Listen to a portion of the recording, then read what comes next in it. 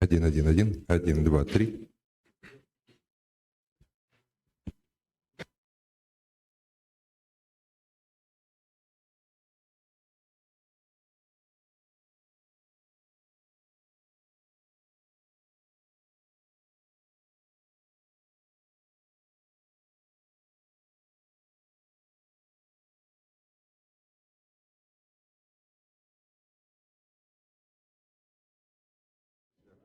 Все нормально?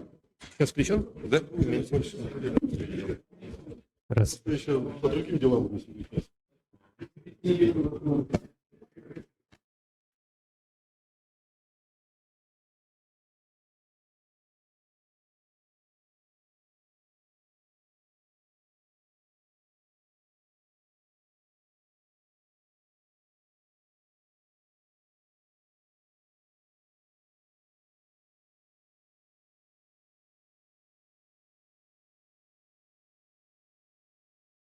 Уважаемые коллеги, доброе утро. Hello, distinguished colleagues. Please take your seats. The participants are already on the stage. We'll start in about a couple of minutes' time.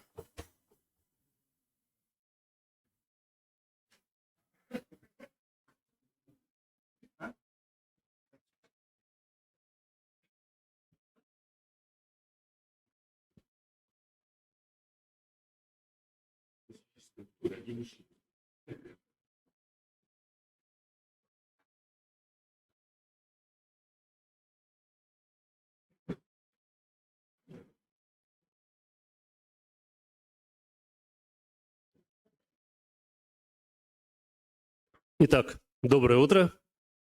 Давайте. Good morning. Let us be getting started. Welcome at Telecom Eurasia conference.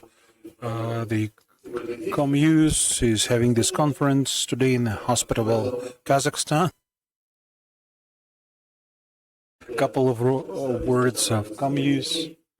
My name is Leonid Konik. I'm the head of Comnews. Over the past 25 years, over the past quarter century, we've been covering news from the telecoms markets and organize various events on IT topics, telecom and digital transformation in individual industries. Our today's event, telecoms event, is dedicated to all types of communication, and I think this is no coincidence, but we see that telecom people pronounce the word convergence. They used to do it 10 years ago. Now we can see that the convergence is actually happening throughout the telecoms market. There are no glass walls between mobile and satellite communications, fixed lines. This is all one single environment. And especially this is seen from the customer's side. Clients are asking, they don't really care how do they get the signal, they via wire, twisted copper or radio relay, it doesn't really matter. A couple of technical announcements. Today we'll be having several presentations in English. For our online audience, I'd like to say that the menu you can choose and listen the either Russian or English translation. For those who need the headsets, you can get them outside for the time of the session.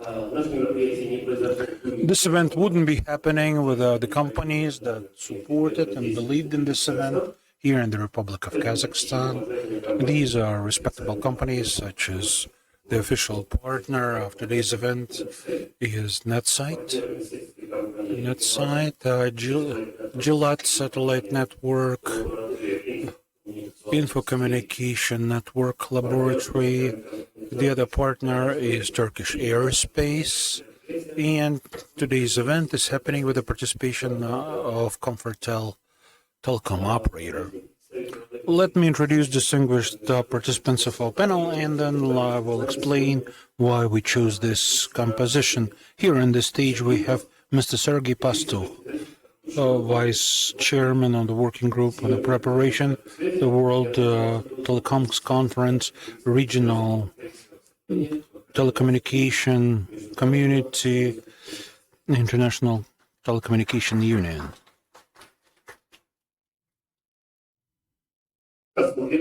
Mr. Ayselbek Hayrushev, Chairman, the National Telecommunication Association of the Republic of Kazakhstan. Mr. Viktor Strelets, Chairman of the Research Commission number 4, the International Telecommunication Units, MSEAR. Mr. Vasily Leonov, Deputy Chairman of the Board, the National Center of Satellite Communication, KASSAT, needs no introduction. Mr. Nurlan Ismailov, Director General for Central Asia, Gilat Satellite Networks. Mr. Yevgeny Usov, Deputy Director General, Technical Director at GT&T. Mr. Konstantin Lanin, Head of the Representative Office and Director of CS of Hughes Network Systems. From the capital, from Astana, in about 40-45 minutes time, we'll have on the stage Mr. Oskar Kishkimbaev, Head of the Department of Interaction with Government Authorities from KSL.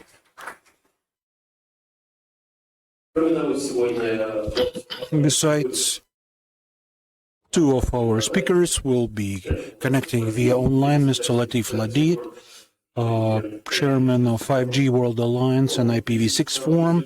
He's going to be connecting to us from Luxembourg. And Mr. Joe Barrett, Chairman of Global Mobile Suppliers Association, he's going to be connecting us from London. Well, this is an early hour for them, so we really appreciate our colleagues for their readiness to wake up so early. Well, this is the time frame for this session.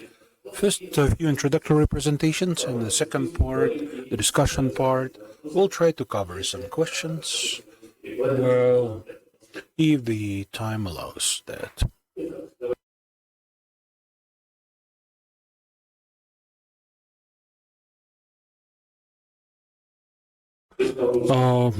Muhit Nuridina, Director General of the Regional Communication Union. Let us listen to his introductions. Hello, distinguished participants of the conference, Telecom Eurasia. At the beginning of my welcome to such a distinguished audience, I'd like to congratulate you, all of the Kazakhstanis, with the victory in the football tournament over Finland. There was some really interesting game. Kazakhstan tried to do their best and they won. And they are on the way to the final part of the World Soccer Championship.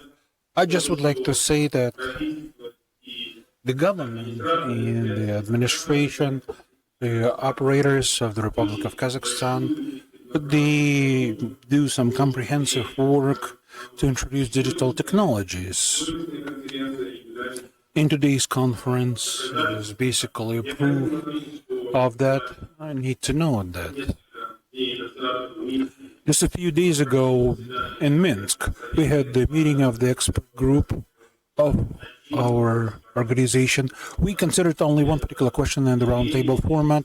This is the introduction, use of artificial intelligence, AI, for building the information-based society for the sustainable development.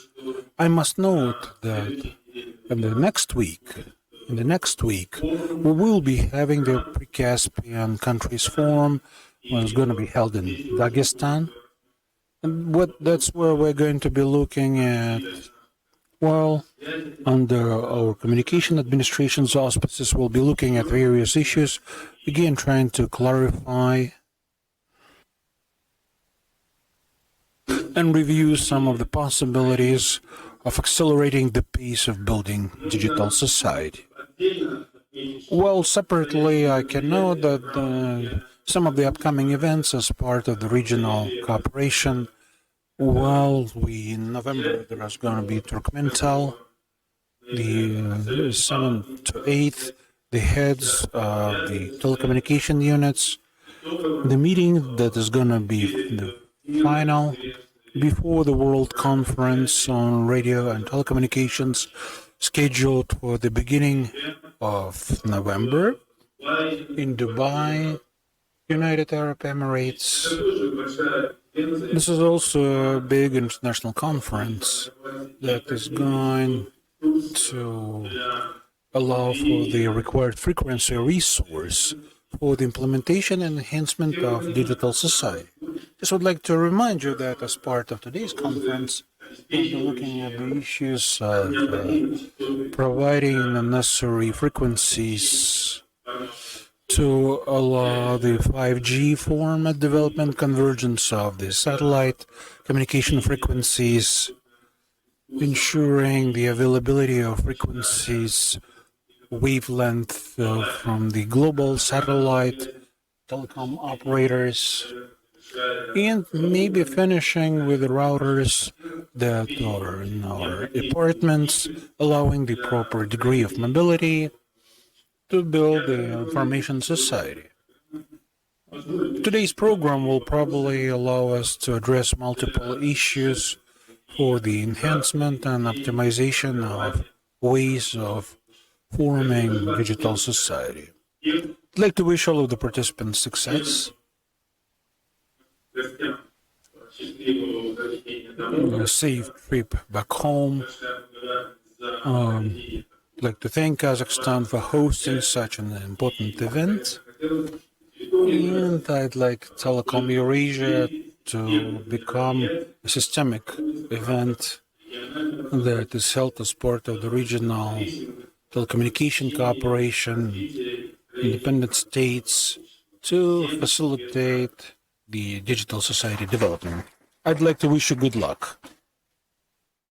Thank you, Nuruddin, for this welcome. He said this very smart word, convergence, and even with the naked eye, you can see that today in our session we have some of the representatives of satellite communications. Well, this is clearly visible.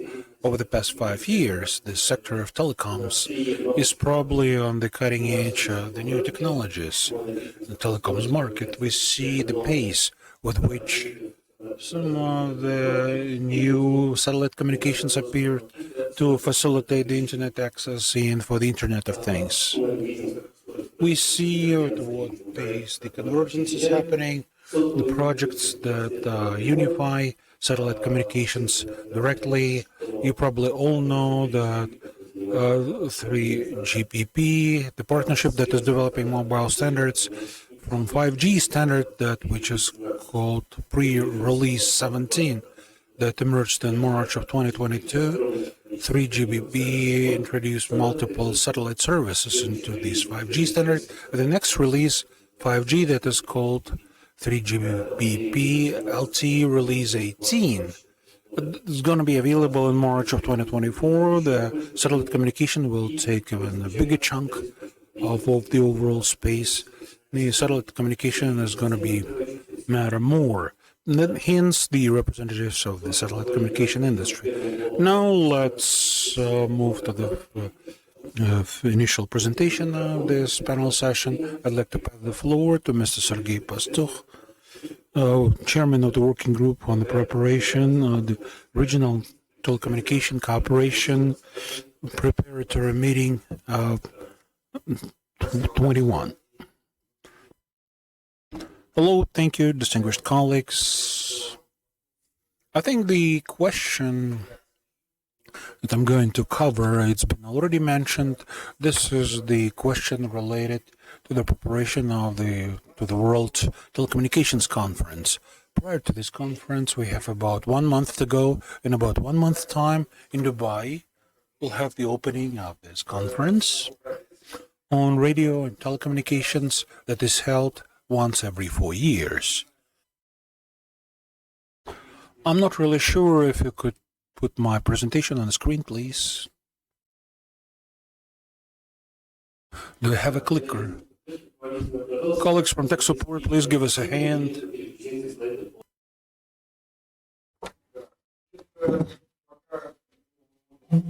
Well, we're getting the presentation on the screen. Next slide, please. Here on the slide, well, the previous conference was held back in 2019. It was held back in Egypt and Sharm el-Sheikh. And, well, at that conference, we had participating about 160 countries. And basically, there were 3,500 delegates. The conference covered more than 40 different issues. In fact, the conference reviewed about 6,000 proposals, the changes to the radio telecommunication protocols. You can imagine how important this event is from the standpoint of how the telecommunications regulations are going to be changed, what kind of frequencies will be allocated to each services. Next conference, 2023, that's going to be starting in about 1 month time. It's almost upon us, and all of the preparatory events are almost over. The proposal that's been prepared, they've been sent to the International Telecommunications Union. And given this, I can tell you that at that conference of the year 2023, we expect even more delegates, even more proposals, because the telecoms are growing, the frequencies are more and more broadly used. And hence, there is a growing number of proposals on how to change this frequency of wavelength distribution. With such an extensive range of issues and colleagues, with such a number of delegates, achieving the complete consent within 4 weeks is almost impossible. Hence, the preparation is done via the regional branches. Totally, the International Telecommunication Union acknowledges 6 regional entities globally, and they prepare their proposals. One of them is the regional cooperation in the area of telecommunications that is covering all of our countries, former Soviet Union countries. And over 4 years, we had multiple research conducted and made some proposals. What is this conference of 2023? First of all, just like the prior conferences, this is the question about the use of frequencies for the INT systems, Internet of Things. Leonid mentioned that 3GPP release 17 was approved back in March of 2023, but the question, well, basically this doesn't stop on release number 17, the work will continue. Hence, we'll need some extra frequencies to allow for the new services. So at this conference, for Internet of Things, we are offering the whole range of frequencies that for this region, they are below 7 gigahertz. There are some of the bandwidth that have already been reviewed and studied. There are some of the other bandwidth that are completely new. One of those is 6 gigahertz. I'm going to cover it later. Of course, the satellite issues, satellite communications, this is something that is, going to be submitted to this conference. The question of the use of ground stations in motion to work with the geostationary satellites and also to working with non-geostationary satellites. These are also the transport systems, UAVs. UAVs, they do require some control lines and frequencies. UAVs or drones, they will also be considered at this conference. The next slide. If I manage to get to it. Okay. For our regional communication, throughout this 4-year cycle, we've identified some of the key areas for which they prepared some of the proposals. Well, of course, these IMT issues and UHF frequencies used, that's where we'll need to find some balance between mobile services and broadcasting services.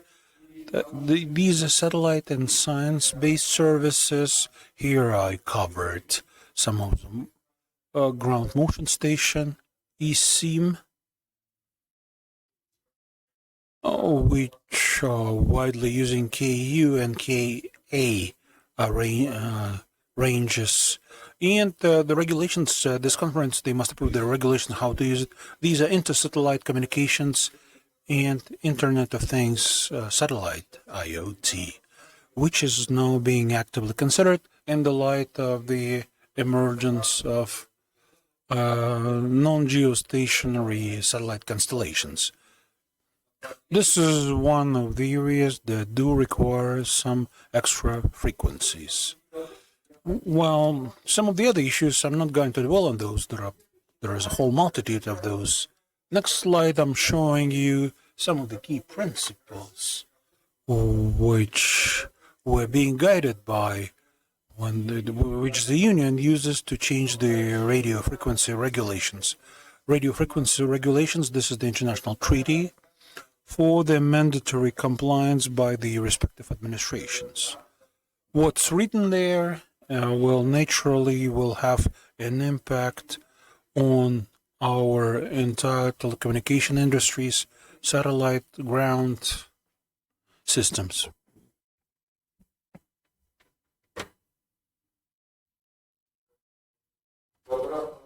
Well, looks like I'm not paging it down, I'm paging it up. Okay.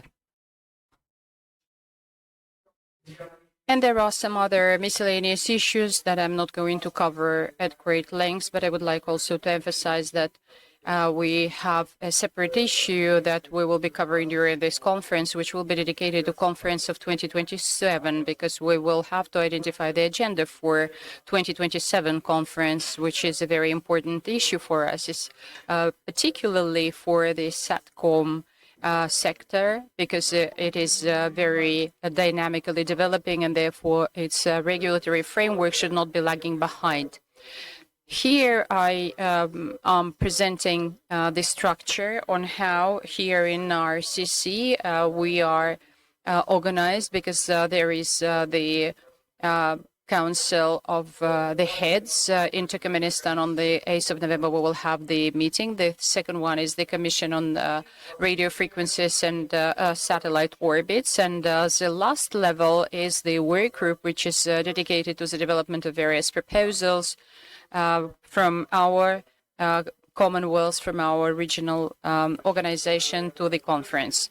And in this work group, we have already established such groups of coordinators who on each item of the agenda will be working or will be drafting various proposals and various offers. Everything is very well presented on the site of RCC, and the coordinator groups and their proposals are published there. And I would like also to emphasize that first and foremost, we have here the administrators of telecommunications, and they also have their coordinators and representatives who are the members of this work group.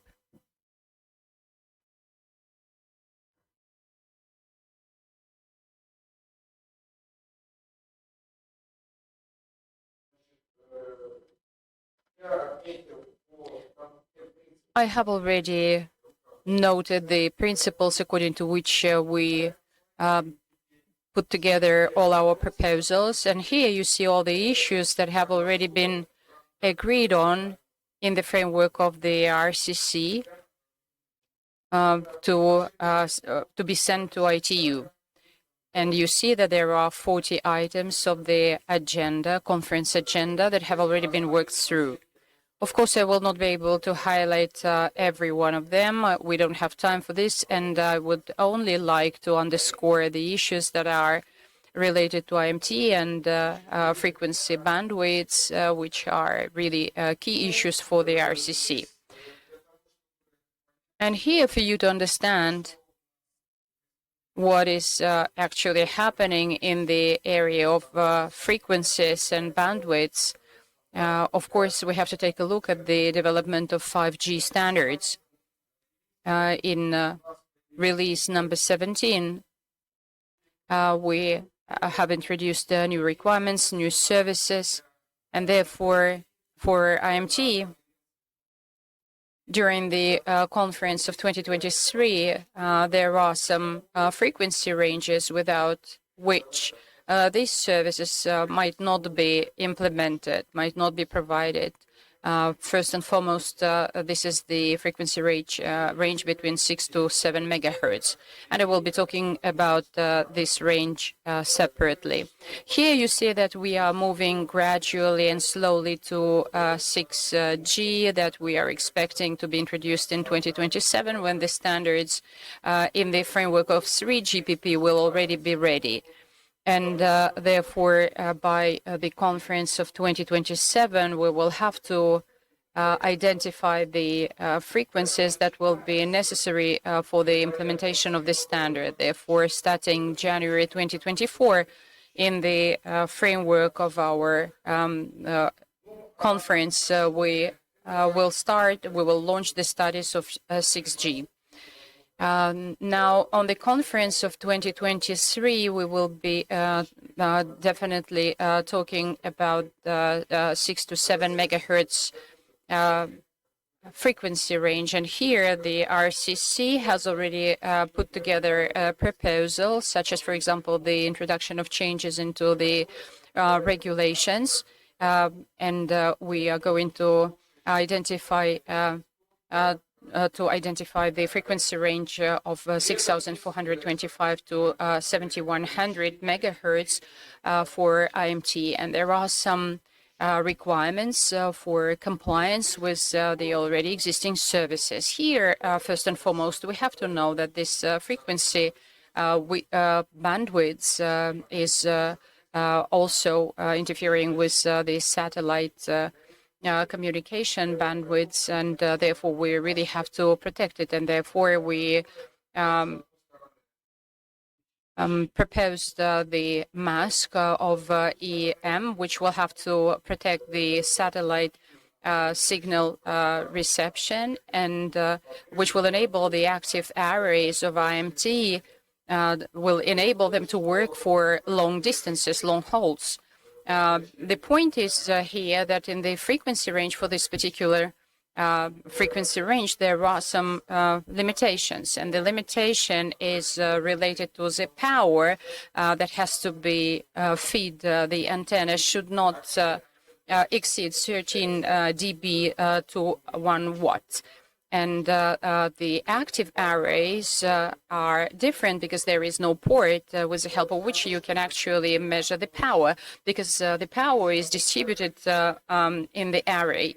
Therefore, this limitation that is present in the regulations cannot be applicable. And nevertheless, to make sure that we will have to protect the reception of the satellite signal, we are proposing to use, on the one hand, the accumulated emitted power, the one that we are usually measuring in the field, and the second one is to measure the IN mask. And we believe that this proposal is going to be of critical importance, and probably it will be a very tough issue to be debated during the conference, because the point of view of various regional organizations on this particular issue will be different.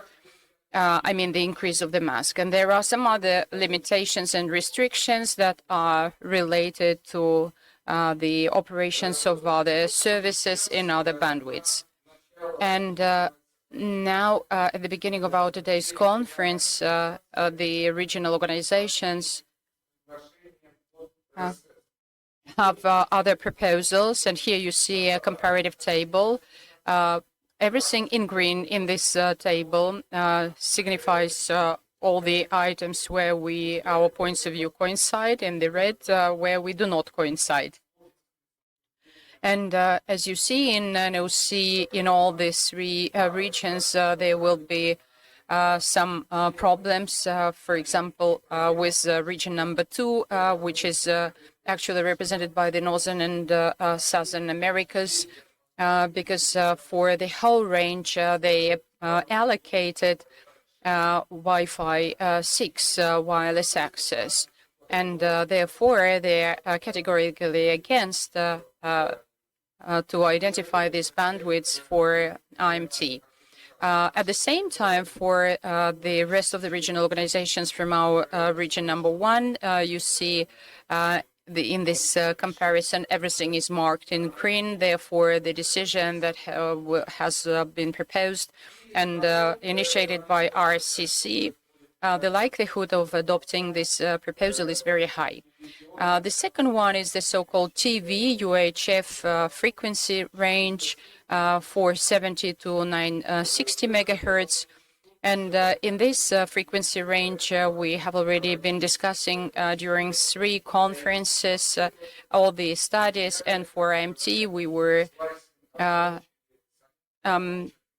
actually exercising salami or a slicing approach when we were cutting some frequencies from this frequency range, from this bandwidths for the television services. As to the RCC, our stance is that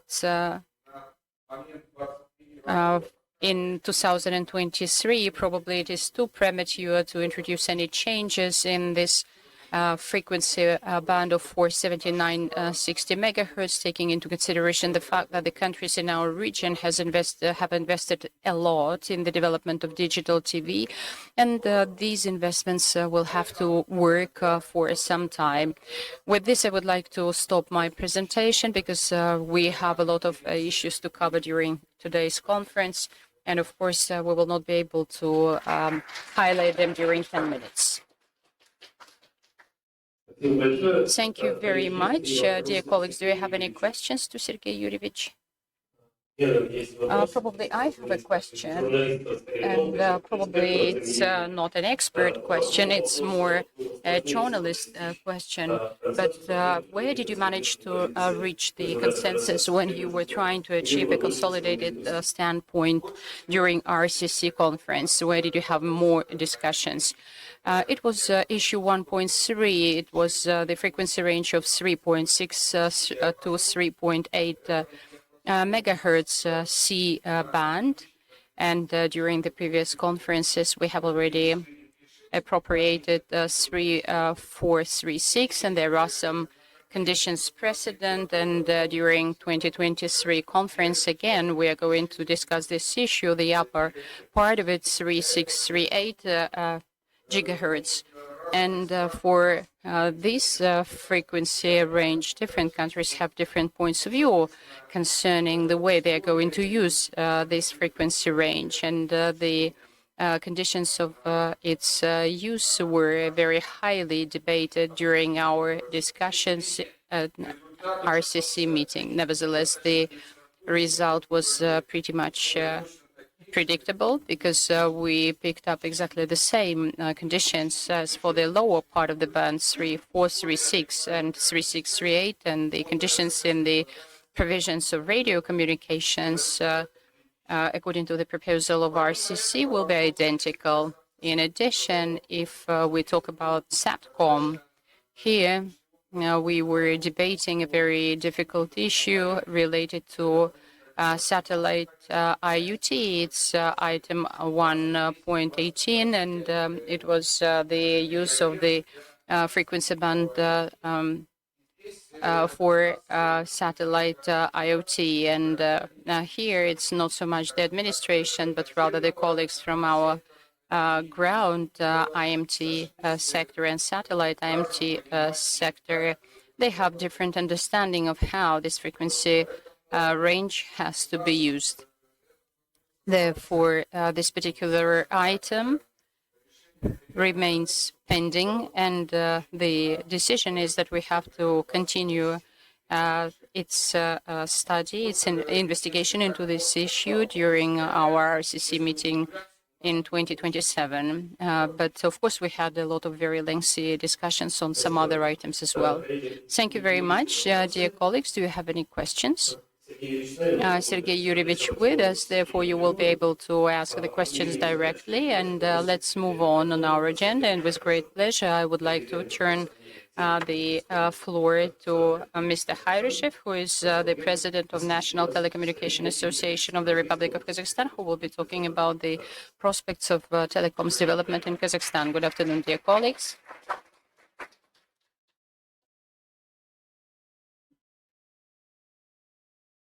First and foremost, I would like to congratulate everybody on the start of our conference, and I'm very heartily congratulating you on this. And as a telecoms operator, I'm really very glad to host this conference here at Almaty. We all understand very well how important the development of this sector is for Kazakhstan as well as for the Central Asian region.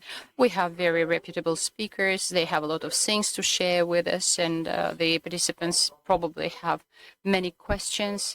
The most important thing is that we have to be open and transparent for new ideas and new dialogue.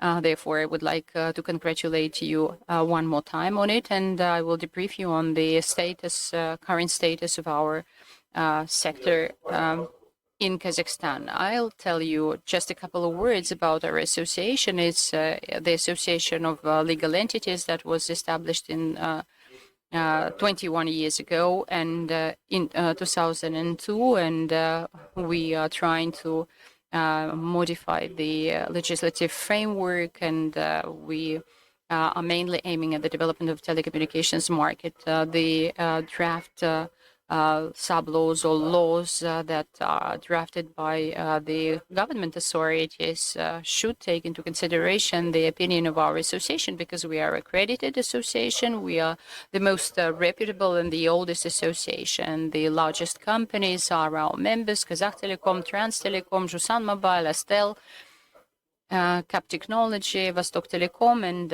cell operators such as Cartel and Kcell.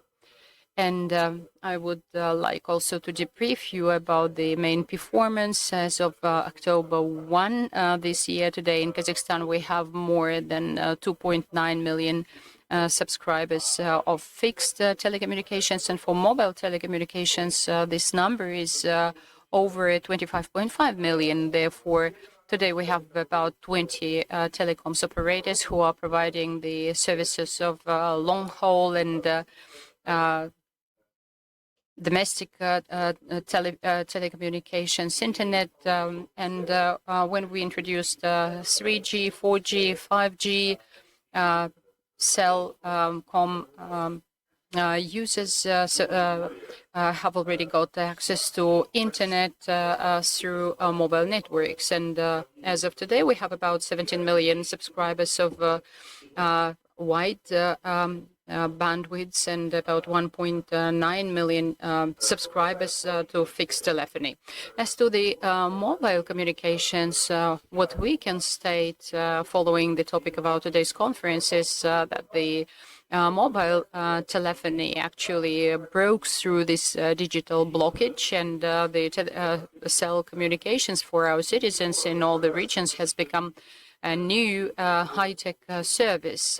And I would like to say that the impetus to the development of this sector of industry was in 2011 when the 3G standard was introduced, and then we decided to introduce in 2014 the telecommunication services in 4G and LTE, and in December 2022 in Kazakhstan we have already held the first auction for frequency range of 5G, 3600, 3700 megahertz, and Kcell and Mobile Telecom Service won this auction. The total value of both lots was more than 156 billion KZT, which is about 337 million USD. And the bid winners will have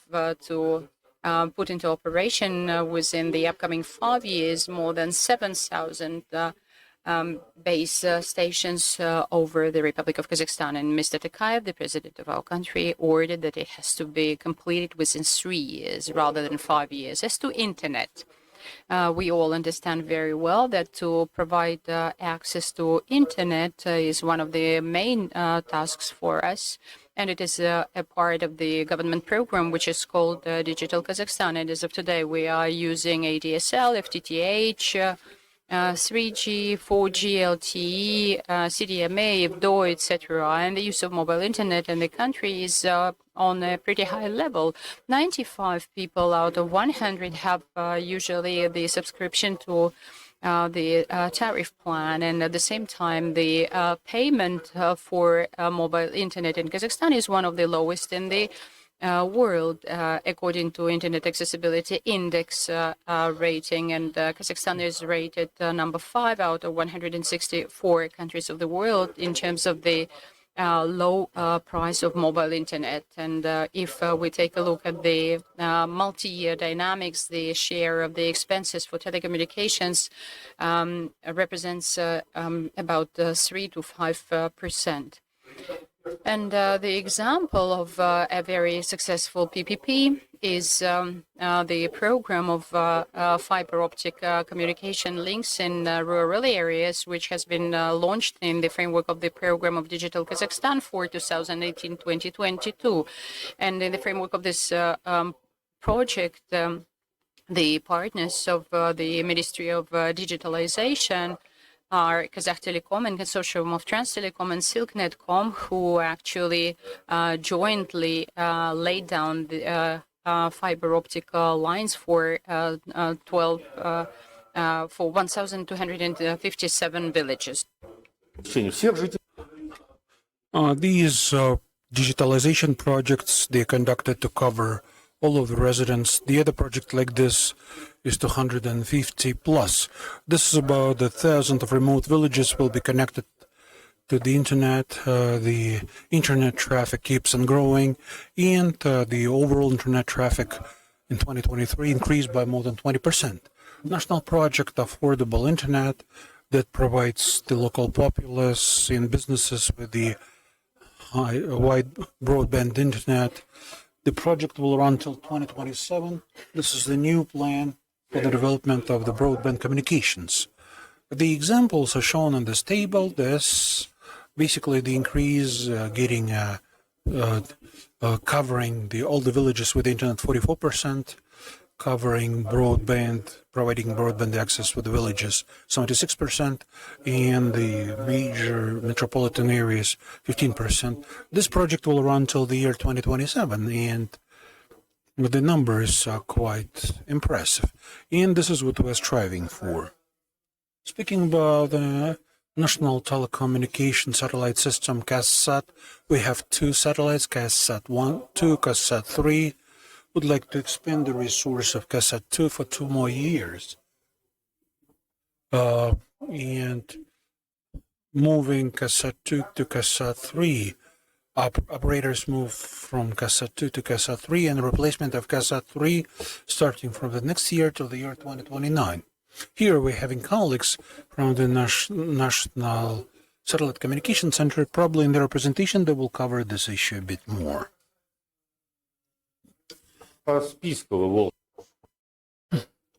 Speaking about the construction of the fiber optic cable line construction, well, this is via the Caspian Sea, via Azerbaijan. This is a large-scale project called the Digital Silkway. There will be digital corridor between Europe and Asia, and the project is implemented by 2 companies, Kazakh Telecom and Azerbaijan Telecom. The project is also subject to the very close attention. Just recently, President spoke in Beijing, and he also raised this particular point.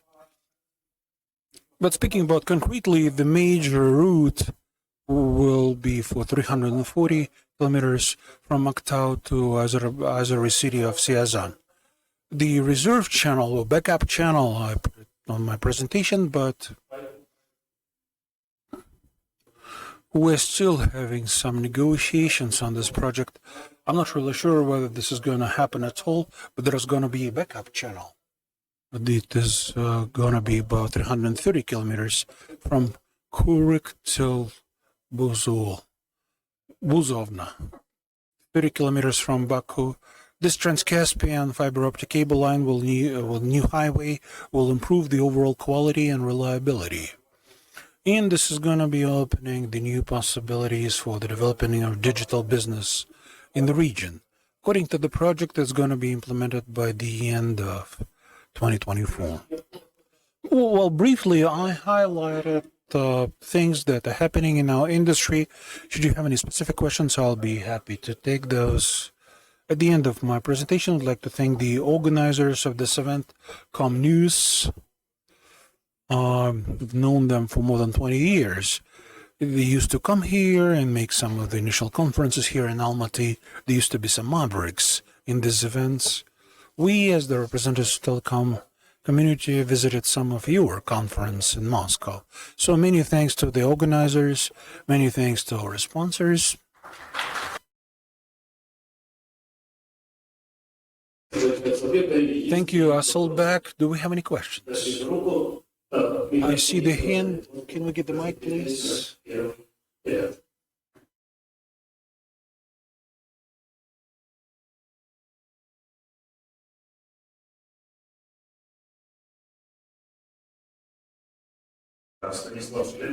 Stanislav Shalapin, net site. My question is about this. Recently, I talked to some of my Russian customers, telecommunication operators, and I said I would be going to this Telecom Eurasia conference. Said, how was the things in, with the billing between the Russian and Kazakh telecom operators? This is impossible because of the policy of Kazakhstan. Aren't there any possibility to organize billing between the Russian and Kazakh? Billing, are you asking? Well, traffic exchange, Chelyabinsk, Ufa, and others. Speaking about the billing, well, here you'll need to keep in mind that what you've been told, well, this is not quite true. This used to be the situation. Now in Kazakhstan, there are two billing centers in Kazakhstan. One works under the auspices of this is the law enforcement agencies, and the second is between the operators. I wouldn't say that billing is some sort of a problem in Kazakhstan, but this is internal, the billing amongst the domestic operators or operators from the other countries. Billing, this is specifically for us. Well, for instance, you have some Kontakte user. In Kazakhstan, there are lots of users, the Russian traffic. It can go via Europe, it can go a bit faster. Well, billing is such a system. This comes from the traffic exchange center. The structure that is dealing the billing center, there is several of them in Kazakhstan. They have some of their own goals and objectives. What specifically relates to the situation between Russia and Kazakhstan, I think hearing about such problems, well, it's not really clear to me. So you're trying to say that any Russian operator can freely establish connections with any Kazakh operators if they are client of this billing center, yes, or some sort of association or whatever. Colleagues, any other questions, please? Also, I have one question. Asselbeck, you said that at the end of the last year, at this first frequency auction for 5G, the winners has been companies associated with Kazakh Telecom. As far as I remember, there was some information that can expect the second tender, the second set of frequencies. Do you have any update on the date of the second auction? Well, there was some understanding, and the initial understanding, the second auction was supposed to be happening in 2023. It is supposed to be happening this year, but this is now October. We wanted to get it done by the end of the year, but since there are some major problems in the sense that the companies who haven't won in the first auction, now they are trying to push the terms. This is being discussed at the level of the government. As you do the second auction, please do not allow the companies who won in the first auction. In my opinion, this is not really correct. The rules of the game, they are created before, and changing the rules of the game in the course of the game is not right. Kazakh Telecom, which is basically a consortium of MTS, Tele2, and KCell, as they participated in this, they meant some terms and conditions as they were.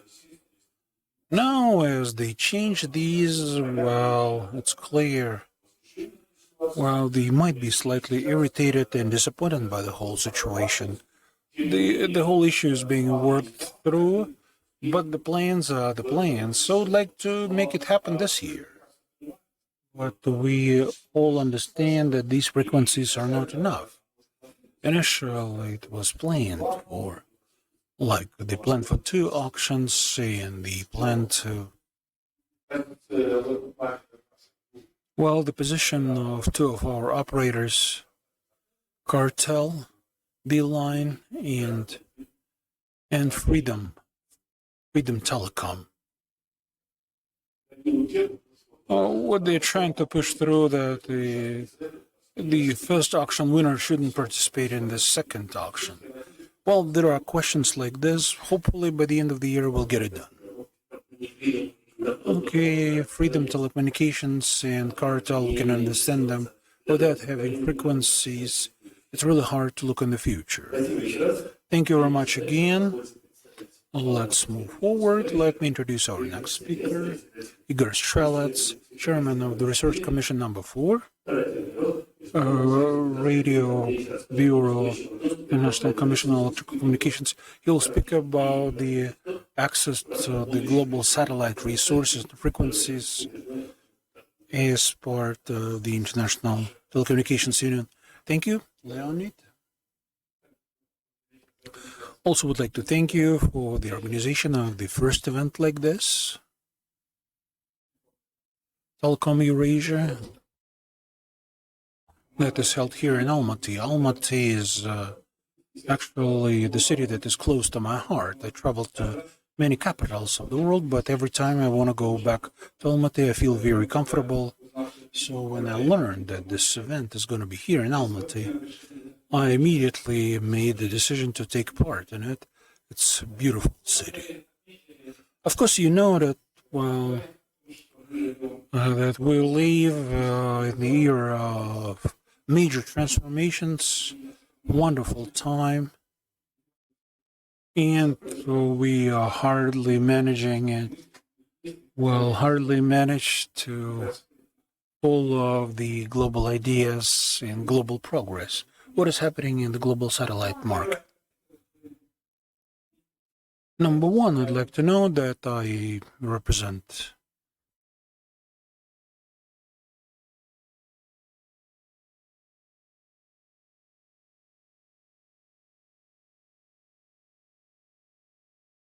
Chairman of the 4th Electrical Commission. I represent the specialized unit of the United Nations, the area of ICT, all of the issues that relate to the effective use of the satellite resources, satellite orbits are being considered here.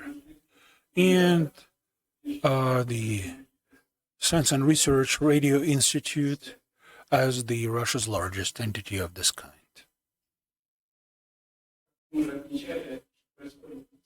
So as we know that what is happening is real outbreak of some activities in the area of satellite communications. On the graph, we can see that the curve is really moving up now. Right now in the orbit, we have more than 10,000 satellites. 8,000 are active ones, Elon Musk launched over 5,000 satellites recently, and more than 4,000 satellites are active now. Since that we only observed 9,000 active starts and they launched 4,000. Astronomers, why there will be more satellites in the sky versus visible stars? Plus, there is OneWeb, Kuiper, and Rassvet will be launched, and plus some other very interesting satellite constellations by the European agency too. But according to some of the data, right now the applications that are submitted is for 1.7 million non-geostationary satellites. Total number of applications, it's a huge number, and more than 7 countries have their own space agencies. More than 1/3 of the countries are already players of the Space Club. Of course, the convergence of the satellite communication and communication ecosystems can potentially result and create revolution in these industries. And according to the expectations by some research, about 35% per year, this is going to be the pace of growth from the year 2024 till the year 2031.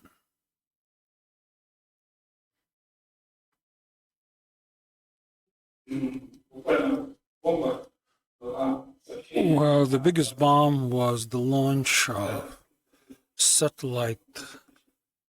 experimental satellite Blue Walker. It was launched. The initial tests were about sending short messages, and then broadband signal was sent. And on September 8th, 2023, with the help of the usual Samsung Galaxy smartphone from the dead zone on the Maui Island in Hawaii, there was a phone call made using the 5G standard. Next year, there will be 5 of these satellites already. We also remember about the other projects that will provide for direct satellite communications. What scientists used to cover in their books, used to write in their books, we observe in the real life. Global changes in the satellite industry resulted in the structural change. Mergers and acquisitions started. Just recently, they announced about the establishment of Eutelsat Group, OneWeb, Telsat, Eutelsat, and Inmarsat merged before that. Of course, these new opportunities, but also new challenges. From the standpoint of regulations, is not really clear who should you address to. OneWeb and Eutelsat announced by France and the UK. Should there be any trouble, technical trouble, what country should we go and complain to? How to fix the whole situation? Who is going to come and provide you with some services? So transnational corporations get their hands on things.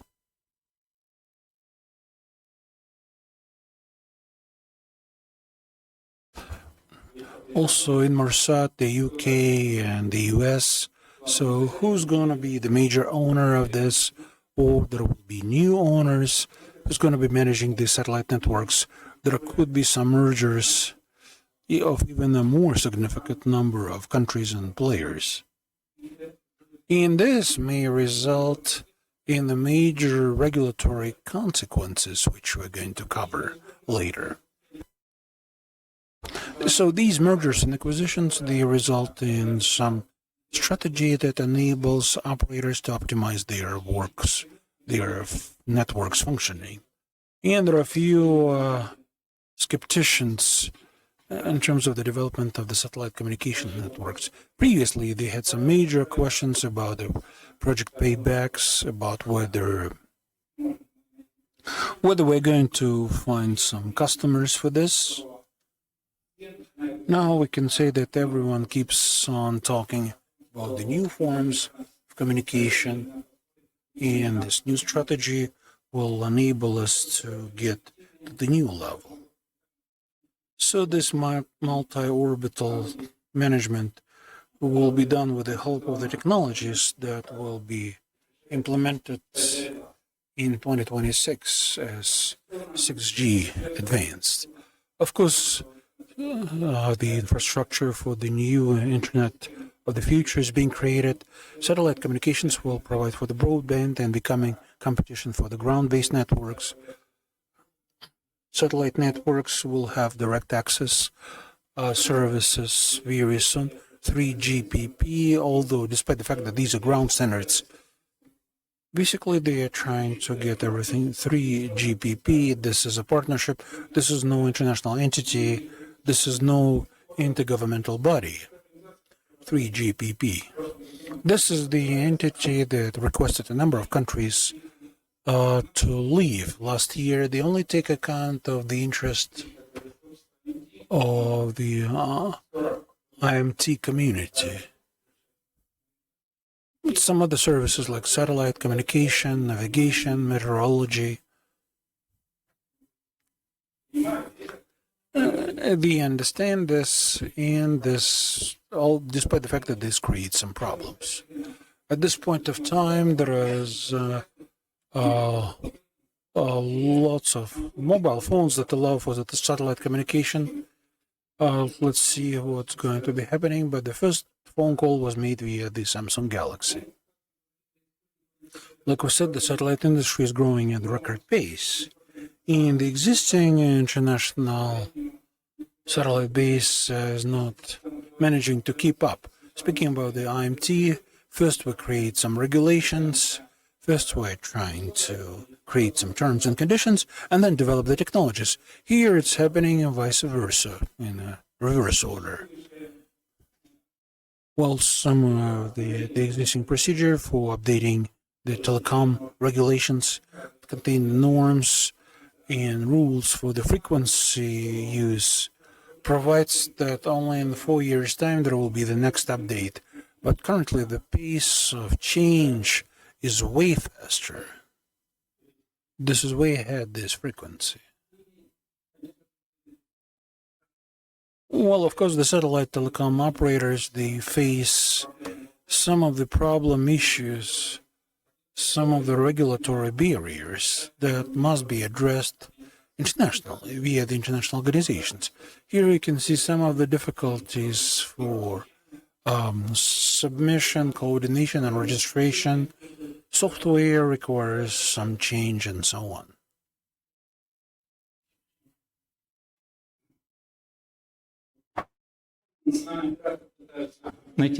It goes without saying that the national operator is trying to find the way out and some detours, and they are violating all the norms and regulations of radio communication. And of course, this will result in very negative consequences. And of course, it will have to be discussed during the conference in 2023. And the satellite projects are fragmented. But how do we fragment Starlink, which has 128 orbital planes and about 300 or 500 of high orbits?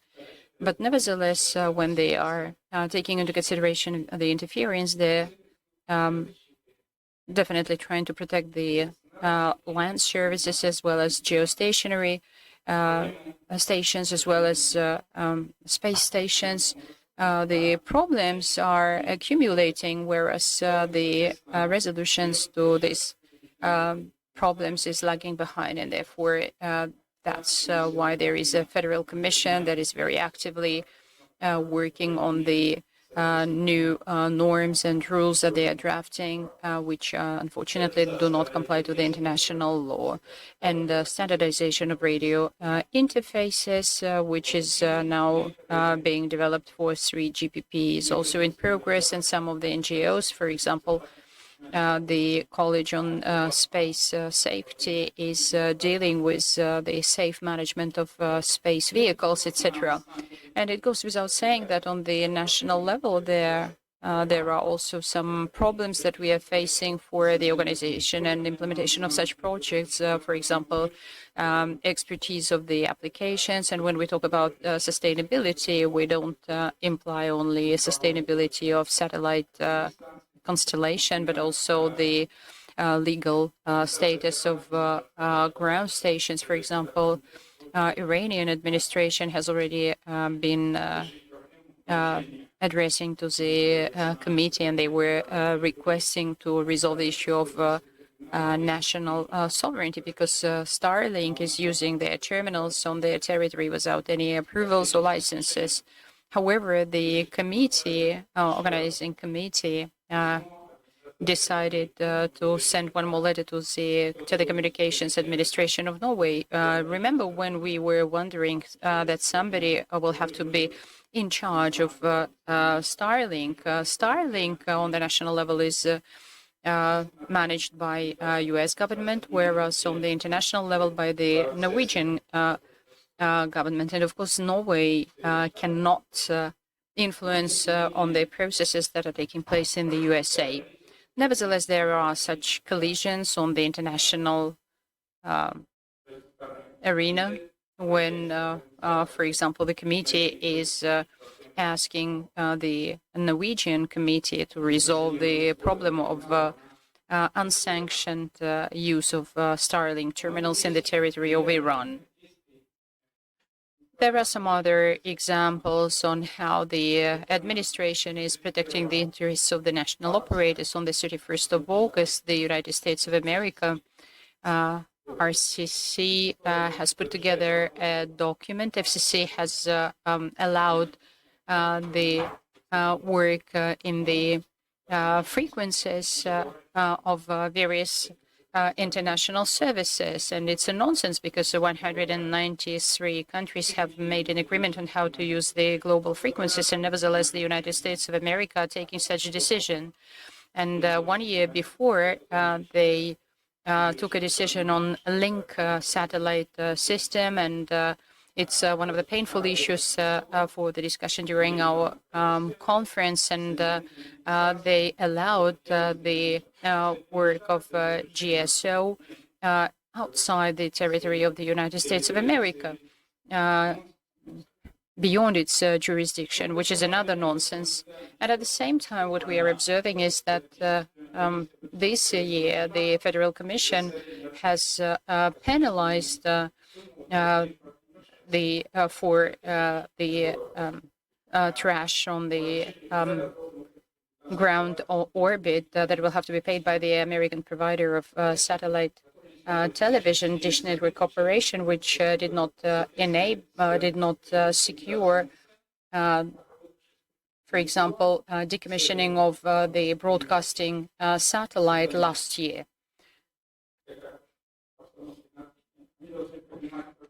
They have actually to raise such satellites by 300 kilometers higher than the geostationary orbit, and they did not manage to do so. They managed to raise it only by 160 kilometers, and they were penalized for it.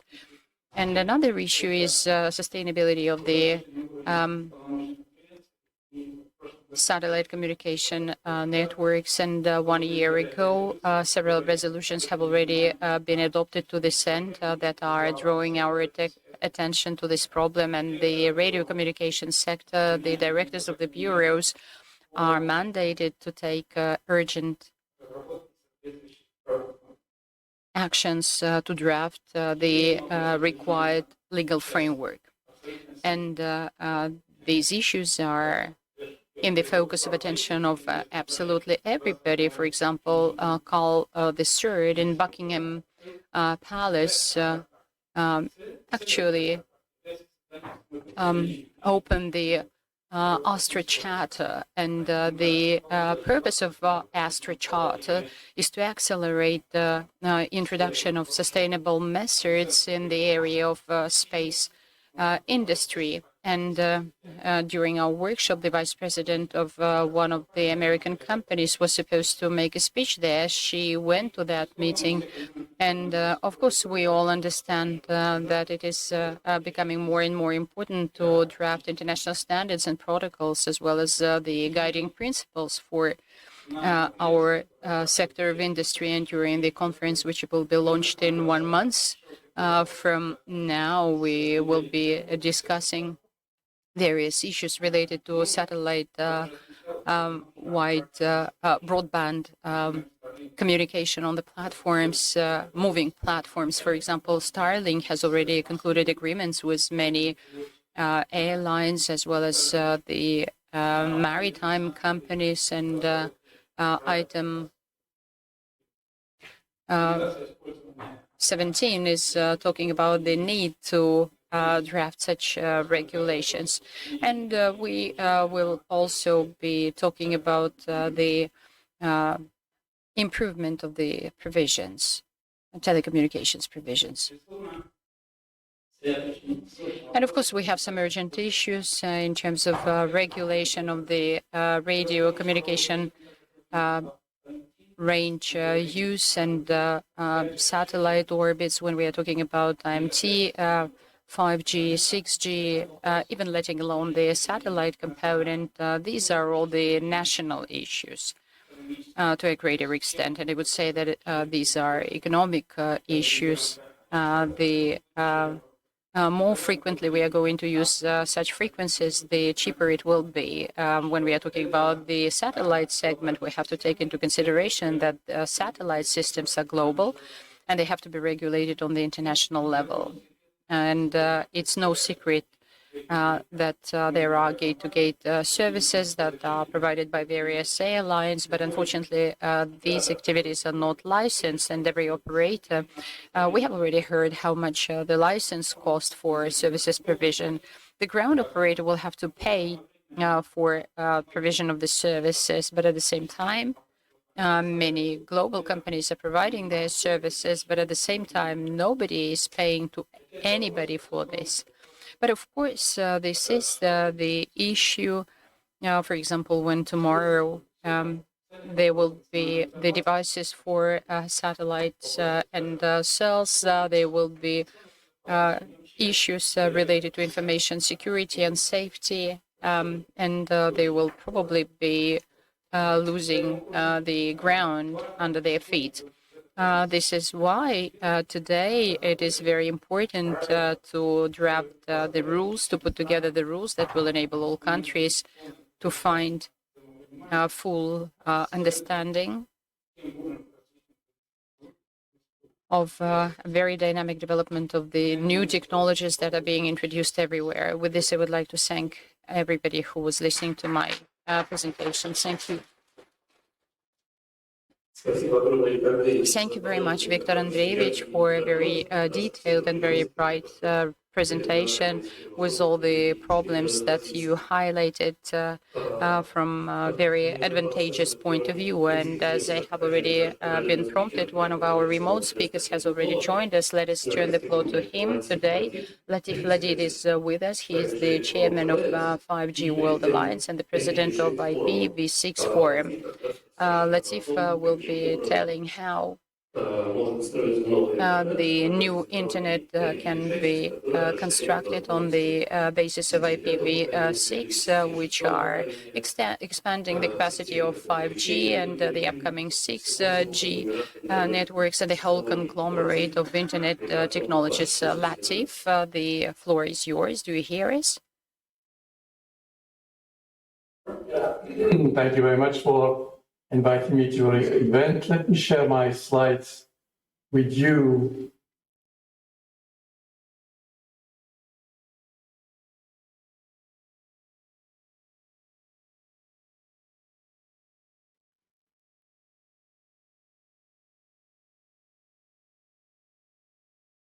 Right.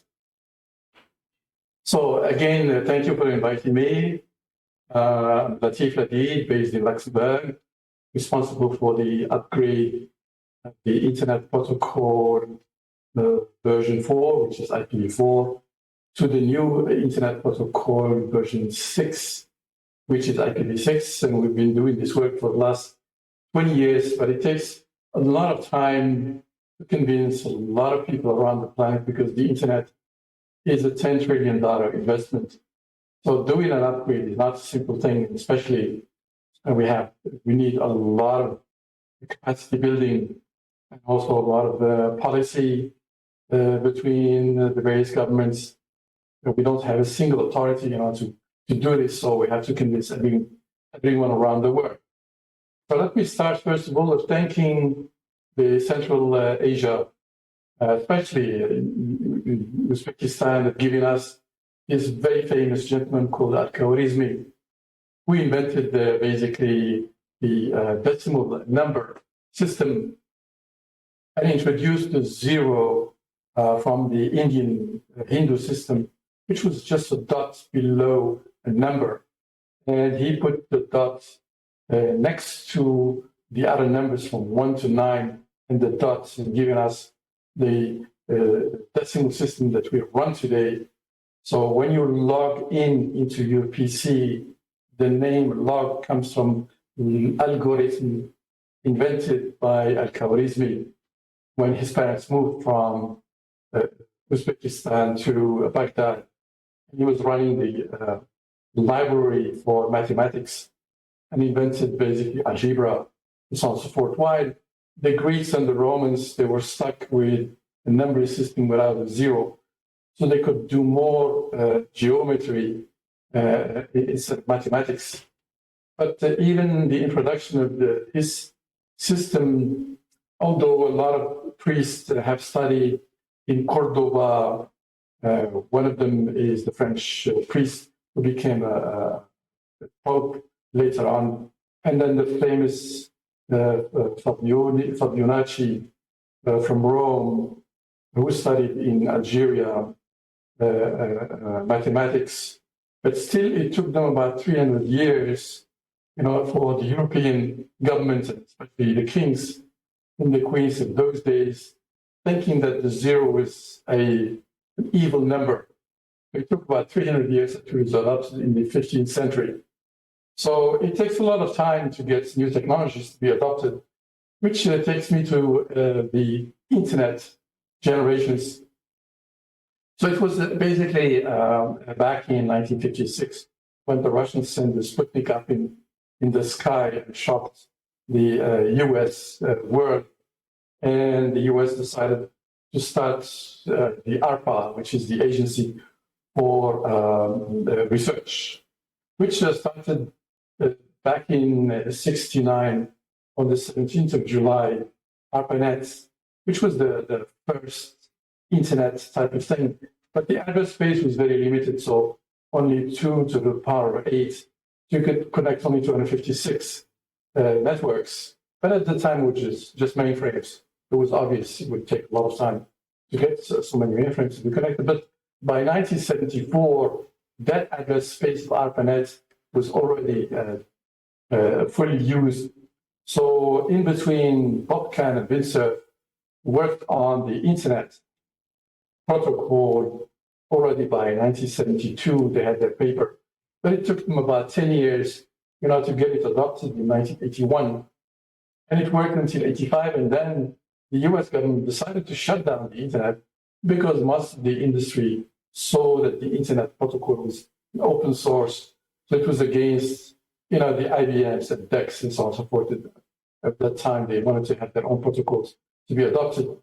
So it's only in 91, with the fake statements from Al Gore saying that he invented the Internet during the campaign together with Bill Clinton, and they won the election. And then Al Gore opened, indeed, the NSFNet, which was the backbone of the Internet. So it was not only a fake news, so he opened basically the Internet as such. At the same time, we have seen that the Internet address space was totally depleted. So we started working on IPv6 already in '94, and it was already released in December '98. And then I proposed to the Internet IPv6 Internet Task Force and the IPv6 Task Force within the ITF to open the IPv6 forum, to get, the vendors and the ISPs and mobile operators and so forth. So we could find the 3G as the first killer application for the internet, because at that time 3GPP didn't want to have the internet protocol involved into the 3G. So we could convince them that we already had about 500 million people on the internet using the internet protocol. So in the end, they put it on, and that's why we have the internet wireless revolution, which nobody expected at that time. But that was the first success story by introducing IPv6, which was implemented only later on in 4G and now 5G. So the difference between the two is that you need to have your own IP addresses. And I'm 100% sure in the audience, nobody has its own IP address. It's simply as the phone number. So if you don't have a phone number, you're not empowered. And the same thing applies to the internet as well. So currently we have to go through somebody else, to do something, instead of doing it peer-to-peer, which is something that a lot of people didn't want to have peer-to-peer on the internet, which is kind of stupid because the phone system is peer-to-peer. And so if you take WhatsApp, it is peer-to-peer, but it's not using IP addresses. It is using the phone numbers, which is quite ironic that you have such an application not using the internet protocol, but using the phone number in order to do that. Second thing is the new internet using IPv6 will be automatically configurable. So this is very important for autonomic applications or autonomous networks or autonomous driving and so on and so forth. Especially multicast is fundamental. Today we're using a broadcast, and broadcast is very bad for the internet, especially for wireless, because it eats half of the spectrum, to send the data. So half the wireless networks today are badly used. So with IPv6, you connect once, and then these source and destination IP addresses will be fixed. So you don't need to broadcast again the IP address, which is the case today with IPv4. So the mobile internet is now in the going. Obviously, we have also still issues with security and privacy, which we are fixing to a large extent with IPv6. So the end-to-end model is really fundamental, which is now has been killed, especially by introducing network address translations, which means that all of you have only fake IP addresses. So you don't have real IP addresses. So your applications are not really working this way it should be. So by putting IPv6 will open the internet again to broader innovation. The same way it has happened with IPv4 at the beginning. That's why we had basically the web, which is also a peer-to-peer application, but nobody understands really what the meaning of peer-to-peer. So currently, all of us, we are in the luggage class because we are not having our own IP address. Only the servers do have IPv4 routable addresses, and these servers are basically in the economy class. So anyone connected today with IPv6, and there are 2.5 billion already doing that, but they don't know it. And that's the purpose of having autonomic and auto-configured addresses. So they're already in business class, and I know that for the last 20 years, because I have introduced IPv6 in Luxembourg 20 years ago, and I know the benefit. And down the road, when we have 5G and cloud computing and so on and so forth, we'll be on the first class on the internet. So currently, we have about 2.5 billion people using IPv6 without knowing it. Kazakhstan is doing very well. We have 2 million people using IPv6 without doing it. So Kazakhstan in Central Asia is number one, followed by Uzbekistan. But the biggest country that is deploying IPv6 is China, with 760 million IPv6 users for all kinds of applications. So that's about 70% penetration, followed by India with 400 million users, with primarily one single ISP called provides Java. So Europe and the US are doing very well, so 50% penetration, but they should do more, especially the US government has decided not to move to IPv6 only by 2025 for the US government networks. So sunsetting, in this case, divorcing from IPv4 and NAT. So we have a single internet, because today we're using 3 protocols on the internet, which is not very good for a healthy environment, especially with cybersecurity, which is using network address translation to get into any networks. So Svetlana was very kind to ask me to come next year. So I'll be talking about this in detail, especially winning Kazakhstan to be one of the prime leaders in Central Asia. So there was a study by the German Roland Berger stating that by 2030, IPv6 would have an impact of $10 trillion for different sectors. So the biggest one is obviously manufacturing, but also governments play an important role. So your events, basically also led by the government, is very important in order to get things done. And this we know from our experience in 90 countries where we have IPv6 forum chapters. In developing countries, if the government doesn't do anything because it's the biggest customer, so it pushes, in this case, the ISP, the mobile operators, in order to adopt this new protocol and give all kinds of services. I'll fly quickly through the various generations. I know I have 15 minutes, and I see Joe coming after me, so I don't want to see too much of his time. So we are going through web generations. The first one invented by Tim Berners-Lee, and Web 2 was basically a fake protocol started by Tim O'Reilly, only a succession of conferences, and he made a lot of money out of this one, which upset Tim Berners-Lee. And he started Web 3.0, which is the famous semantic web, but somehow didn't pick up. And then Dave Rugged, who works for Tim at the University of Bath. As a matter of fact, Tim is also at the University of Southampton now as a professor, although with his base at MIT, he did a fantastic job for all of us. And Dave is working on the Web of Things, because the protocol XML for IoT is too complex, so we have to simplify that. We've been working with him for the last 3 years on this one. And then we have Web 3, which is kind of fake protocol started by Kevin out of Switzerland. So it's supposed to be the global kind of blockchain internet protocol. We haven't yet seen anything working for the time being. So currently it's a hype, but possibly it could work if they work with Tim Berners-Lee to standardize it. So, but Tim, he already says that, the web is decentralized and it's end-to-end. So I don't need something else. So it will take a bit of time to get this done. So in terms of wireless generations from 0G up to 5G today, so most of these things have been invented for wireless, but with the wrong protocols, and the wrong applications. So we could see that basically 3G is like the web instead of, at the beginning, as I mentioned earlier on, they wanted to use just IMS, which will give the operating or the MNOs, the mobile operators, their own applications not connected to the internet. So I had to convince Etsy and 3GPP, and I happen to be board member of 3GPP PCG. It's not a board, but it's a partnership agreement, to push the web and the internet as a protocol, which can give the internet wireless revolution.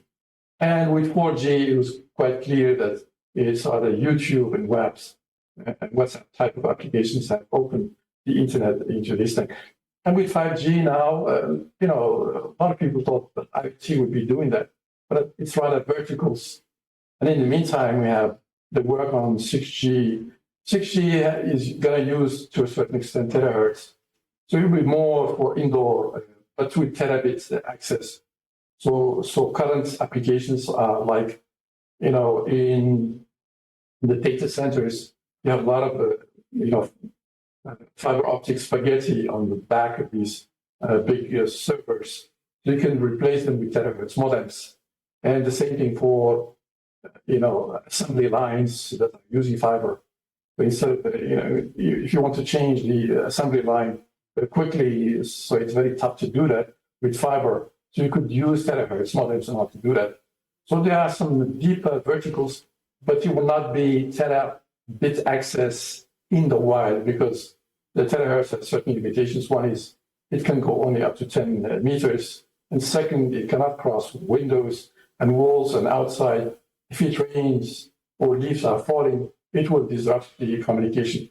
But there will be some solutions for this, to have repeaters all the time. But it will take a certain time to achieve this. So by 2030, we should see terabit access to be done at that stage.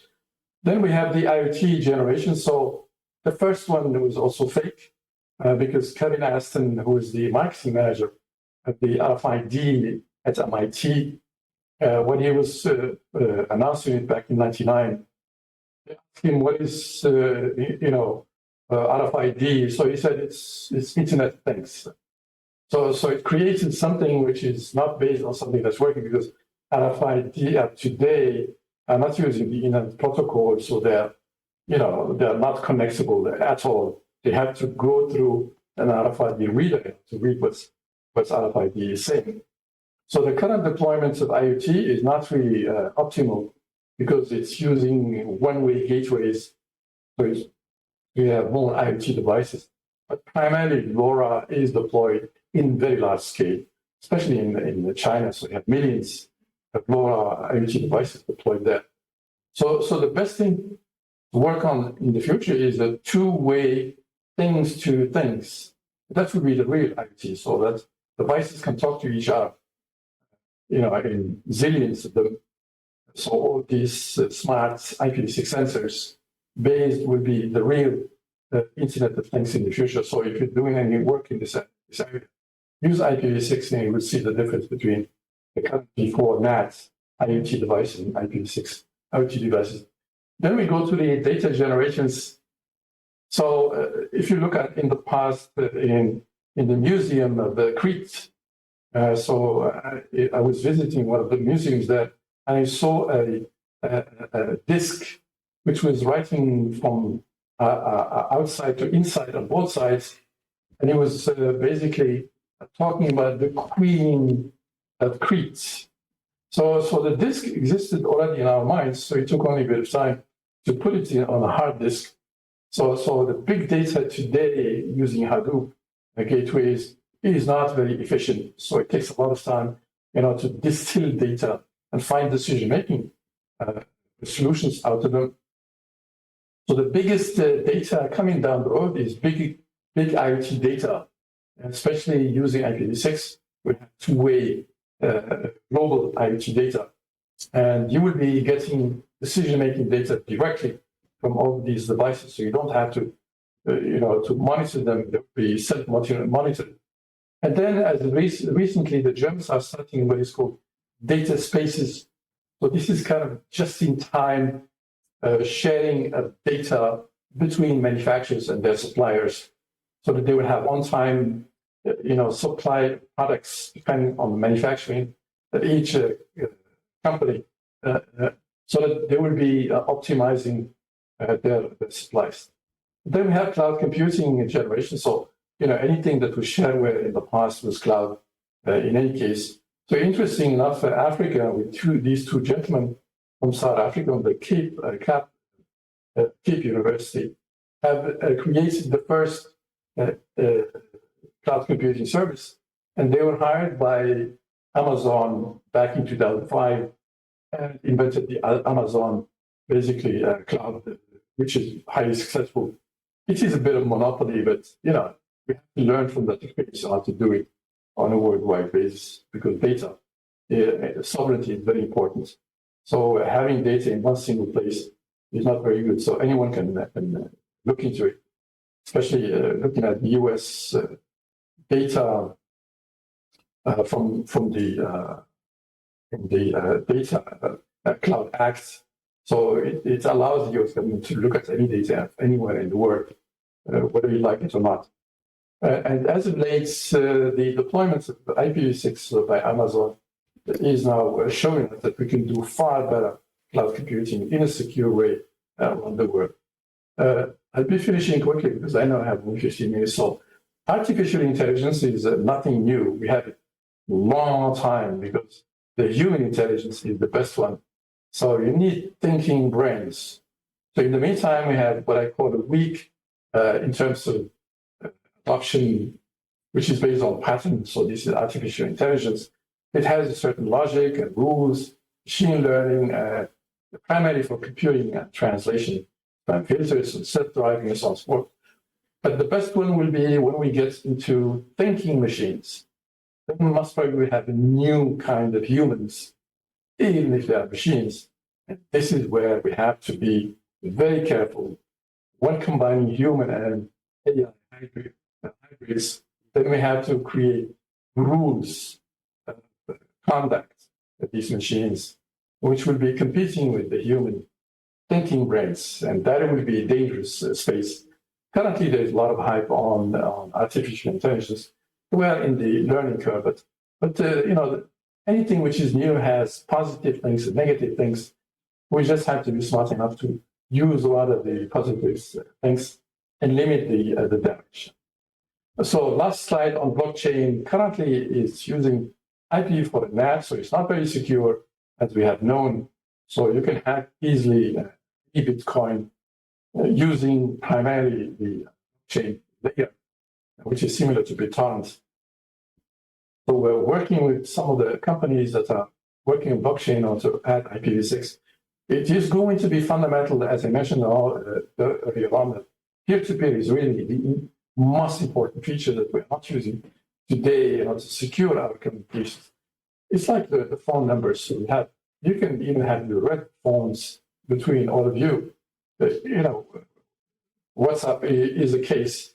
There's no most secure communication that you have.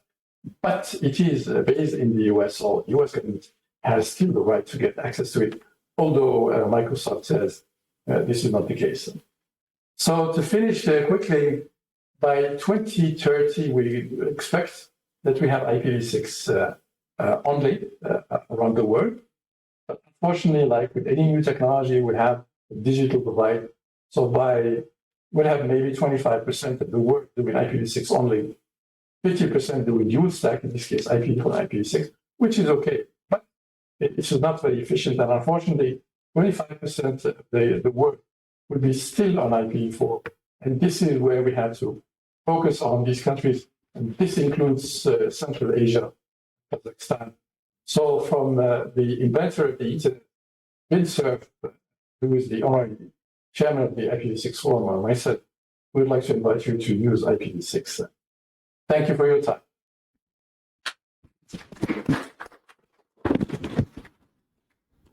Спасибо, Латиф. Latif, thank you very much. We have very little time. Can you take a short question, please? Back in 1989, Bill Gates said his famous phrase that was quoted many, many times again afterwards. He said that the computer memory is 640 kilobyte, is too big. Now, with the terabytes of data, with implementation of IPv6, when will we speak about the next generations of internet protocols, maybe IPv8 or maybe IPv12?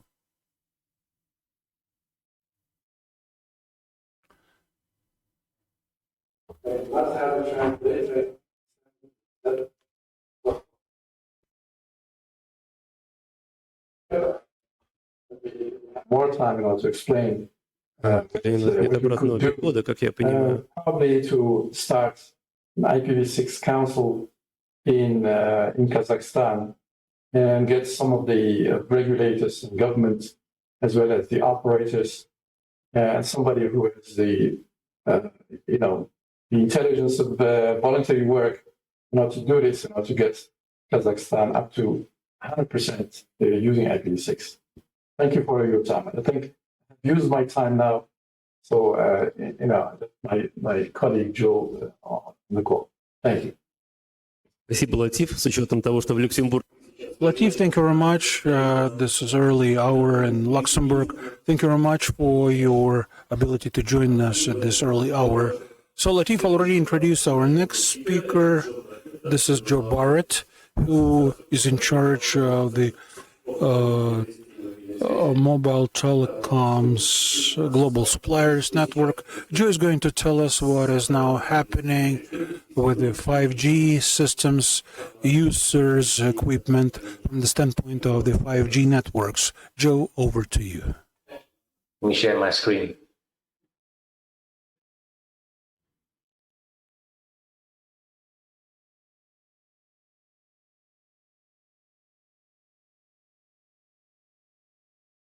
So thank you very much. It's a pleasure to be invited to speak and to update a little bit around 5G and a little bit about GSA. So I have a few slides, but the first little bit about maybe GSA and to help you understand what we're doing. We are the industry voice of the global mobile ecosystem. We have 9 major industry executives and around 85 associates who get access to our data. And that's what we are really doing, is promoting the 3GPP technology roadmap, providing industry data and intelligence. That all goes into a very large industry database we call Gambot. And our executives and associates get access to that data. A lot of our reports are free to download. And so I would encourage people to find out more about the growth of 5G, what is happening globally. We have a number of working groups, including the 4G Fixed Wireless Access Forum. Let's see if I can just get rid of that. Oh, sorry, I have to go back. And I don't know why this is going where up. There we go. As well as a large spectrum group that's advocating for the release of spectrum, private mobile network group, and a standards group. We are basically looking at devices I'll talk a little bit more about. An interesting area that's coming up now around 5G is what's known as non-terrestrial networks. So satellite connectivity, supporting the 5G networks, where the business case for 5G doesn't really stack up, where we can actually then have a combined network providing satellite interconnectivity. And we're looking into what operators are happening. There's a lot of activity around auctions and spectrum. And then we're tracking chipsets, spectrum releases and assignments, and what's happening around standards and general networks. So again, lots of information around around the industry that you can get access to. So I won't go into this one in detail. This was latest information put up onto the website yesterday, looking at what is actually happening in 5G. If you go to maybe the GSMA, some of the other analyst companies, you might see slightly different figures around 5G. We're talking about 578 operators investing in 5G and 292 commercial networks. But what we would say is that it's big. It's happening faster than 4G by at least a year to 18 months. So the 5G development, the 5G rollout, the amount of money that's been spent on spectrum, more than 50 billion over the past in 2020 or in 2022 alone on the 5G auctions and assignments. And more than 28 countries and territories are planning 5G spectrum assignments by the end of 2023. So again, lots of activity, lots of growth, and we're seeing 5G really starting to take off now around the world. If you look at what's happening around 5G standalone, so you can see on the map that the standalone 5G is also then being rolled out. We now have 121 networks that we're tracking. If you look at 5G and you were to consider the map, it'll be mostly blue all over. So again, 578 networks currently commercial globally.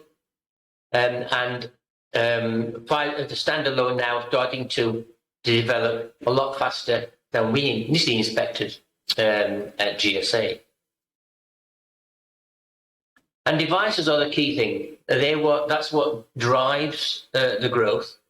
And as you can see, the standalone devices are also growing in usage now. Over 1,500 devices announced. And the amount of commercial devices are for 5G also growing substantially over the past few years. If you look at the breakup, the most of those are phones or smartphones, of course. But a key point is fixed wireless access, and I'll talk about that in a little bit more detail in a moment. But 13% of those devices so far are fixed wireless access customer premises equipment, and that's the second then largest area outside of phones. So fixed wireless access is becoming a key 5G driver. This is data that's taken from our latest fixed wireless access survey. So we have a forum with 54 fixed wireless access vendors, whether they are suppliers or chip manufacturers or others that are interested in driving fixed wireless access industry. So you can see the growth of devices, and they've also made a forecast for this year that, again, 86% increase in the number of fixed wireless access CPE devices shipment over the next, during this year. And you can see the split there. We see that Middle East, Africa, and a key area, as well as the rest of Asia, Pacific, etc., where we're seeing a huge amount of growth, especially in China as well, 11%. Previously, growing now to 17%. So fixed wireless access is a key area, and we're going to see that increase as we move to 5.5G or 5G Advanced, which we expect to see rolling out in 2024. Finally, mobile spectrum is key, and the C-band spectrum has become, over the past few years, a key 5G spectrum for rollout and development. So you can see where the assignments have been there on the map. We are seeing growing interest now in millimetric wave. That's happening in certain areas. We need to see more use of millimetric wave globally. And the Spectrum Group, which has around 185 members from our member companies, so they're participating, asking, contributing to consultations from regulators and government agencies, and educating the market about the release of spectrum. And you can see get more details of all the spectrum assignments for mobile in our June report that will be updated this quarter, looking at all the different spectrum positions. And as we move into the WRC 23 conference, which will be happening next month, please come and see us there in Dubai from the 20th of November. We will be on the GSMA booth explaining what is currently happening, the latest information on spectrum, and supporting the activity over the 4 weeks that the WRC 23 will be operating. And please come along and get a view of more information that we supply, and also have a look at how our database operates. So I'd finally say that, go out, find information that will help you understand the 5G market, where it's going, its development, not just from GSA, where you get a lot of free information, or you can subscribe, as a very low fee for getting access to all the data behind our research. But also go to the GSMA, go to the 5G ACIA, to other areas where you can find more and more information to help you understand what's happening in the industry and how you can take advantage of this massive growth in in 5G. And with that, I'll thank you very much.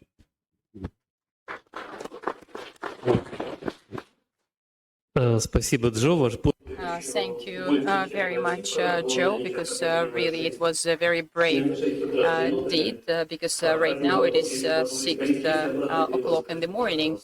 There is only one question. Is there translation? Joe, do you hear us? Joe, do you hear us? But that was a question. I didn't get a translation. Or I can hear me directly from here. A brief question is, some analysts are saying that the odd generations of mobile networks like 1G, 3G, or 5G are less successful than the even generations like 4G, for instance, arguing that 6G technology will be more successful than the 5G. Would you agree with this position?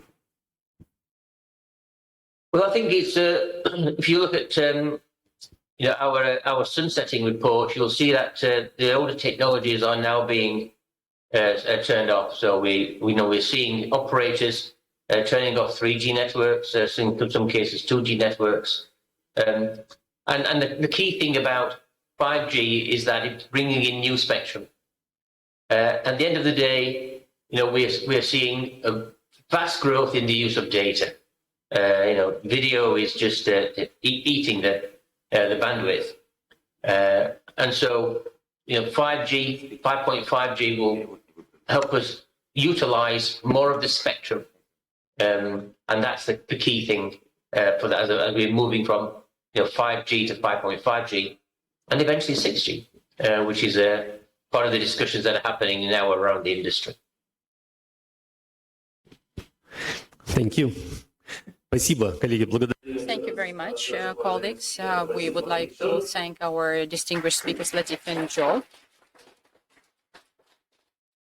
И возвращаемся. And now let us get back to the audience. And with great pleasure, I would like to turn the floor to the last presenter, to the last speaker, who will probably sum up the results of our discussion of satellite technologies. Vasily Leonov, who is the deputy chairman of the board of the Republican Space Communication Center, CASSAT. Please, the floor is yours. Good afternoon. Probably I'm the least prepared among all the speakers because I don't have any slides, any presentations. I just wanted to have a very free discussion, free debate, taking into consideration that the topic is related to the use of satellite technologies, particularly geostationary satellite technologies, because here in Kazakhstan we have our own satellite communication system for mobile users. And, our company is successfully operating two satellite telecommunication satellites, CASSAT-2 and CASSAT-3. Actually, we are providing the capacity with the help of which our telecom operators are organizing telecommunication links among all. There is no secret. All our mobile operators who are working here in Kazakhstan are using these satellite telecommunication links to a certain extent. Why? Because the territory of Kazakhstan is not only very vast, because we are the 9th largest countries in the world with a very low density of population, which is scattered around the country. And therefore, we should not even think of the question whether or not satellite communication is necessary for Kazakhstan. It goes without saying that it is necessary. And Mr. Hayrushev has already mentioned that accessible internet is the project that is launched in our country, but to cover all settlements and all villages in our country, anticipates that some of them will be using satellite technologies, because LOS or fiber optic lines will not be accessible for all villages and all settlements in Kazakhstan. We will not be able to reach out to them.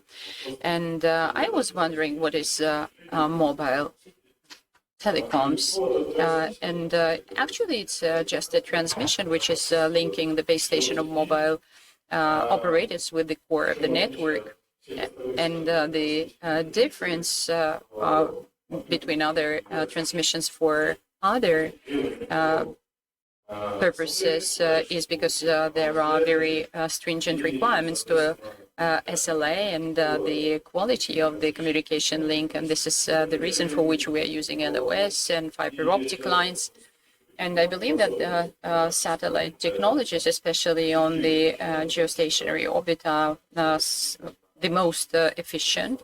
Why? Because through a geostationary satellite, it will be possible to provide a pretty stable communication link, stable transmission with very high availability of the link. And therefore, it is pretty efficient for the use of mobile backhaul, for extension of the possibilities of mobile operators and augmentation of the available networks. And the only comment that we may have here is that taking into consideration the current services that are provided by the national satellite constellation, taking into consideration the frequencies that we are using and the throughput capacity. The throughput capacities are limited to a certain extent because we cannot provide the services which are comparable with the services provided by fiber optic links. But nevertheless, 10 gigabits in the direct link and half of it in the backlink can always be organized through satellite links. Therefore, the only question mark that we have today, you know that in our market there are geostationary satellites and geostationary constellation of satellites, and here I know that there is a problem of signal delay, which is posing some problems to the mobile operators. But I believe that here we have to take joint efforts by the mobile operators. They really have to use new technologies.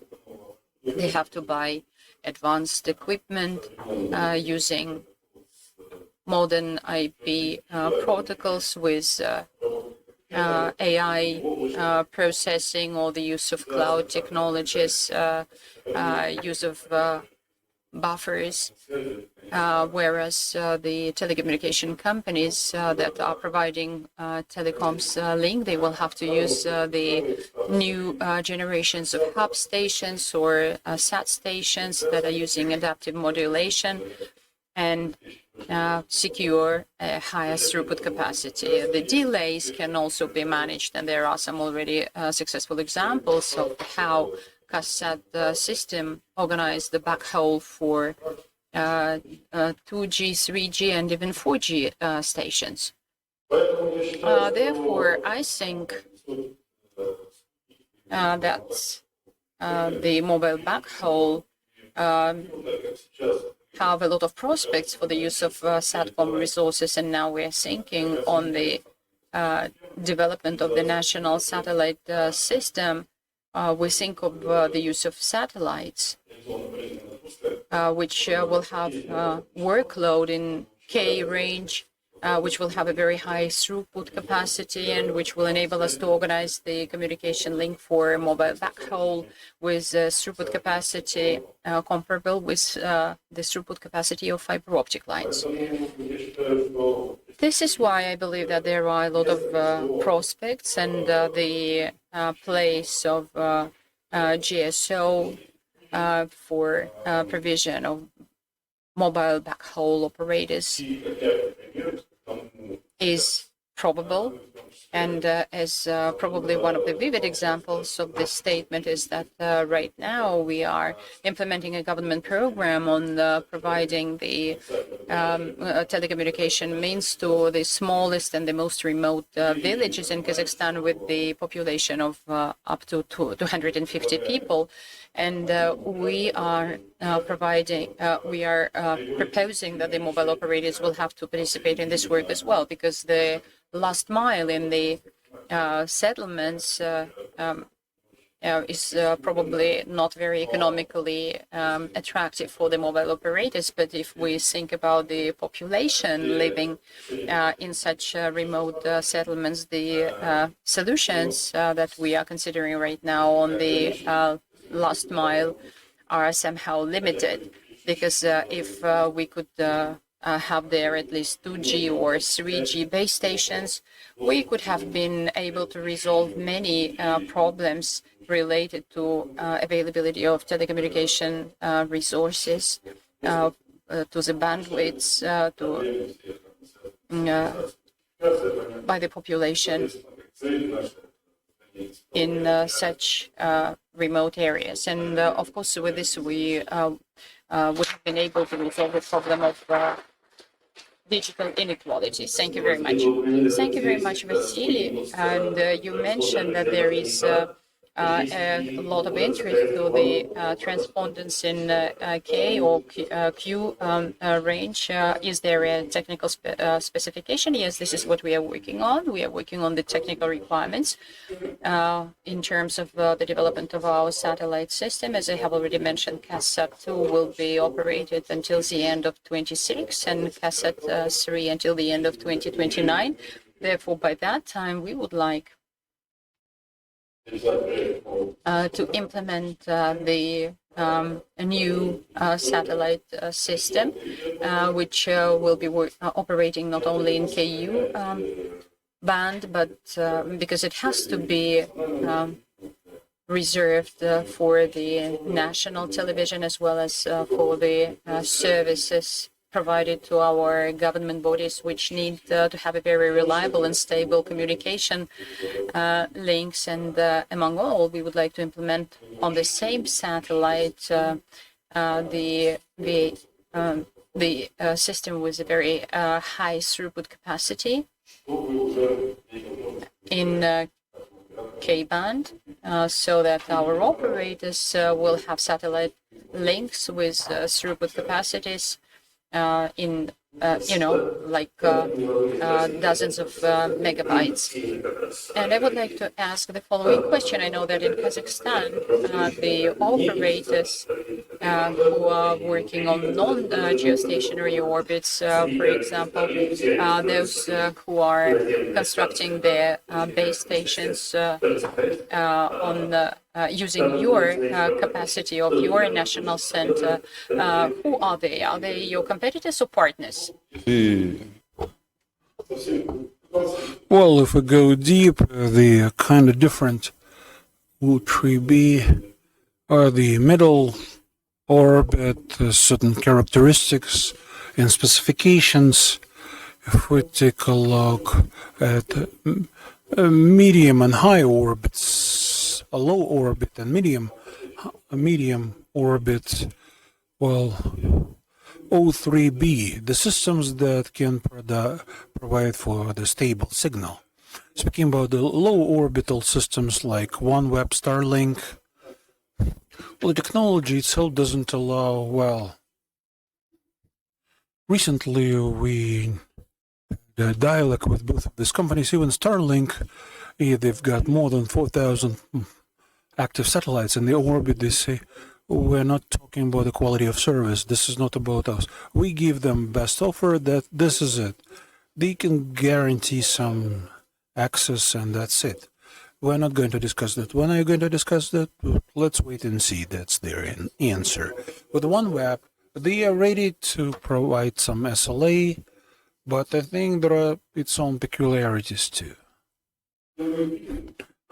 How do we see them? Well, frankly speaking, they are our competition, but possibly they are our partners too. Well, depending on how you arrange for this interaction. So any prohibition is not effective, well, it produces lots of negative consequences. So we'll need to find some interaction points, maybe set certain restrictions, limitations, or impose terms, but if you can cancel a party, you should be in charge of it. So I think this is the active dialogue we should all have. We're having pilots. There are some specific projects with Starlink and OneWeb and others. So basically, this is the way we are doing things. We continue with the position of our state. Yep. Okay, thank you very much. I see two hands right away. Let's take a couple of questions. Rigo Maxim, managing company, Popov Radio Factory. Right now, we're developing the equipment for the satellite terminals. And a question to Vasily. Could you tell us about your own vision and the interest to use the Russian-made equipment or equipment by the Russian-made manufacturers in your network? Well, we should probably understand that this kind of equipment, first of all, must be compatible with the satellite station or hub station. If this equipment gets compatible with our hub station, becomes much more beneficial, and will be gladly review your offerings.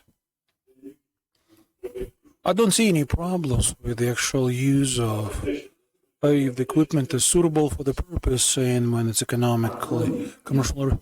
Apart from the economic efficiency, maybe there are some other criteria.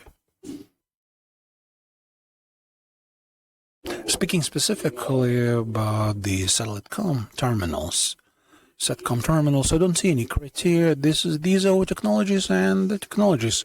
There is no place for politics. It can't be there. Thank you. And the next question.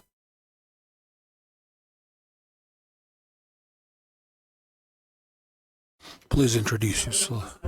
Hello. I, Gerimko Shabayeva, I represent IC Telecom. We do the SATCOM via SAT systems. In your presentation, there was this particular piece of information that you are planning to launch to organize the satellite communications for the residential area of less than 250 residents. This forum, Digital Bridge, the minister voiced the news that for the remote residential areas, for schools specifically, they will be organizing Starlink terminal connections. Well, there have been 10 pilot projects in Detroit. You're saying you want to do this via CASSAT, but at the same time, the minister says would like to do it via Starlink. So I wonder what's your real opinion on this? And one more question. Our satellites, CASSAT 2 and CASSAT 3, what's their estimated life cycle, and are they planning to relaunch them? I think I already responded to the last question, well, about the satellites. And how long will the...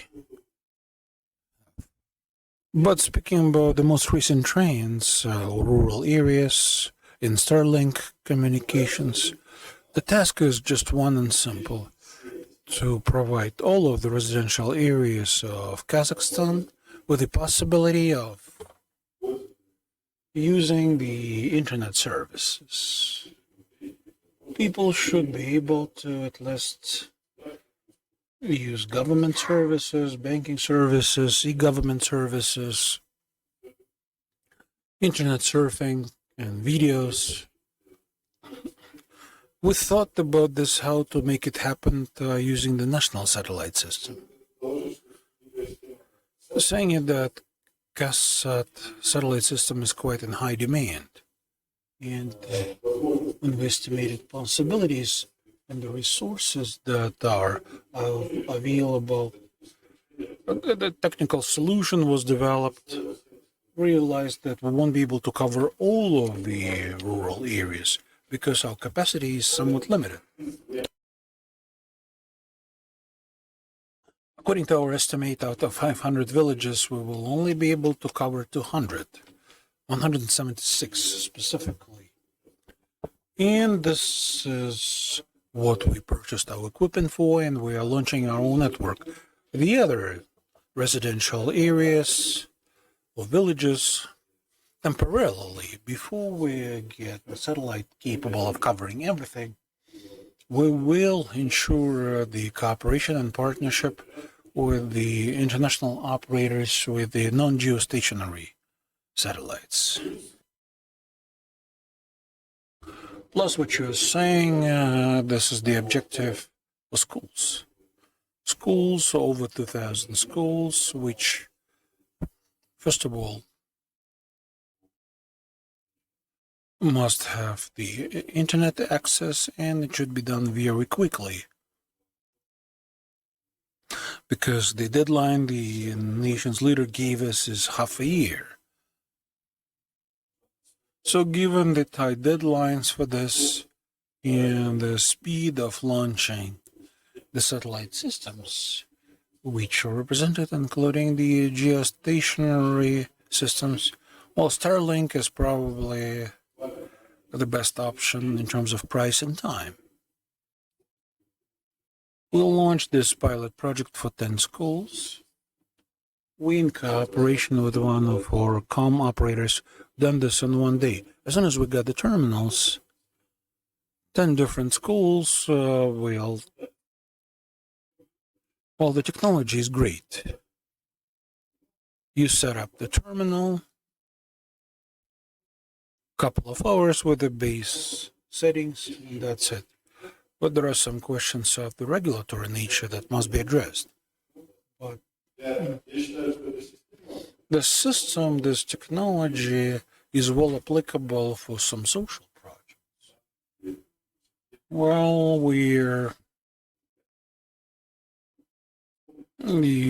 you don't have any questions of information security.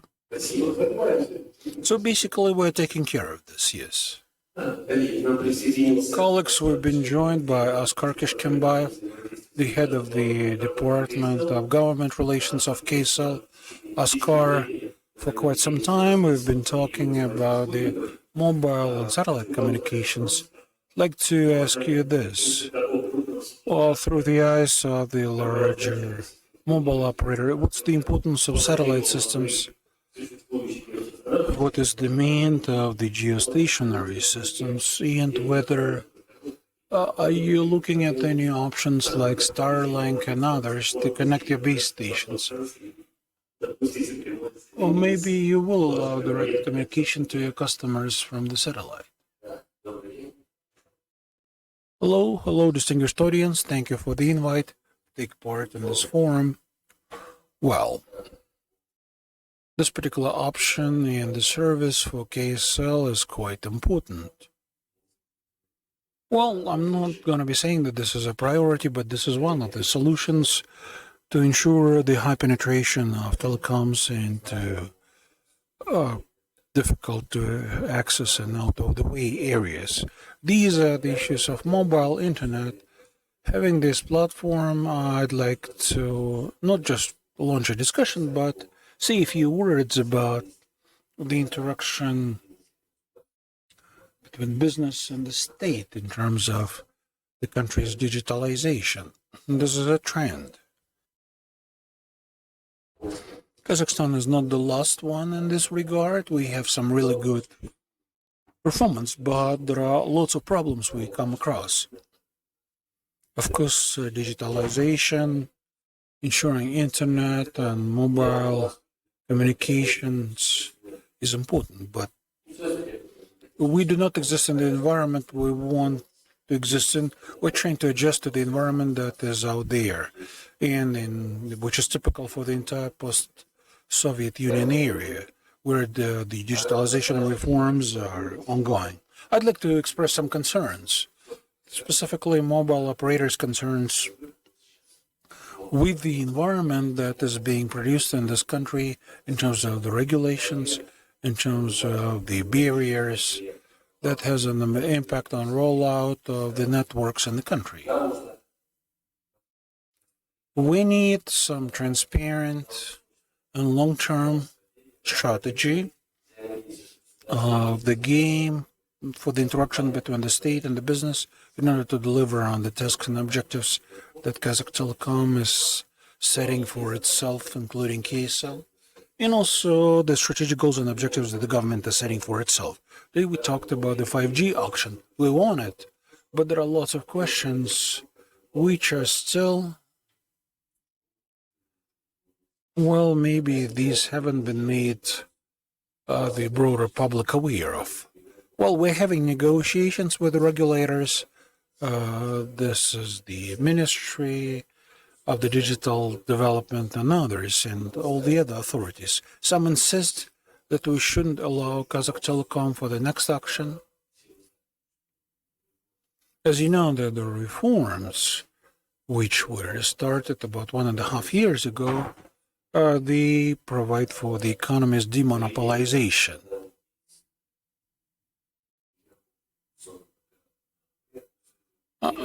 Ensuring the proper competition, not to allow for the industry to be monopolized. So basically, some of the respective steps by the authorities, the Ministry of the Digital Development, they are trying to introduce some changes to the currently effective law, the fifth anti-monopoly package, that allows, well, I'm not really sure whether this is going to be there. Do we need this measure to ensure the industry's development? Do we need this to make the industry attractive in terms of investments? Is this necessary for the government's efforts to demonopolize the industry? We discussed these things. Don't want to overload you with some of our issues, but I'd like to voice some of the aspects so that the audience and people would have the proper idea about some of the issues we are faced with. The biggest challenge for the country in general, for the mobile operators, this is the 5G rollout. Last week there was this 5G forum where the country's president voiced the deadlines for this project commissioning till the end of 2025. When doing the auction, and we won the auction where Freedom and Beeline and Kazakh Telecom participated, we thought there would be certain business cases that would apply in the specific timeline when we can make this project happen till the year 2027. Last week, the nation's leaders said the project must be done by 2025. No one ever asked us whether we are going to be able to accomplish this, what kind of business cases were developed for these projects. Now every mobile operator, Tele2 and KSL, they must additionally launch 3,500 base stations across Kazakhstan till 2025.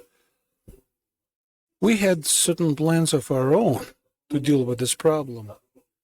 This is additional extra money which the operators must invest. Question: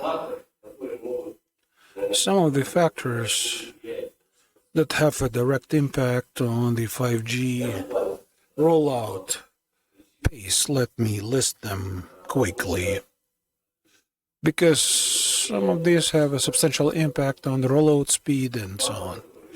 The factors that prevent us from the proper rollout: the lengthy approval and permitting procedure for the construction of towers, double-use towers, antennas.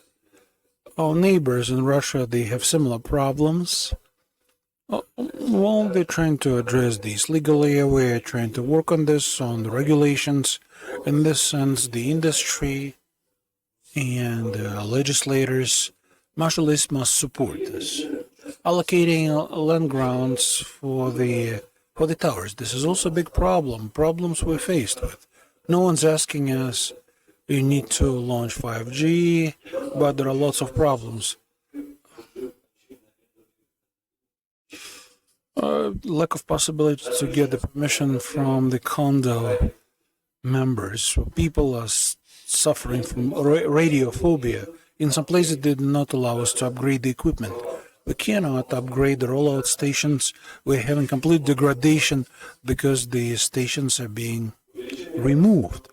Increased number of mobile infrastructure in the capital, the major provincial centers, plus lack of possibility to use 5G after the auction. We won the auction, but the frequencies are not quite cleared yet. C-band 3.6, 3.7, C-band, they are still occupied by the other legal entities and Castello Radio. Lack of possibility of sanitation permits for the satellite communications for 5G and 4G. Despite the fact that there is some advanced experience from UK, US, Japan, and some science and research has been accomplished, but unfortunately we're moving in our own way. Hopefully they will contribute to the industry's development. Again, the parliament must take care. Procurement for the construction. Of course, these are our internal problems, but these have a substantial impact on the network rollout. Prohibition to install base stations on the roofs and of the buildings where the government authorities are located. Procedure for the controlling of quality of services. Regulators, well, they penalize us on a regular basis. Is this really critical? But we spend a lot of money, despite the fact that this money could have been invested into the network rollout.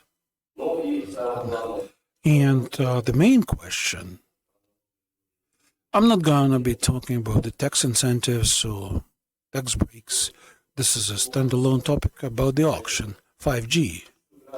There are various opinions that maybe this new auction should be announced. The position of mobile operators, Kazakh Telecom Group, the account of the most recent position of the country's president, not to suspend, but maybe reschedule this auction for a year or two, so that Kazakh Telecom would have an opportunity to coordinate its plans for the 5G rollout. Because this is not just a digital project, but this is also a political project. When from the top tribunes, the government says that we must feed the digitalization trend. And Kazakhstan should be one of the leaders in the post-Soviet space. That's why such is our stance. And if you have any questions, I will be ready to answer them. Thank you very much for this opportunity to talk. Thank you. Of course, I have to ask you, because you mentioned the significance of competition in the market. And maybe this is also true for all other countries of the world, and this is true for the operators of 3, 4, and eventually 5G. And if Kazakh Telecom Group or its operators will participate in the auction, there is a very high probability that a major part of the bandwidth will be managed by your group of companies, and therefore the rest of the companies will diminish their share in the market. Maybe it will be more logical not to, let's say, redistribute the bandwidths. At the beginning of my statement, I said that all business, and Kazakhstan is no exception, is very much interested in transparent and long-term regulation of this sector of industry. And if the government will guarantee such a legal framework, this will definitely influence on the investment climate. And we are no exception because we are investing in the deployment of the network. And if the government will guarantee our investments, we will participate in such auctions, and we have already undertaken some commitments. We have already won the frequencies. We paid a hell lot of money, and the money is borrowed. Therefore, we will have to redeem the loans, and therefore we were planning our rollout and our business cases until 2027. And now the regulator is saying, well, you have to correct your plans and you have to revisit all your business cases and implement everything much faster. But, it happens like this overnight because it's a huge sector of industry associated with hundreds of millions, if not billions of dollars of investment. Therefore, we really need guarantees. If the government has provided us with guarantees until 2025, okay, we will be able to roll out to deploy the network until 2025, but I think that it is not the right decision to preclude us from participation in the auction because the constitution of Kazakhstan is not prohibiting any kind of property discrimination, and the discrimination of quasi-government participants or players in the market is not legal either. In the previous auction, there were other participants who wanted to participate, Beeline and Freedom. You know about it. Yes, it happened so that we won the auction, and therefore, if they are going to discriminate us based on the competition principles, yes, we are a monopoly. We probably have our dominating position, but taking into consideration the entrepreneurship code, it is possible to let's say, allow us participate in the tenders and in the auctions because we are, if, for example, the Anti-Monopoly Committee will find out that we were abusing our dominating position in the market, or if they will prove that we were abusing as a monopoly, then they can introduce such cases. But up to now, it has not yet been identified. They did not manage to prove it, to find evidences. Therefore, I think that our stance is that we have to be allowed to participate in the auctions. And if so, then we will retain the right not to agree with cases when we will not be, when we will be precluded from participation in the auction. When I think that the last frequency resource that will be offered for auction is not indefinite, is not infinity. And of course, it is associated with the investment into the economy of the countries. Therefore, my stance is like this, very briefly. Okay, I've heard you. Thank you. Dear colleagues, today we have a lot of respected participants from the satellite communication sector, and I would like to debate a little bit the issues related with this industry. As we have already mentioned, that there are a lot of geostationary constellations, and there are a lot of new technologies when the satellite resource is provided to the terminal devices. How do you see the development of the ground satellite communication equipment for ground networks? And I would like to ask this question to Gilad. Do you see that any risk here that in the future there might be, for example, the risk for the cancellation of the use of such terminal equipment, or maybe there should be a convergence between geostationary and non-geostationary equipment? As a matter of fact, I would like to thank the participants of our today's conference. And I just wanted to mention that VHTS and GSO, these are the current trends, and probably there is no point in opposing these trends, and therefore we are working on the convergence of various formats, GSO and then GSO, that they will that will be integrated with the terminals. We are already the suppliers of the equipment for Empower system, the repeaters, and Empower is the next stage of development. And during our next session, I will be making a presentation on our proposed solution. And as it has already been stated, if you cannot oppose the future, you have to lead it. That's our standpoint. Thank you very much. And I would like to ask Hughes the same question. Do you see any risk or danger that there will be the communication, satellite communication will replace ground communication equipment eventually? Thank you very much, first and foremost, for an opportunity to speak. And I would like to congratulate you on the birth of a new conference that Asylbek has already mentioned will lay down the foundation to annual events in Kazakhstan. And there are so many ideas in my head now that I would like really to comment on what Askar has mentioned, because he enumerated so many problems. And only in his last comment, he said that there might be some problems with the delivery of the equipment. Viktor Andreevich mentioned also various collisions that we have as of today in reality, and the need, let's say, to integrate many large companies, for example, Eutelsat, Inmarsat, Viasat, and probably you haven't heard about EchoStar, Hughes, and Dish. And they have already announced about their merge. If you don't know anything about Dish, it's the second largest broadcast operator in the USA.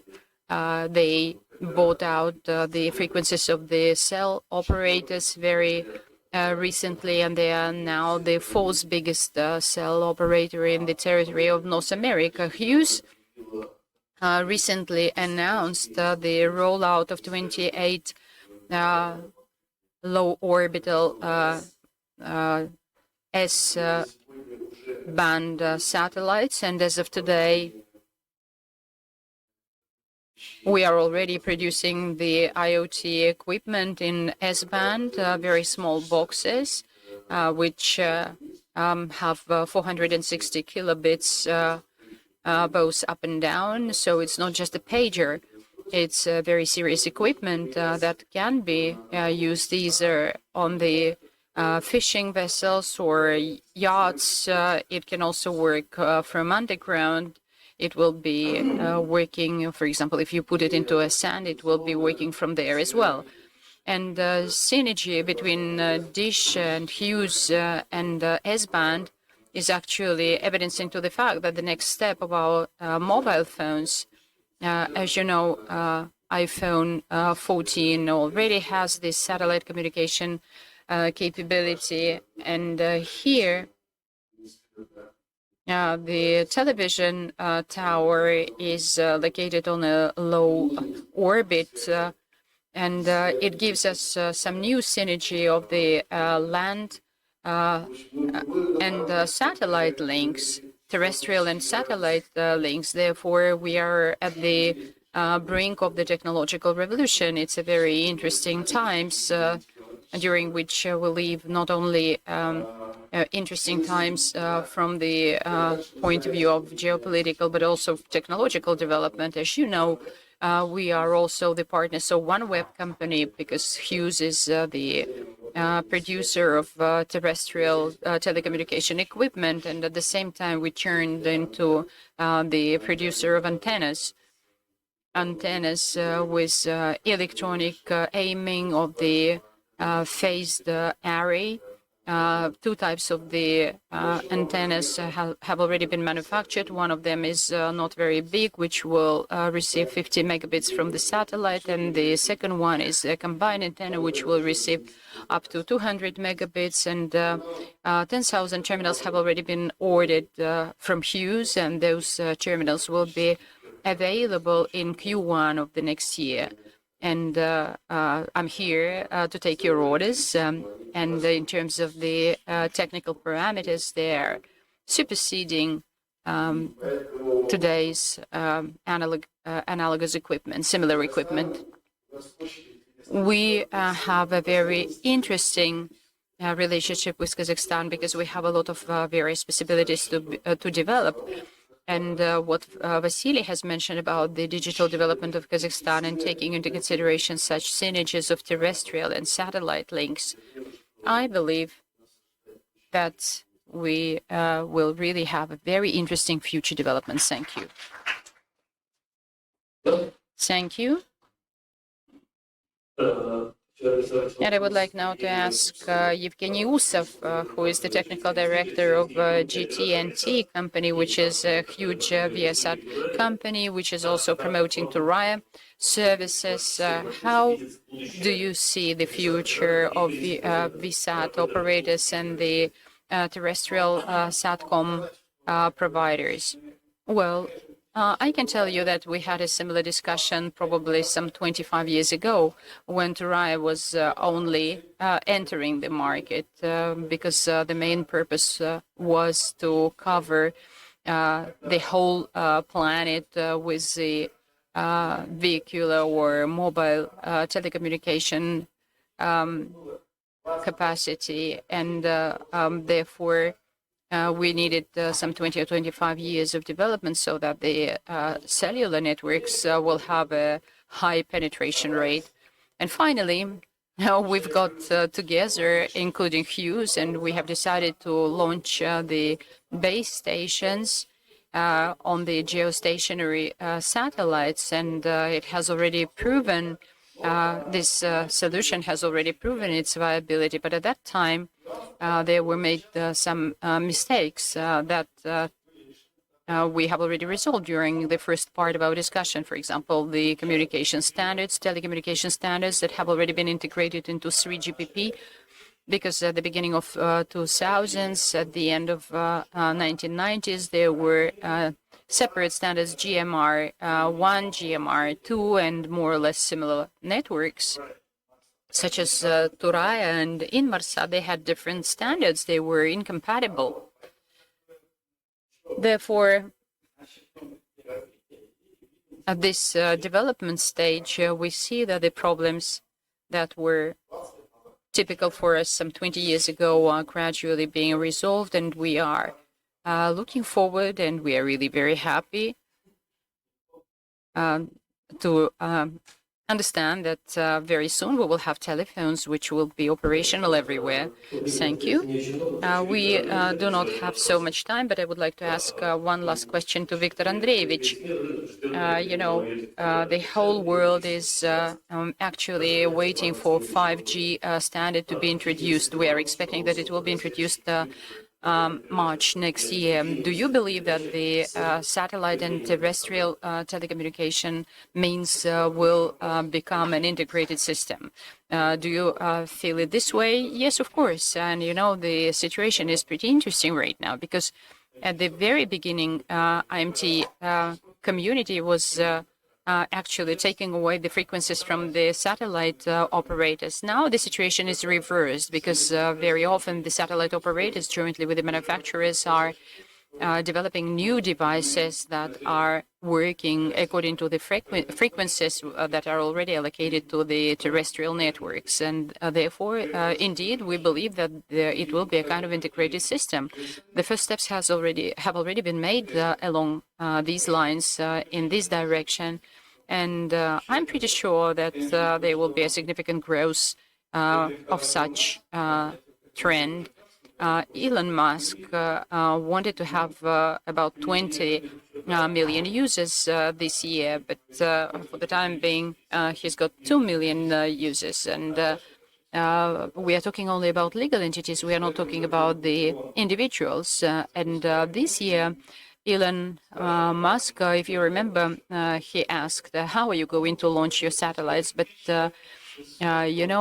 this year he's launching 1,600 tons of equipment, and it's a private company, and it is the second country that is launching 4 times lower workload. Therefore, a launch every week is making this constellation even bigger. And he hasn't yet made any loud announcements, even though the results are pretty impressive. And I'm pretty sure that he's going to impress us even more. Do you believe that this situation will be possible when in the sky there won't be any more room? Because some people believe that outer space is indefinite, but when there will be hundreds or thousands of various equipment in the orbit, maybe we will face a situation when there won't be any more room for additional satellites, because as we see, some non-geostationary operators are using benefiting from their legal regulations. They're launching these satellites, and then they're trying to regulate the situation. So when the sky will be over for new satellites? Thank you very much. It's really a very correct question, because Elon Musk is also stating that every satellite was maneuvering some 18 times, because there is a lot of trash in the outer space, and we are thinking of how to remove it from the outer space. And on different levels, different countries are trying to approach this problem. For example, if you take 500, 600 kilometers of the orbit, they're already overloaded with the trash. And how can we efficiently and equally use the orbits? Because there are a lot of other projects which are in the pipe now. And of course, the meeting of the operators will have to share the markets and the territories, and there will be order established there. And I think that the competition is forcing us. The issue of the trash in the outer space is really very appalling. I was discussing with one of the satellite operators who is launching up to hundreds of satellites, and he stated that we usually look for the operators who are launching their satellites without any responsibility to remove the trash from the orbit. But you know that several centimeters of trash may destroy a satellite. The situation is, as a matter of fact, catastrophic. And it goes without saying that we have to find a new platform. And the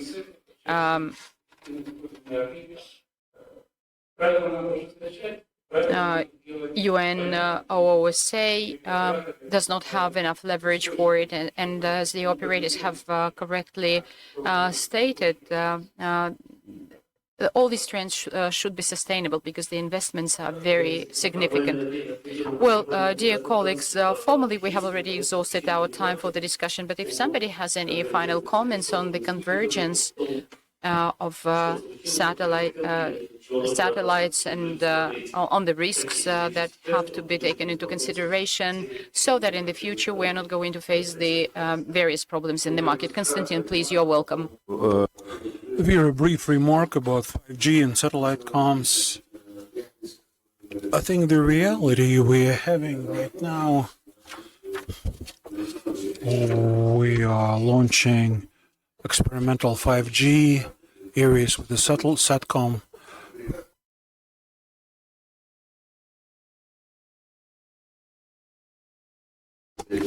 But basically, it's impossible to get 5G all the way to Big Almaty Lake, because this is so much high in terms of gradient. But ensuring satellite can back up at the net area that works today, and there is certain algorithm and some equipment to do this, to transfer data via the satellite, and they have the right to exist. This is happening in parallel, but at the same time as low orbit satellites get all the pace they need. We could use some backhaul, but with the delay of less than 30 milliseconds, there will be possibilities for launching some networks like this. The latency less than 30 seconds. Well, in fact, there are three parameters that actually define backhaul. This is capacity, channel capacity, the satellite latency, which is critical in the cost. So 3 parameters. Recently I did the repairs in construction company. They have this motto: quality, high quality, quickly, and inexpensively. Choose any 2 of these 3. You can sacrifice some capacity or low speed or latency. Well, this particular balance seems to me satellite operators and other operators, they must choose based on what parameters are vital for the operators themselves. Thank you. Also wanted to make one little comment with regard to non-geostationary orbits and access to those access that must be guaranteed by the governments. Geostationary orbits, well, geostationary orbit at some point of time, first of all, they developed some planes to access geostationary orbit for some of the frequencies for all of the countries. And then they developed a large number of various procedures that would enable to get the sustainable and forecastable use of these frequencies for the operators. So now, at the conference of 2023, item number 10 on the agenda will be just making sure that non-geostationary networks must develop some regulatory regulations to allow access to radio frequency, bandwidth, and non-geostationary orbits. Well, as you can see how quickly these develop, and the monopoly which might occur there. This monopoly in the geostationary systems we need to take care of this. There will be another conference, and that is gonna, the internationally, they will try to address this. The question is quite complicated for non-geostationary orbits. Yevgeny, I'd like to address this question too. Do you see any risk or competition from any geostationary orbits, or you look towards them? Well, we do have this philosophical position. There is a customer, and customer doesn't really care what kind of technologies they use.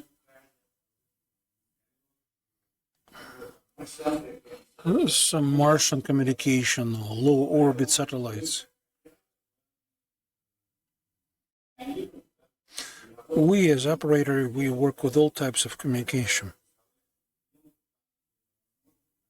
We are responsible responding to a question. Well, the queue will remain, and low-flying satellites will remain, but they will all be used for their specific needs.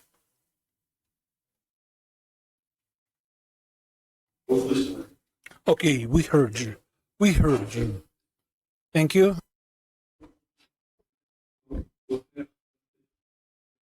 Just would like to say that by the conference of 2023, we published several magazines, well, journals on the problems of the range regulation. Well, they are available for download for free. We can spread these via the conference materials. They are easily accessible and carry some really good information. Thank you, Konstantin. I remember, well, the Q range, probably the CKU range will disappear. And now people say there will be low-flying orbits and geostationary satellites will no longer be needed. But I'd like to say that this rumor is not justified at all. And long life of geostationary satellites is ensured by the fact that this is the cheapest megabit per second, can only be achieved on geostationary satellites, the high throughput, because the cost of low-flying satellites is different dozens of times. So all of the ranges will be capable of surviving. All of them will be used to benefit us.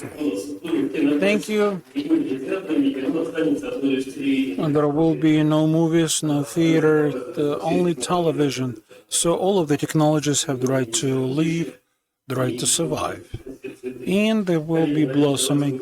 Colleagues, let us finish this introductory session. I'd like to thank all of our panelists today.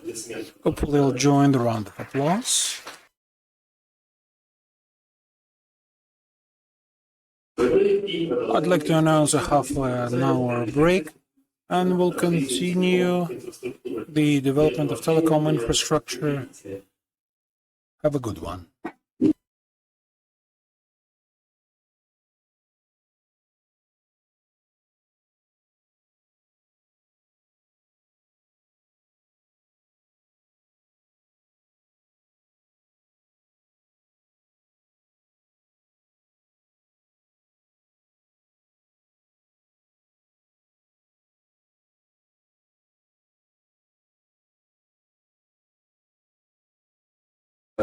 Distinguished audience, would like to continue with the broadcast of our event. We are now at the exhibition area. Behind me you can see our Turkish partners, Turkish Aerospace. They do provide the telecom services. I'd like to give the floor to Muhammad, who's going to tell us about the company services. Muhammad. As Maksut mentioned before, we are coming from Turkey. Turkish Aerospace is one of the biggest manufacturer of the space system in Europe.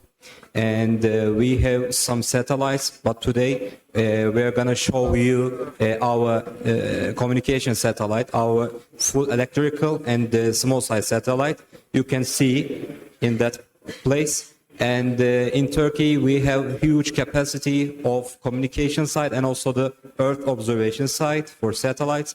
We have AIT center, and also we can give services for tests for everybody. If you have some questions, please contact with us. We can help you about the space systems and also other things related with space and also aerospace. Thank you so much. Thank you, Muhammad. Переходим к следующему стенду. We'll move over to the next stand.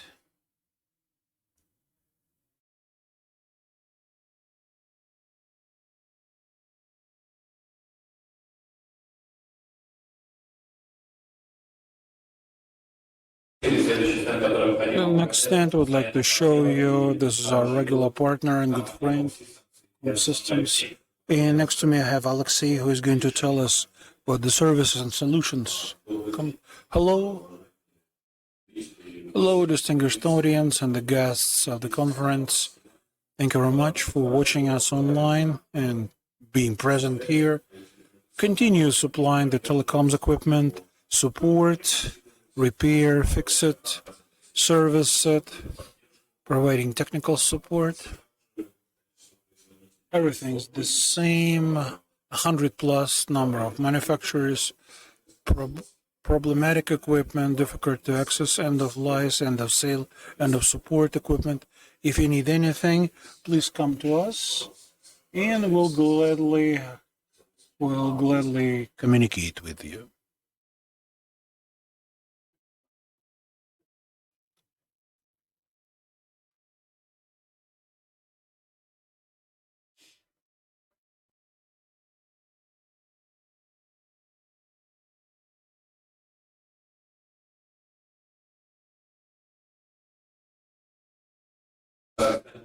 And yet another nice stand. This is NetSide.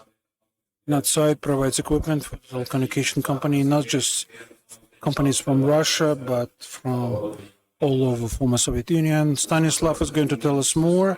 Well, here we would like to show you our new advanced platform that helps to transmit up to 1 terabyte of data per fiber. Basically, this increased the distance of data transmission by 50 kilometers. This is 3 times cheaper versus the Chinese solutions.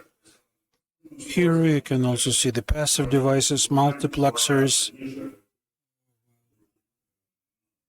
Attenuation rate is twice as low as in the other analogs. Hopefully we'll continue working in the Eurasian Economic Union market, and hopefully we will be able to target some other markets. Thank you, Stanislav. One more stand.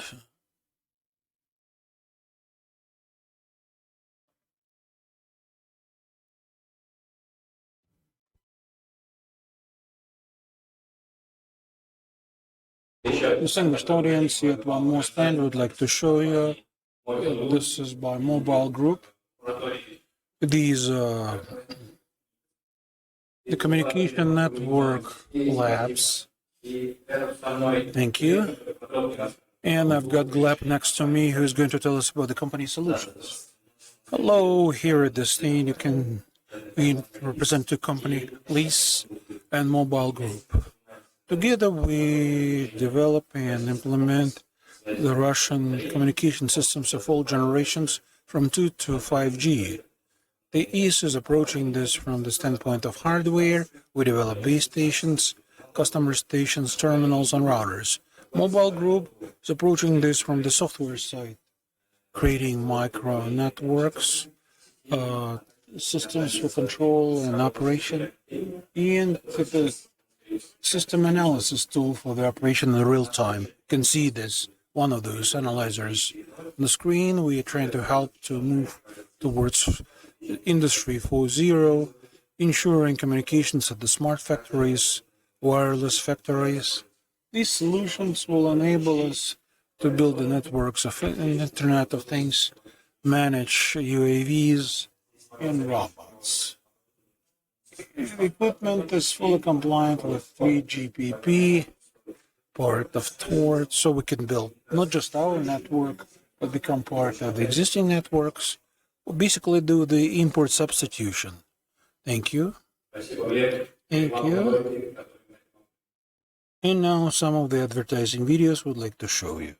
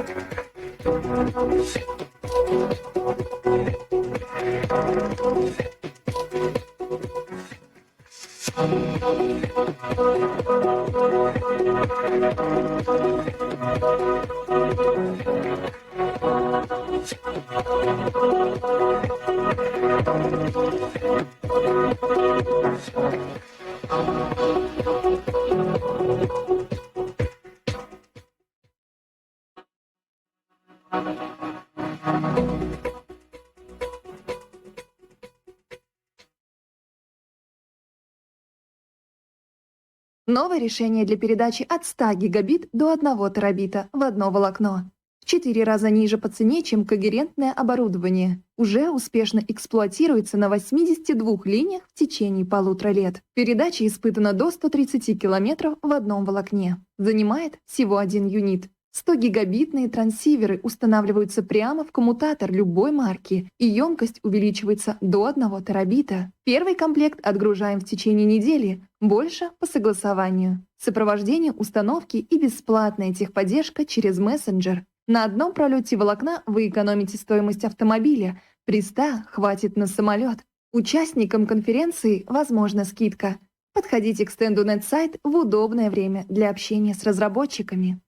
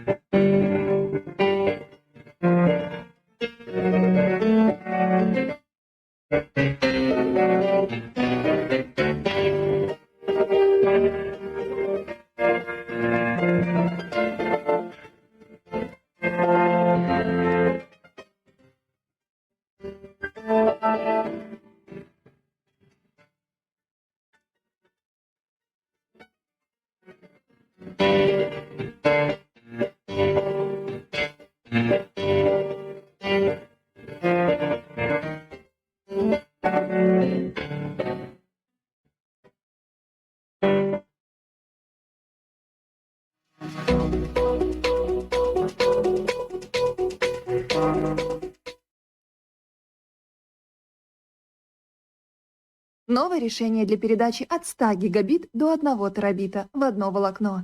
В 4 раза ниже по цене, чем когерентное оборудование. Уже успешно эксплуатируется на 82 линиях в течение 1,5 лет. Передача испытана до 130 километров в одном волокне. Занимает всего 1 юнит.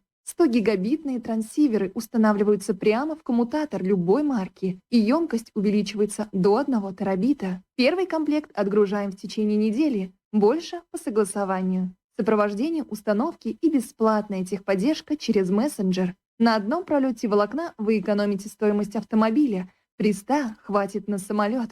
Участникам конференции возможна скидка. Подходите к стенду NetSite в удобное время для общения с разработчиками.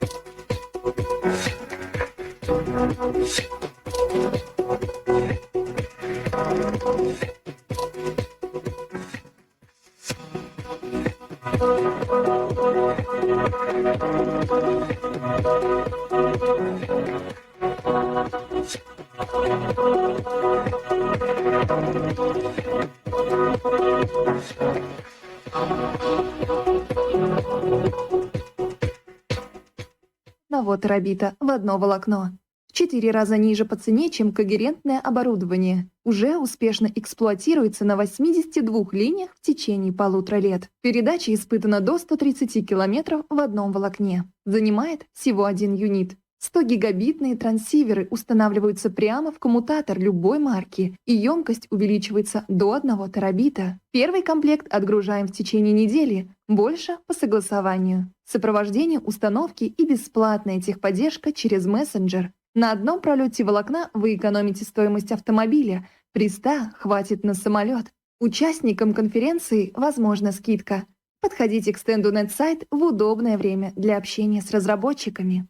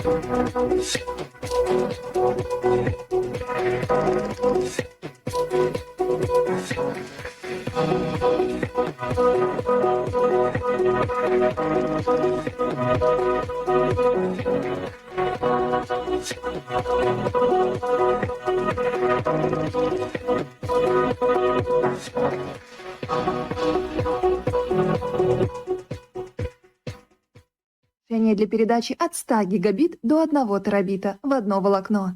В 4 раза ниже по цене, чем когерентное оборудование. Уже успешно эксплуатируется на 82 линиях в течение 1,5 лет. Передача испытана до 130 километров в одном волокне. Занимает всего 1 юнит. 100-гигабитные транссиверы устанавливаются прямо в коммутатор любой марки, и емкость увеличивается до 1 терабита. Первый комплект отгружаем в течение недели, больше по согласованию. Сопровождение установки и бесплатная техподдержка через мессенджер. На одном пролете волокна вы экономите стоимость автомобиля, при 100 хватит на самолет. Участникам конференции возможна скидка.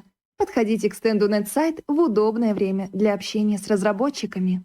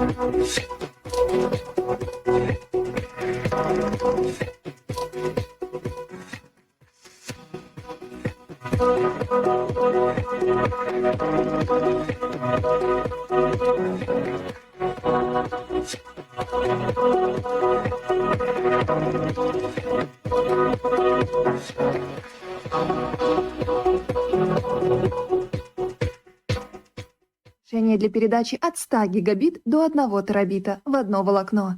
В 4 раза ниже по цене, чем когерентное оборудование. Уже успешно эксплуатируется на 82 линиях в течение 1,5 лет. Передача испытана до 130 километров в одном волокне. Занимает всего 1 юнит. 100-гигабитные транссиверы устанавливаются прямо в коммутатор любой марки, и емкость увеличивается до 1 терабита. Первый комплект отгружаем в течение недели, больше по согласованию. Сопровождение установки и бесплатная техподдержка через мессенджер. На одном пролете волокна вы экономите стоимость автомобиля, при 100 хватит на самолет. Участникам конференции возможна скидка.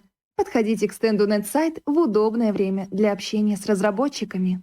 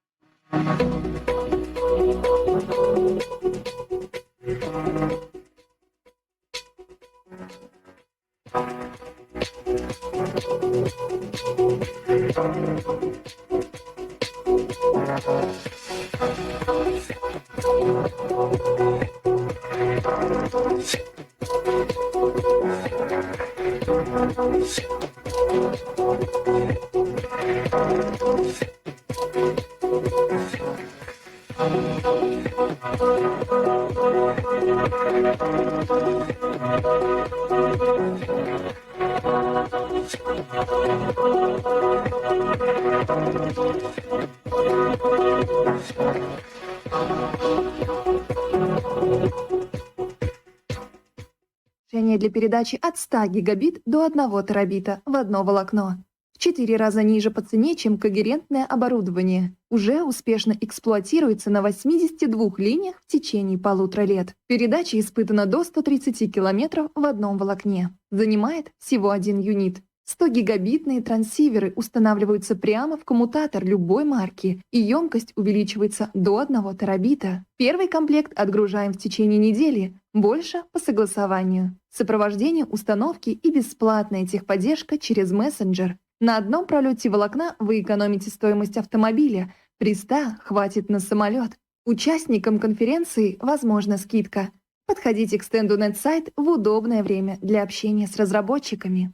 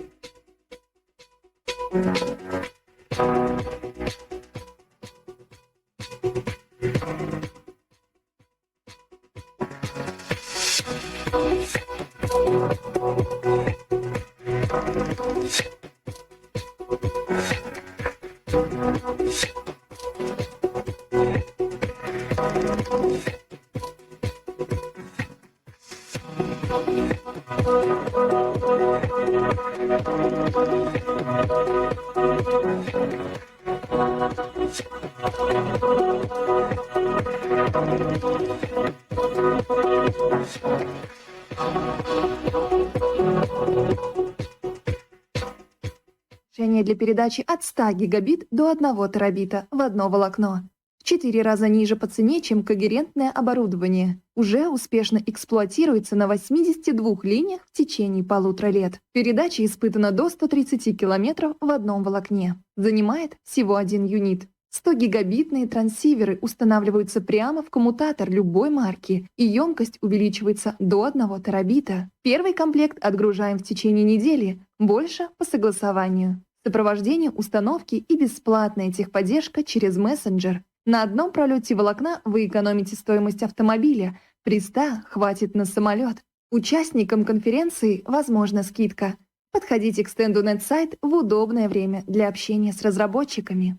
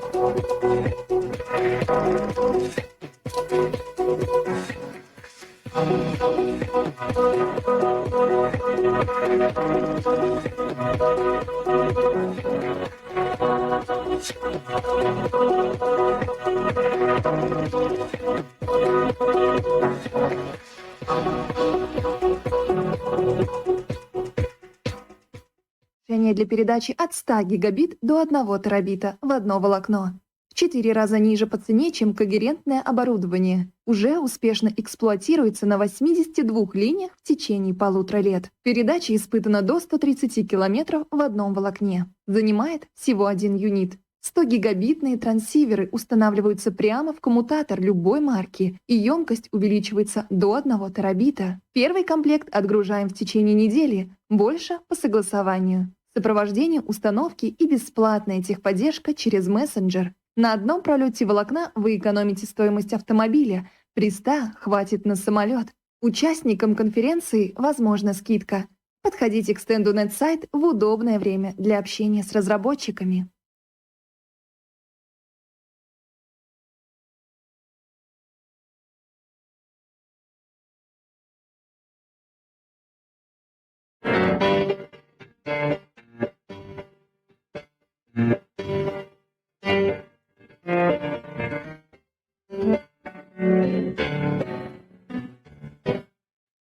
Уважаемые коллеги, прошу Distinguished colleagues, please take your seats. In 2 minutes, we will resume our work.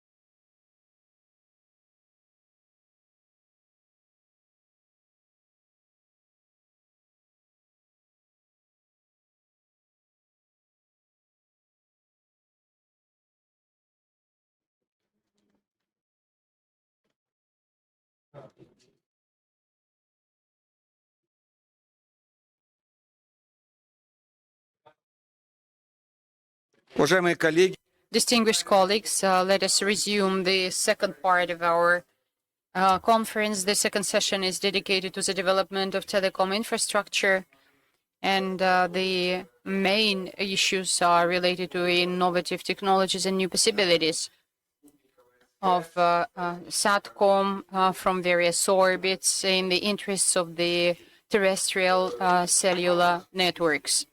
The plan of our session will be as follows. Within the first 40 or 50 minutes, we will be listening to the presentations, short presentations on various aspects, and then we will have some time for Q&A and for a discussion of this topic. And here at the podium for the second session, we have the following companies and their representatives. First and foremost, it's Nursultan Ismailov, General Director for Central Asia of Gilat Satellite Networks. Stanislav Shelepin, General Director of NetSide. Then we have Sergey Afanasyev, Director on Innovations from OpenKZ. Vladislav Morozov, Director for Business Development of Simsol Software. And Alexander Antonyuk, Director of IoT Department from Astel. As to our partners for this session and our sponsors, there are two companies. The first one is Gilat Satellite Network and the Laboratory of Info Communication Networks. With this, I would like to start our session, and I would like now to turn the floor for the presentation dedicated to the advanced solutions of Gilat company for SATCOM systems. Nurlan Ismailov, please, the floor is yours. Thank you very much for an opportunity to make this presentation today. I would like to share my screen with you. And I need to have a clicker as well.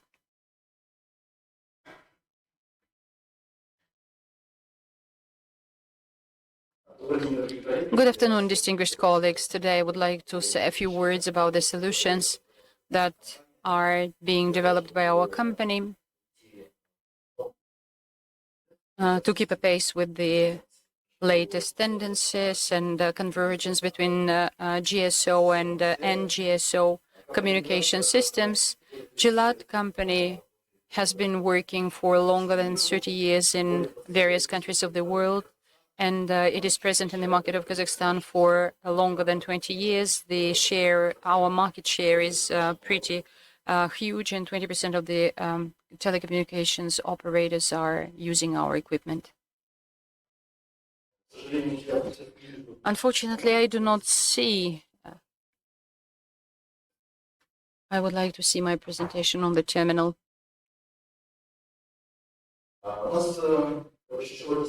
We have a wide range of various equipment because Gilat is one of the leading supplier of hub solutions.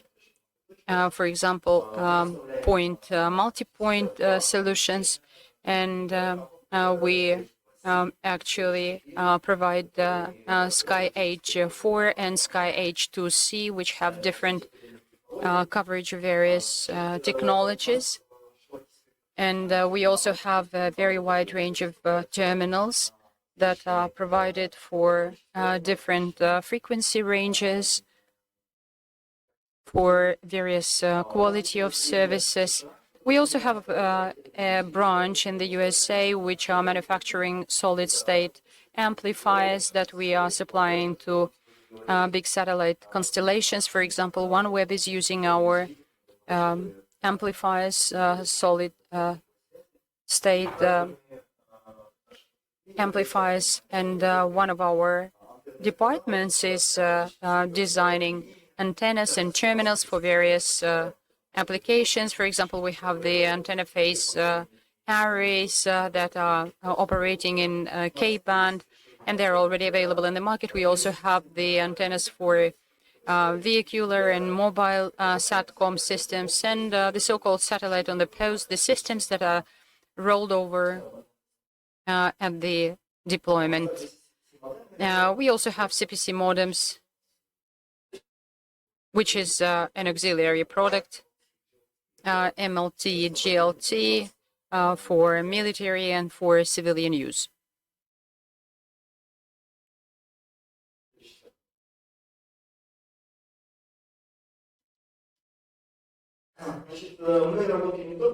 We work not only in the market of GSO systems, we are also supplying the solutions for NGO, NGSO.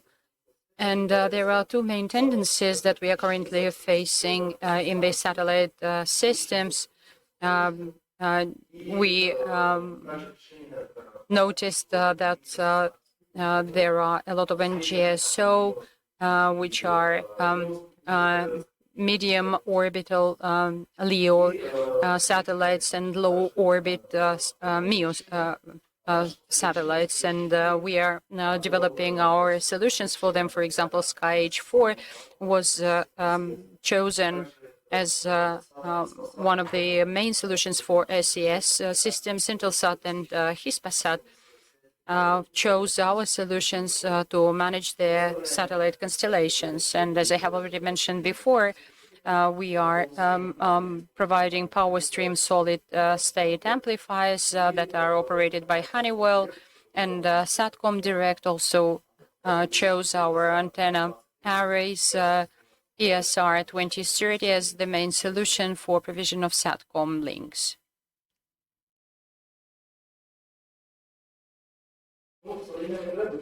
The current trends, understandably, are related to very high throughput capacity satellites, which enable to reach terabyte data rate. And on the right, you see a table, a graph, which is showing the volume of capacity that we are providing today and the growth trends. We believe that starting 23 through 2030, the average annual capacity increase, which will be provided by VHTS satellites, will be growing in average by 24% per year. And of course, the upgrade of the equipment will result in the price for megabyte, which will drop down from $250 to about $100 per megabit.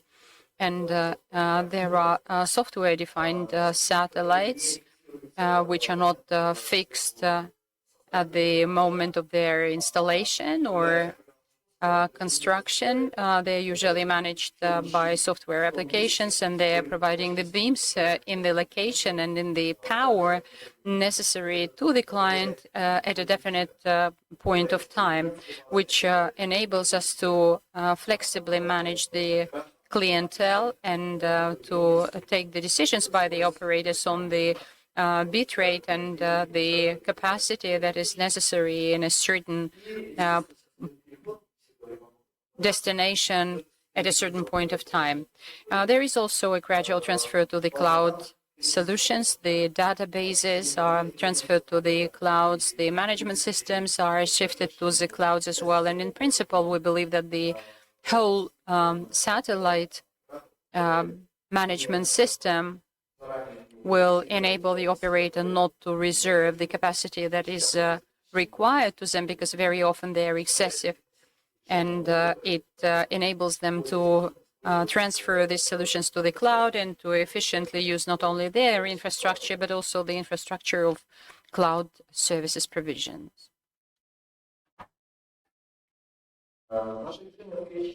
Our solution Sky Edge 4 is supporting all types of orbits, and what is really very important is that there is a seamless switchover between various orbits, because at any point of time you have a possibility to take a capacity and the orbit which is providing the best power, the best characteristics, the best range, and the necessary lag. Therefore, the operators using the solution have a possibility to provide their services to the clients more flexibly and irrespective of the orbit, LEO, MEO, GEO, and even high ellipse orbit.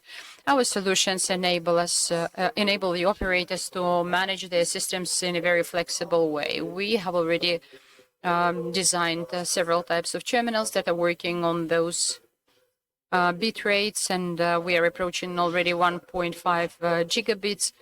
And this solution was specifically designed for 5G over satellite solutions. And what is really very important is that starting from the basic solution, Aquarius, which is providing downlink of 300 megabyte and uplink of 100 megabyte, and outdoor and professional equipment, Aquarius Pro, which is supporting 5G networks and which is providing 1.5 gigabit uplink and 750 Mbps downlink. And Aquarius Mech is providing some of the computing, and it has its own processor, which is shifting part of the software load from the management system closer to the mobile operator, and enables the operator, therefore, to provide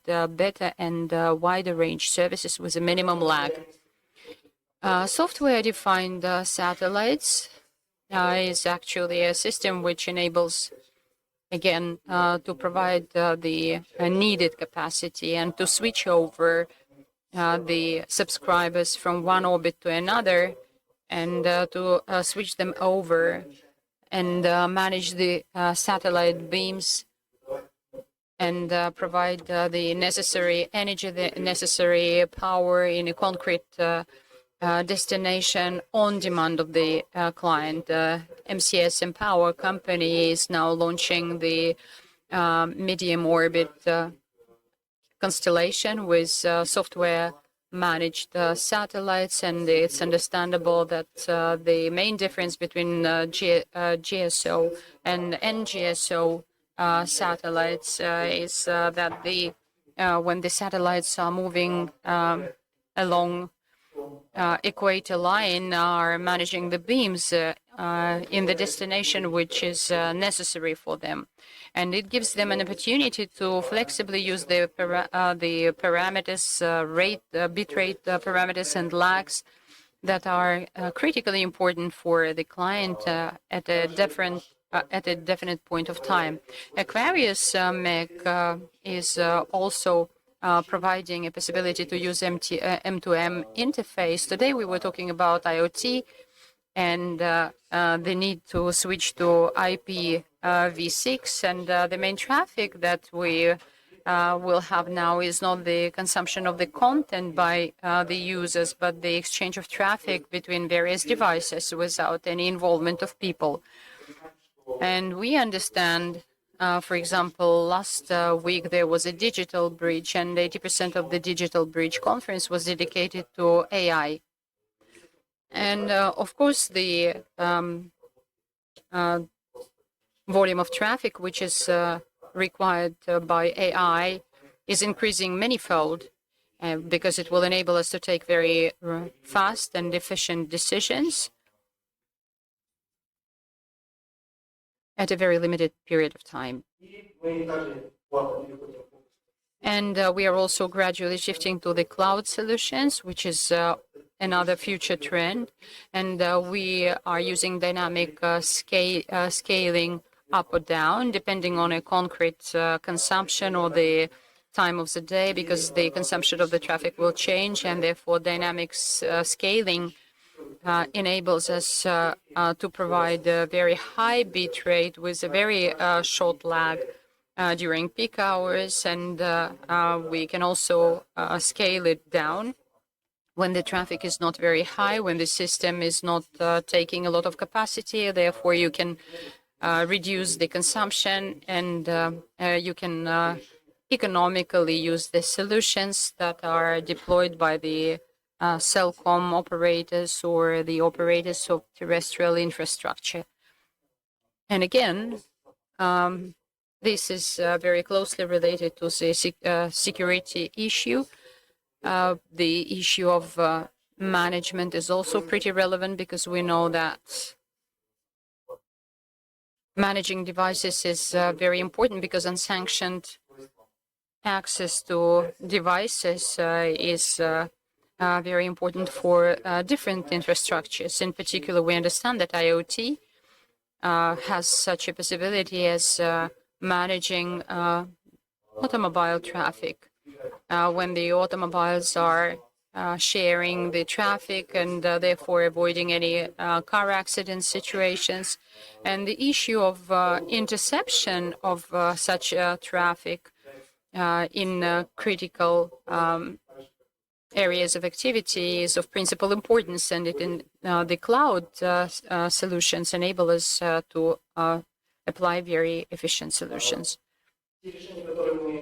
The solutions that we are developing right now are called elastics. They are very flexible. And as I have already mentioned before, there is a dynamic redistribution of the frequencies. When you are using frequencies statically, such use is inefficient, because during peak hours you are missing some frequencies, but during idle hours they are not loaded down. The elastic systems enables you to flexibly manage downlink and uplink frequencies and frequencies between various machine communications or human communications, and it enables you to save up to 15% of the satellite capacity. And we designed a new encoding XDC system, which compared to LDPC is saving about 15%. And it also enables us to increase the bitrate to 750 Mbps. And 500 MSPS on multi-channel demodulator, which is providing a very important capacity for 5G. And you know that we are already switching to 5G system. The program has already been launched, especially in the remote areas, inaccessible areas, or in the areas where there is an unexpected increase of traffic. For example, when there is a sporting event on the stadium and the stadium is overcrowded, maybe it will happen once a month or once a week, but it is necessary to provide them with all the necessary traffic, required traffic. And satellite communications is one of the possible solutions. As I have already mentioned, we work globally, and one of our companies APCS, and we have already installed 11 hubs all over the world. We are working in IFC mode, in-flight communication mode, to secure internet in-flight on board airplanes or cruises. And GoGo company is one of the leading suppliers of such solutions, which is one of our clients as well. And one of critically important things that we are developing right now is hardware compatibility with SkyEdge 2C. They will be compatible with SkyEdge 4. And in case of upgrade of your network, if you switch from hub SkyEdge 2, if you have SkyEdge 2C, and if you switch to SkyEdge 4, Our solution will enable you to reuse the terminals that you have already purchased before by just upgrading your software application. And the terminals that we are using right now, Gemini, Capricorn, can also be used with the new hub. Since this system, satellite communication system, is converging, and there is a satellite transformation, our new solution, SkyH4, enables us to use more efficiently not only the capacity of the bus, but also we are saving the power. Data centers throughput has been increased by 10 times. RF units bandwidth has been optimized by 20 times, and VSAT speed by 20 times as well. And therefore, the end user is consuming more traffic more efficiently, more economically profitable. In principle, this is the end of my presentation, and if you have any questions, I'm ready to entertain them. Yes, thank you very much. I believe that the discussion and the Q&A session will be at the end of this session when all the topics on our agenda will be covered. And therefore, I'm asking the rest of the colleagues to stick to the timelines so that we will have time for the discussion.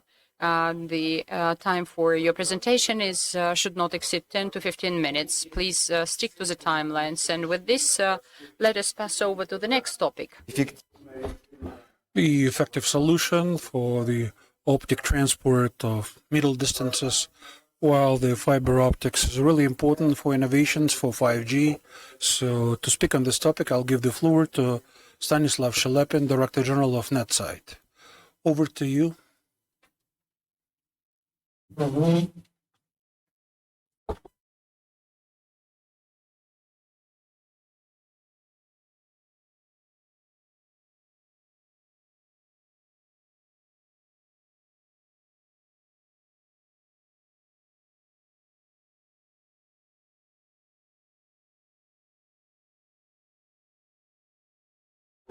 Hello, just would like to thank everyone who is with us. I'm very happy that I'm here in Almaty. Well, this conference, Telecom Eurasia, we invested into this conference and believe in Kazakhstan as the future platform for the inter-operator interaction. So this is myself. I love traveling across Central Asia, and I almost traveled across the entire area from east to west, from Karakol to Urgench. Visited some of the biggest cities, checked out all of the canyons, checked out all of the lakes, doing some skin dipping. I like people, love combining travel and my work.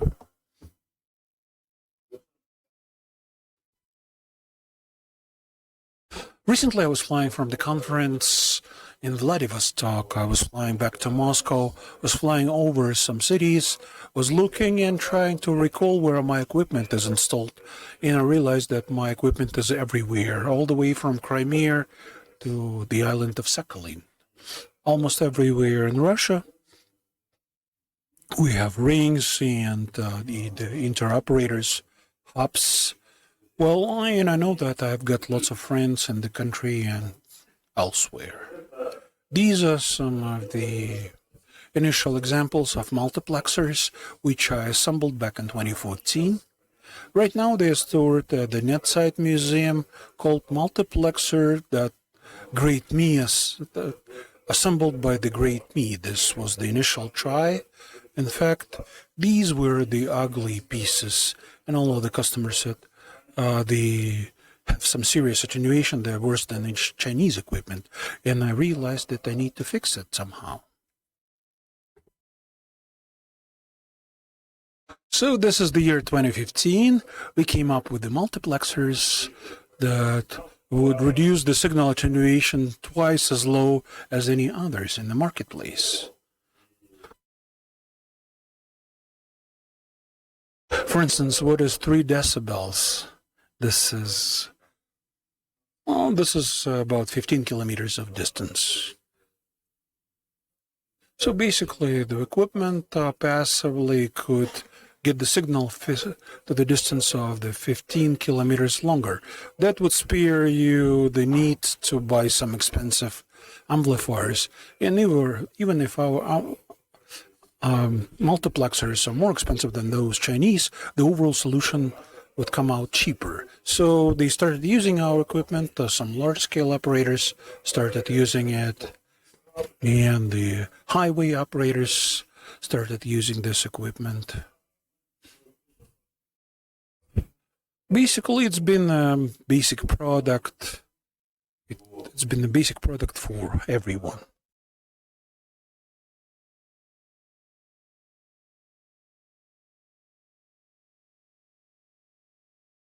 We started helping operators, trying to tell them how to fit several services into a single fiber. So operators started relying on a single fiber instead of several, and our product became widely popular across the country. Then we came up with the multiplexers with the lower signal attenuation globally. 96, only 3 decibel signal loss.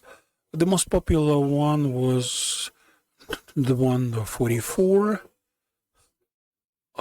The attenuation was 2 decibels, and many telecom operators, including AX traffic exchange companies, used it. One of these companies, they even grew a couple of times just on this solution alone, simply because the next product I'm going to show you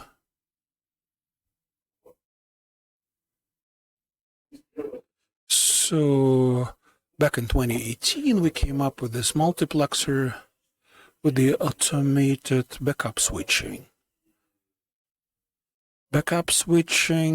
And this one, the signal attenuation is only 3 decibels with the switch. This is my own development, my own design.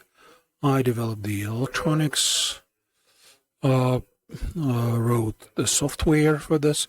This was my electronic Stalingrad.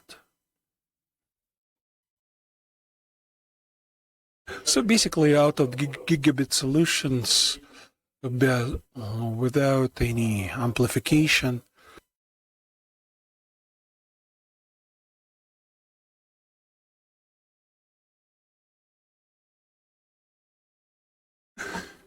so basically the wavelengths 44 up to 25 gigabits per second, and the main operator of this decision was home grew a couple of times per year, and they were effectively, well, they sold themselves for over 1 billion to Damru. They know about our solution too.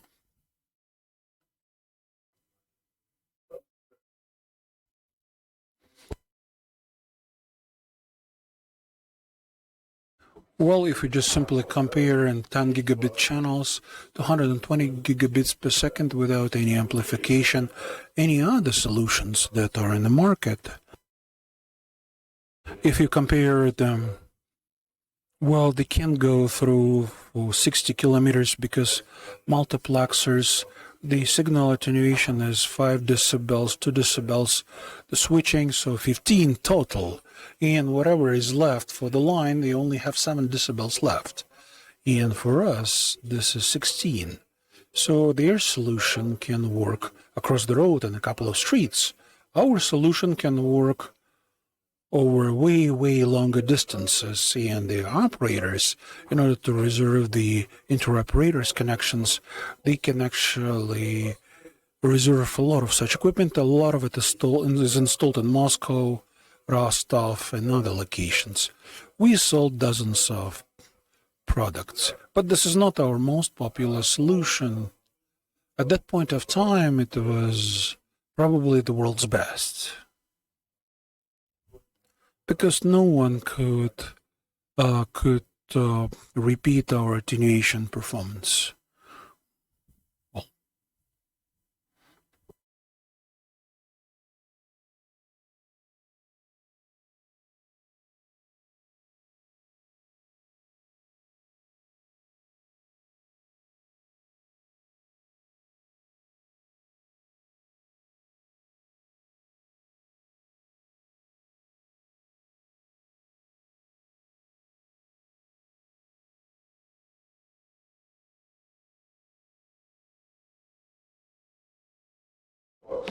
Well, basically, the benefit was that you shouldn't buy several pieces of equipment to address this problem.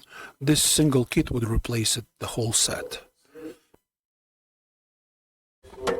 Then we started looking towards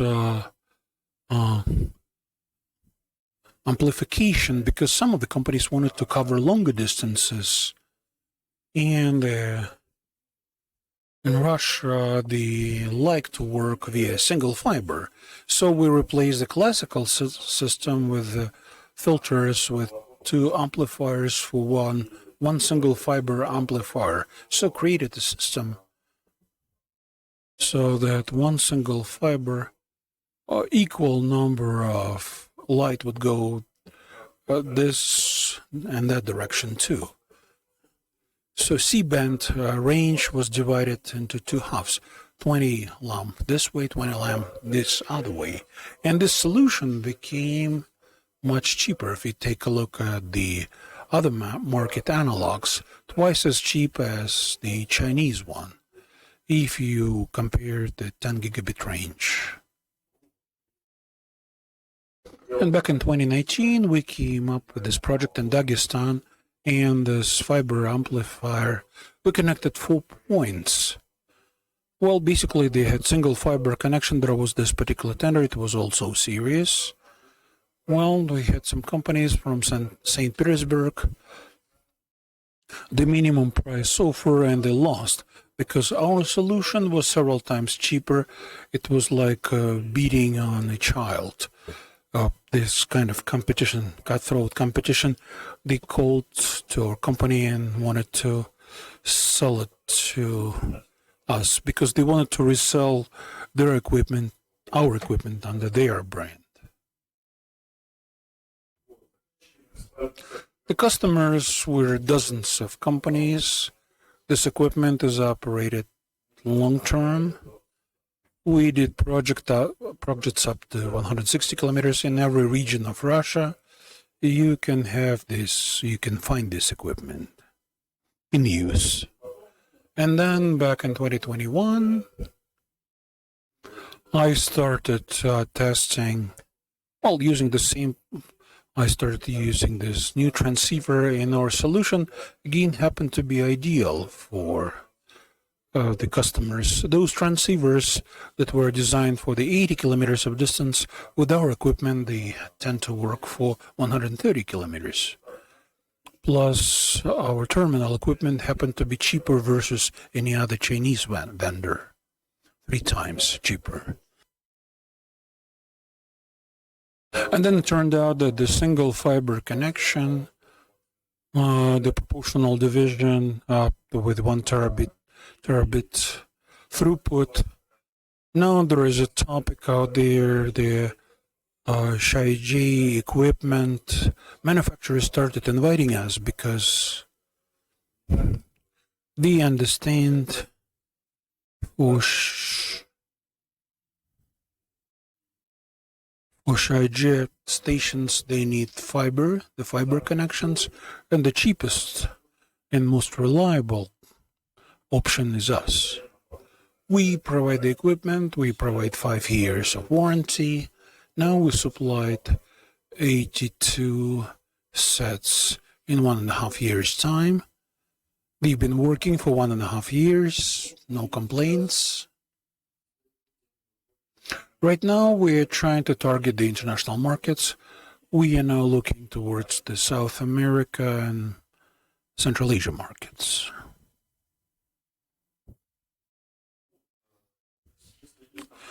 Basically, if you wish to order any equipment or ask any questions or get any information, we assemble our project on the stand with real fibers, the same attenuation rates.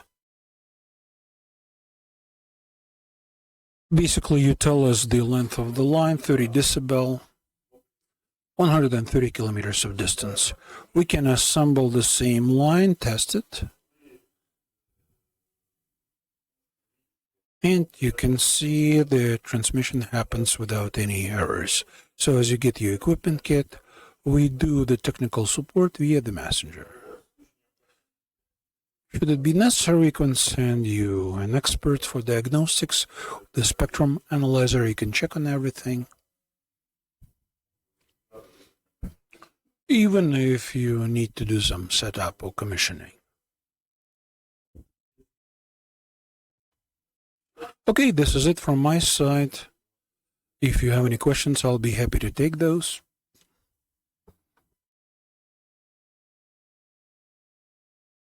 Thank you very much, Stanislav.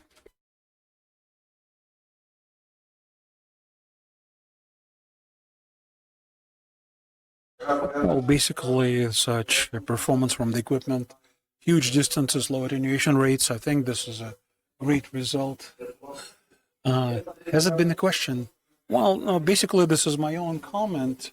I think afterwards, after listen to all of these presentations, the next topic that we're going to have according to the plan, this is the ecosystems of Russian equipment to develop private 4G private LTE systems. I'd like to give the floor to Vladimir Aksonov, the chief engineer of the Information Communications Lab. Hello, everyone.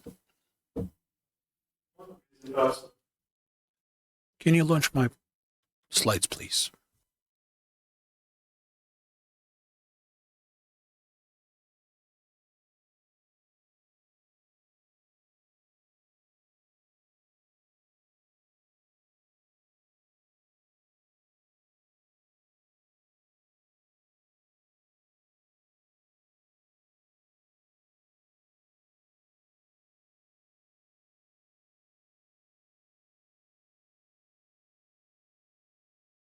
Sorry for this little technical delay. We need 6G to...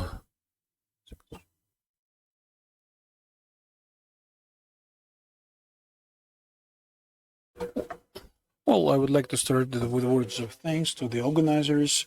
Thank you for this opportunity to participate in this conference.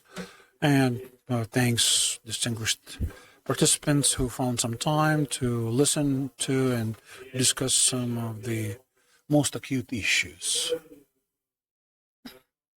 Well, this presentation, I'd like to dedicate this to the development of the ecosystem, Russian equipment to build private 4G, 5G networks.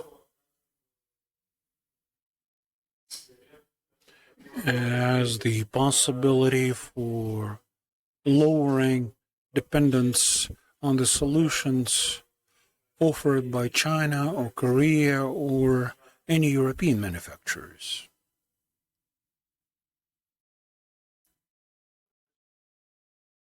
Just a few words about the company. The company has been around since 2008. At this point of time, we are developing 4G, 5G equipment of the Russian-made equipment. We can address not just the telecoms needs, but also navigation without any usage of GPS GLONASS signals.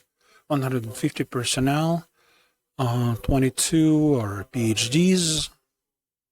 We have some vast experience of working with the telecoms operators, not just mobile operators and fixed access convergence operators, networks operators, radio television network operators, leading universities and research centers, and the authorities on the regulation on the telecoms industry, developing laws and regulations, which the future could be used to use the bandwidth to certify the both Russian and international equipment. Back in spring, we produced the map of the manufacturers of 4G, 5G equipment produced by ComNews. Here you can see the fragment of this map and the references of where it can be looked at. In terms of the technologies and solutions, we are one of the leading companies of Russia. Let me tell you what we do. Over the years of existence, we did the development for various areas. We started with intellectual transport networks, B2X technology. Then we developed a whole range of equipment, DSRC. This is the equipment that was used to monitor the movement of the municipal transport in the city of Moscow and the neighborhood, monitoring of the city transport traffic.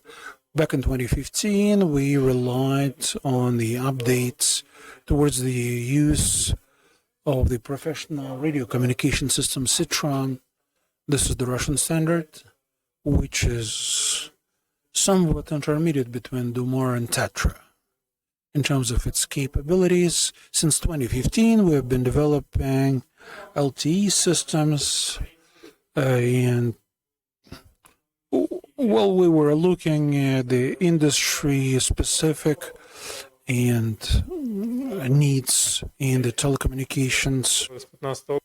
But during 5 years, since 2015, we have got to understand how to develop the equipment for public segment, and now we are developing the equipment for Telecom operators, and we are actively testing with the big four operators in the territory of Russia. Then in 2020 and 2019, we started working on MC-PTT, MC video, and MC data, so that the corporations will have wideband access, the digital twins, augmented reality, and in 2020, we started working on the NB-IoT, CAT-M1, and this technology enables us to get 100 Mbps, 1 megabyte, and 10 megabits. Starting 2021, we've been working on the development of 5G, and now we have already we have already reached a pretty good level on 5G standalone and the use of technological networks. In the same year, we launched several new developments.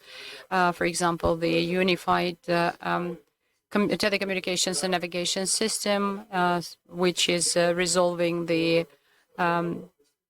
positioning system, and now our accuracy is already 1 meter. We are working on its use in the pits and in maritime systems to make sure that the system will be manageable and to use cheap management solutions. So we designed 2 systems, NMS and OSS, and they manage us to configure, to monitor, and manage the status of the system. Initially, we were designing them for our own equipment, but it turned out to be pretty flexible and can actually be applied and used with the equipment of any type of foreign manufacturer, which are intended for network management. As to the unequal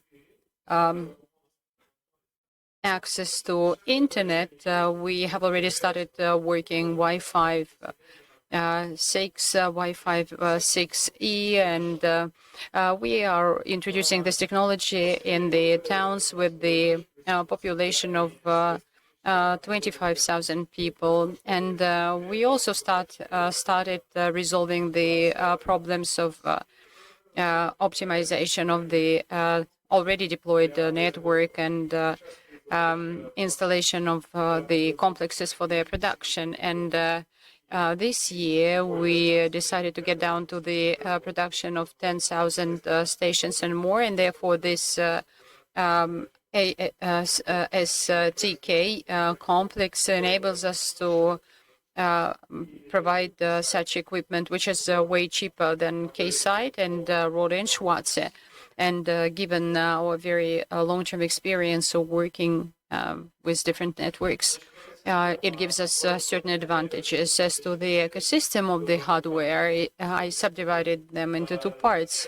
Very quickly, here is, you will see some hardware, such as, for example, base stations, not only classical, when there is a radio unit and formation unit are in the same casing. And this solution is very much required in metros, railroads, dams, etc. And here you see RRU and BBU. BBU is on the first line. This is a classical operator solution in which fiber optic is integrated with distributed in the territory devices. And the movement of unmanned vehicles. We are using here connected car concept jointly with Yandex. As to the vehicles and the trains, we have already launched the whole range of equipment, and here you see them in lines 13, 14, and 15. We also have the UAVs and mini cores that will enable us to integrate 500, 100 or 1,000 subscribers. We are actually designing micro or mini cores which enable our users to deploy such corporate networks. As to the most important component for the networks of broadband access is synchronization. And we have our own equipment, which is supporting PTP version 2 and version 3, and White Rabbit is under development now. Hardware is linked to software application, and we have already designed several sets of equipment. One of them is actually mapping the information flows and manages to identify where those flows go, and these are the so-called webs, or we call them dandelions. This is an automated system of evaluating the system production output. It is integrated with the ERP systems, which are usually available at the enterprises, and it gives you an opportunity to have a feasibility study for the network or the RFP for the network, all the way down to high resolution with the resolution of 10 centimeters proposals. We also managed to analyze 5G networks up to 1 million parameters. In 4G, it's 10,000 parameters, various KPIs, COSA, and we can talk about this program, this software application at our post session. And there are some autonomous services, such as, for example, the messenger, which does not require any access to internet or the use of messengers, and video conference communication equipment. And it was required to us as producers to be able to work very rapidly with 3GPP, which is an analog of 1S, which provides you a very quick access to any type of information that you require on protocols, on system functions. This system is called Passat. And the last one is the complex on the focusing of the network behavior, or digital twin component, which enables us, based on the data collected on the network, to forecast its behavior in every period of time. And this equipment is certified for transportation safety, which was issued by the Ministry of Digitalization of the Russian Federation. And every year we reconfirm those certificates, and we are complementing these certificates with new functions. There are several projects that have already been implemented. The first one is applied on metro and railroads. The equipment is installed in the hardware rooms, and there is also a vehicle communication post, and the network can be deployed with the required coverage very quickly. And there is also a test range that we created for unmanned vehicles. We were planning it initially from St. Petersburg to Helsinki, and now we are operating it only in St. Petersburg and its vicinity. We also have our own mini production facilities, which enables us to produce up to 50 units of equipment per month. We have a contract that has already been concluded with various plants and enterprises that will be manufacturing up to several thousands of units. And the software application will be demonstrated a little bit later. We can show them at our stand. So thank you very much for your attention. Thank you very much. And now let us pass over to the next topic of our discussion, which is very interesting. This is Open Run. And I would like to turn the floor to Sergey Afanasyev, who is the Director on Innovations of OpenKZ. Please, the floor is yours. Thank you very much for the possibility to make a presentation today, because indeed it's a very rare opportunity for us to discuss new technologies. Moreover, because it deals with what we are doing here in Kazakhstan. I don't have a presentation, but I believe that my talk is going to be informative. The company that I represent is a startup. It's called OpenKZ. And as enthusiasts, we have been dealing with these issues for a pretty long period of time. We were the first to start these activities in Kazakhstan. Now, Open Run, what is the connection between Open Run and SATCOM solutions and 5G networks? If we take 5G, for example, and the architecture and technology that was formed in 3GPP, it's no secret that every generation will have to bring some revolutionary solutions compared to the previous generations. And 5G, it is the transformation of the core package and based architecture or RT technologies was such innovation in 5G. Unfortunately, in 3GPP, probably such technologies were not yet available and were not yet ready, and probably they were not typical for this organization. And therefore, we managed to reach Open Run a little bit later. Right now, we think that Open Run should become not only a fully fledged participant of 5G radio market, but at the same time, we believe that before we shift to 6G, it should be pretty competitive, and probably it will reach a greater volume. And we believe that 6G will probably be launched with Open Run. There are some other options, but I still believe that Open Run is probably the most probable technology. And I understand that not everybody is very familiar with mobile telecommunications, but the very idea of Open Run here is pretty logical.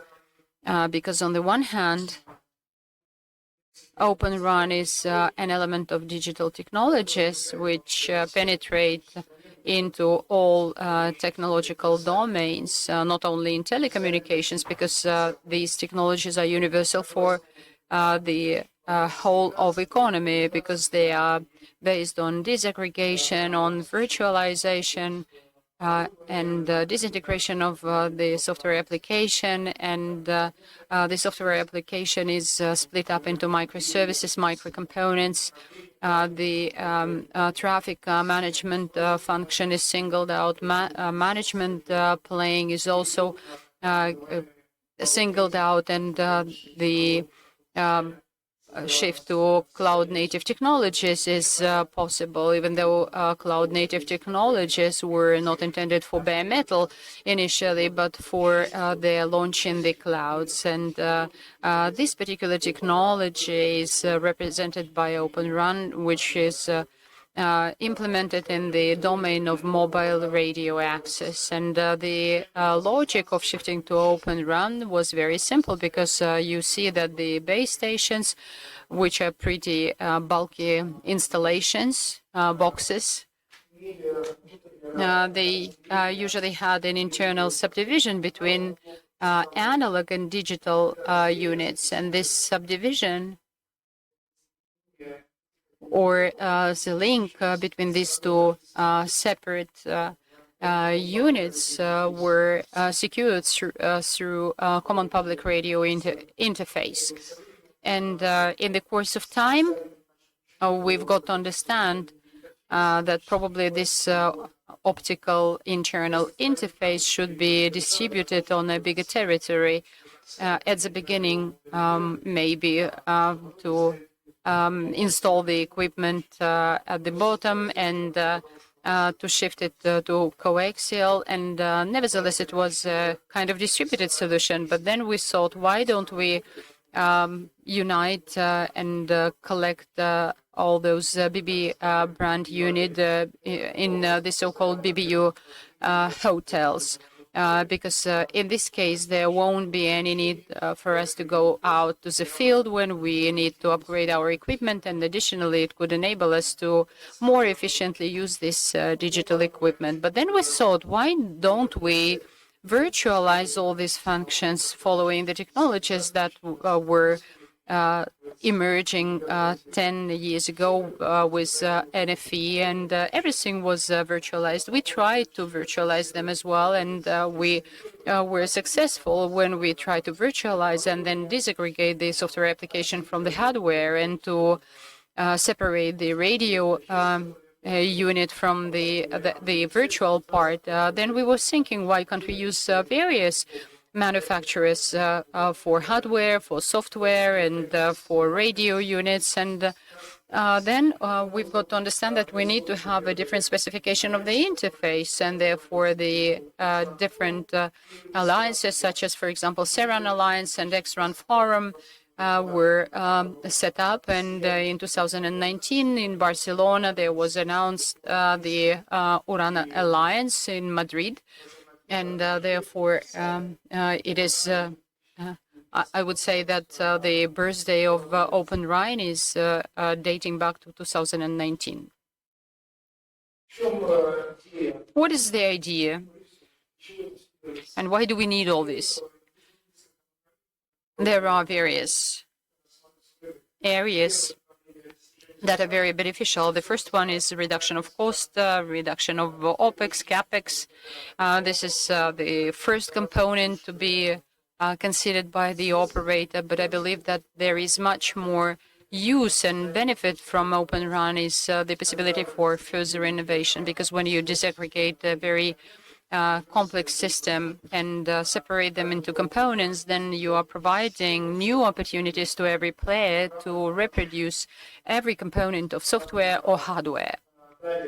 And moreover, if you are not simply disaggregating the complex system into components, but when you are creating the level of abstraction which enable you to program through the open interface every level of it, you are providing many more opportunities even for the students to write applications using, for example, AI to manage every layer. And from my point of view, this particular approach is more radical, and it brings more benefits to us. There are some examples already available, and there is Rakuten Mobile example that is debated very fiercely everywhere when they become digital or they turn into digital, and the practice is showing that it is way easier to create something from scratch. And there is Rakuten Mobile, which stemmed from Rakuten Mobile, and then through the virtual operator, it actually ended up in 4G dish networks in the USA, Virgin Media, U2 in Europe. And in the majority of cases, these are the companies that were not related to these technologies. And these companies, Rakuten, for example, which in 2019 presented its Open RAN network that is already working in Barcelona, and they have already deployed the 4G network, and they have successfully transferred to 5G according to the parameters talking about the efficiency. And if you are interested in the efficiency and the protection of Open RAN, according to the announcement of the ex-technical director Tarek Amin, the time necessary to launch, to commission a mobile base station in 5G is only 4 minutes compared to other operators, traditional, conventional operators, which require several weeks or months. And the functionality has been reduced to 5-6 days from 6 months. And the number of engineers who are servicing every subscriber, one engineer per 1,000 subscribers, according to Rakuten evaluation. This index is 20 times better in Rakuten. No one will argue that it is a very significant result. And we've been also thinking a lot. We were trying to promote these ideas on the operators level market and on the level of the decision makers. It's really nice that we've been able to get some response to this idea from Kazakh Telecom, the leading operator in Kazakhstan. People who care about the innovations, Nurlan Kemalovich Mirmanov, we were able to promote these ideas, digital ideas, from 2017. When we developed the technology development master plan, digital ideas, virtualization, disaggregation, we proposed these as the basis for the future Open RAN of the mobile network.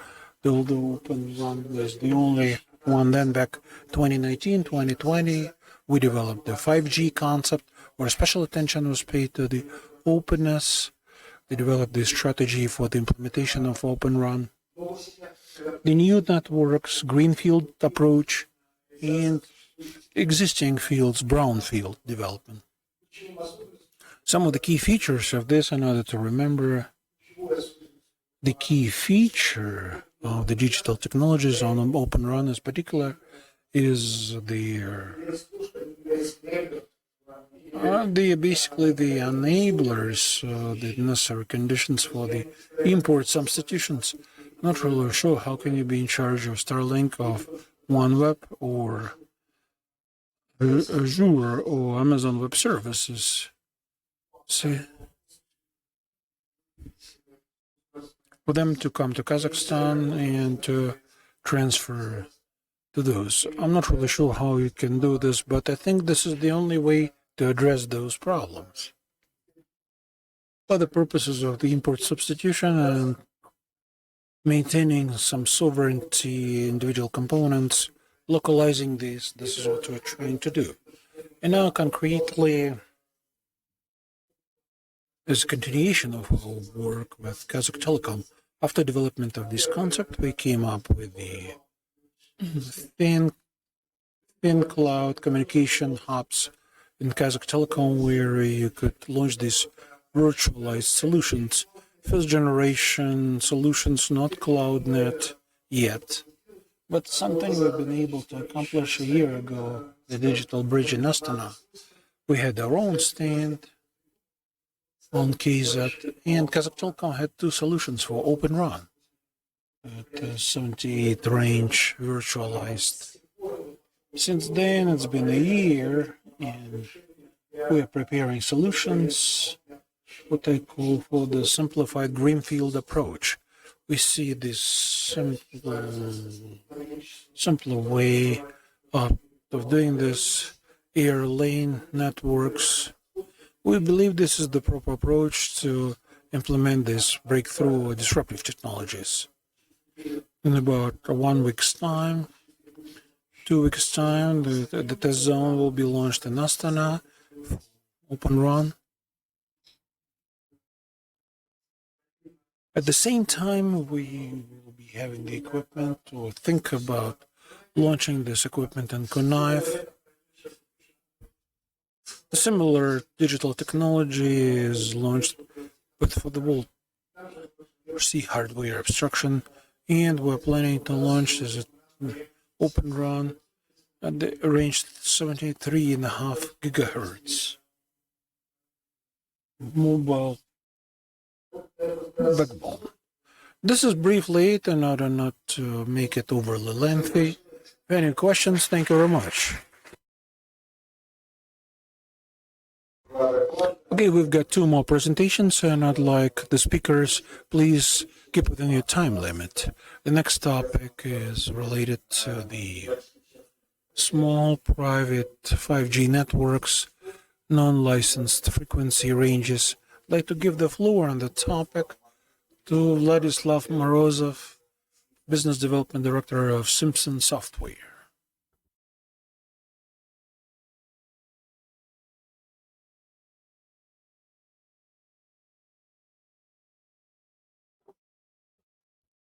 Hello, distinguished participants. My name is Vladislav Morozov, Simsol. Can you get closer to the mic, please? I'd like to share with you, well, what we do is developing some of the elements of 5G networks and assembly of the final kit, and I would like to share with you some of the observations of what is happening globally, what regulatory changes this is typically followed.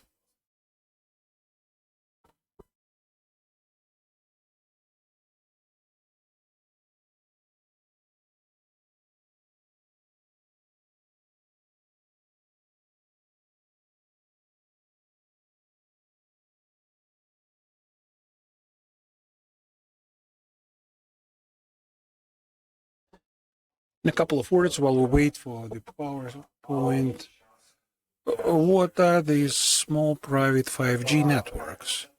This is this concept of providing connectivity for the customer terminals in the networks, 5, 10, 20 base stations. This is a number of base stations that cover some sort of a warehouse, medium-sized, large-sized warehouse, or some campus. Globally, the demand for this keeps on growing, and it grows really well. Despite the low base from which this started back in 2019, 2021, the annual growth rates of such installations forecast at 50%, 52%. And by the year 2030, we expect that this particular market will have the value of about 40 billion US. This is quite a number. The international benchmark for the number of such installations is 1 million. Globally, there will be millions, up to 15 millions, so some of the estimates, some small private 5G networks. And talk to big vendors, the official dialogue, they acknowledge that the product ranges and developments, the 5G elements lead in the growth.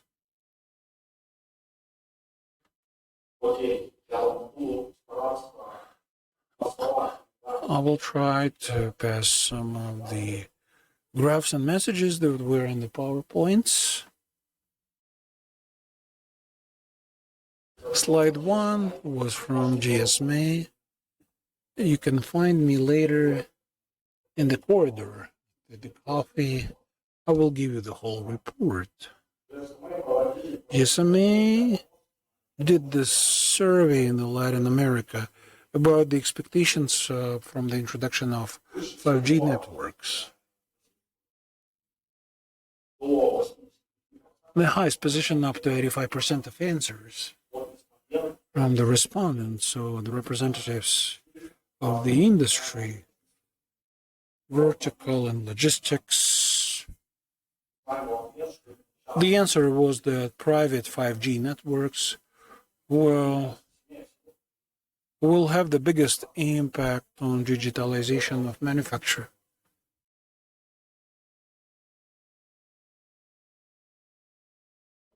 And then the question arises why? There is a number of connected devices. Globally in the world, there will be 40 billion IT devices, B2B connections, and despite the fact that the majority of them is going to come to, is going to be on the short distance range, Bluetooth, Wi-Fi, mobile communication will probably be taking about 15%, 10 million connections. Basically, machine-to-machine communication, this is about 6 billion. So for this 6 billion, small private 5G market is developing. We must understand that connections to the shorter distances, these will probably be going through the connection hubs to global services. So basically all of these vehicles to vehicles, autonomous robots, welding machines, everything ultimately will be connected via 5G. Why is this possible apart from the needs of the industry itself?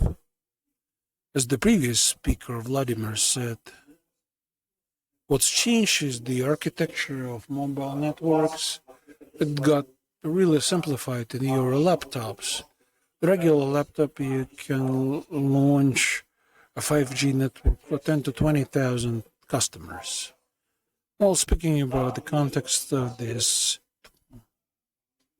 20,000 customers, but there will be no other services. And your welding robots, they will not be traveling to Dubai for vacation. They don't need any. But because of the low latency and high throughput, this is going to be quite enough. Next peculiar feature is the possibility of launching it all using the commodity equipment. You no longer need any special switches, platforms. Globally, there is a growing number of the second echelon, both radio, hardware, and software. And I think the example, the majority of you probably know that 5G core can be leased in the Amazon cloud or Microsoft cloud. In Microsoft Azure, after 5 to 10 clicks, you can get a 5G nuclear. And this is not for Verizon or AT&T. This is for the small installations that needs to be quickly launched, quickly deployed, quickly changed, or updated. Of course, there are certain limitations. Okay, let us quickly go through the previous slides.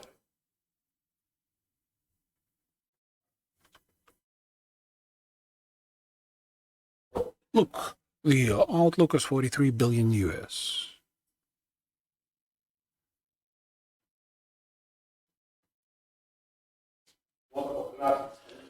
This is the chart with the number of connections, 4 billion connection. GSMA report. The private networks are on top of the expectations by the industry.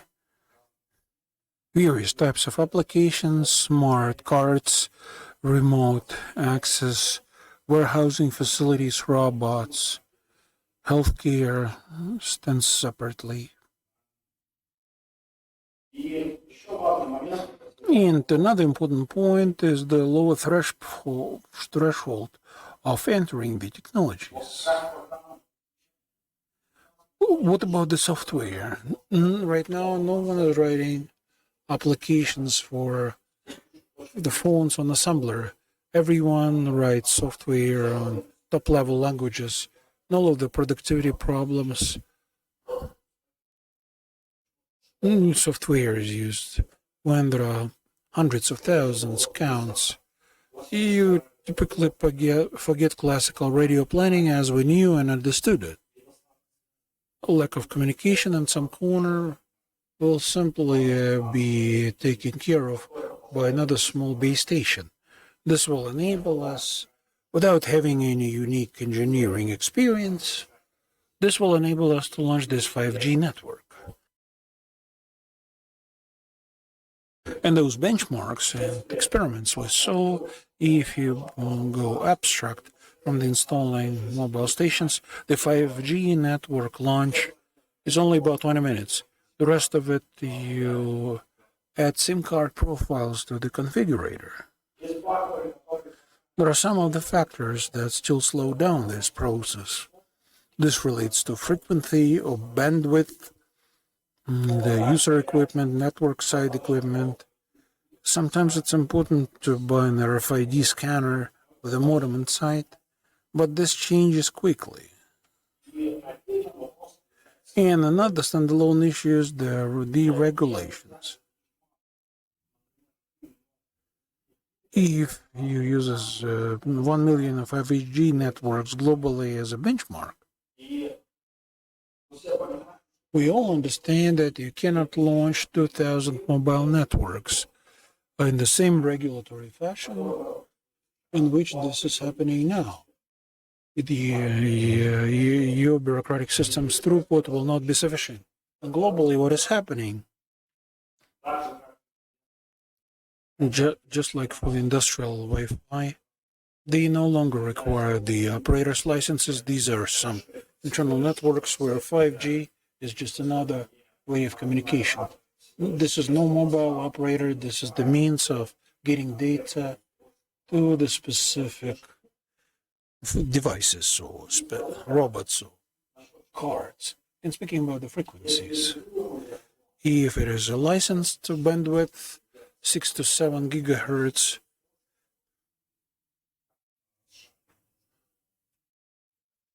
the devices we're going to be used to, they could be shared by between 5G and 6G, and the regulated frequency range 2, 3, 4 gigahertz. Globally, there are several approaches how to address this. One of the approaches, as an example, is in the US when you have the civil broadband radio services, 3 gigahertz, and you do have 3 levels of access to this range. One level is prohibition in the areas where the clear frequency is needed, where the maritime radars are installed. Number 2, access to the high priority areas where you have the shopping centers, downtimes, or crossroads where vehicle-to-vehicle networks are launched. That's where users participate in mini trading for this resource. It's divided in terms of time, geography, and bandwidth. The third level, based on some application, you get access to some frequency after passing some simple survey.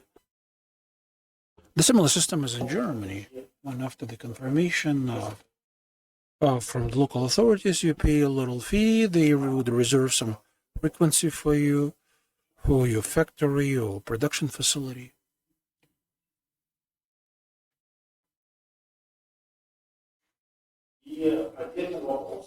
And another standalone question, small private 5G networks, are they really competition for the existing 5G mobile operators? It looks like they are not. Let's take a look at this in some detail. Those who build private LTE network with the help of larger operators, they no longer compete with you in 5G. Who is going to build this private LTE? Some very rich companies, oil and gas, mining maybe.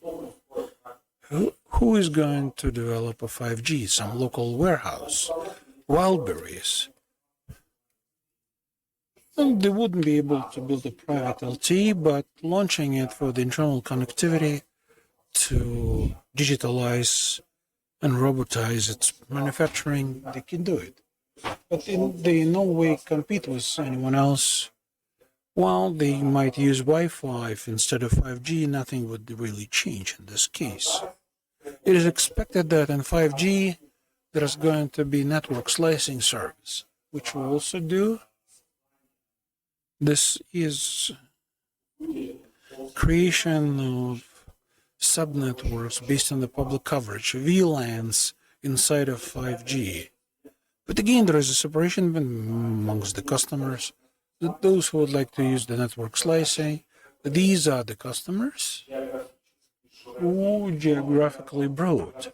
For instance, some city trolley bus network, they can't build a small private 5G. This is going to be expensive in terms of the number of base stations. Small private 5G solution for the limited geographical areas such as a campus or a factory. And where you have competition is amongst the industrial Wi-Fi. This is where some market separation should happen, but because of the higher growth pace of the market, this is going to be enough. But at the same time, the big operators, mobile operators, can consider this as a possibility for additional revenue streams, additional service. What do I mean here?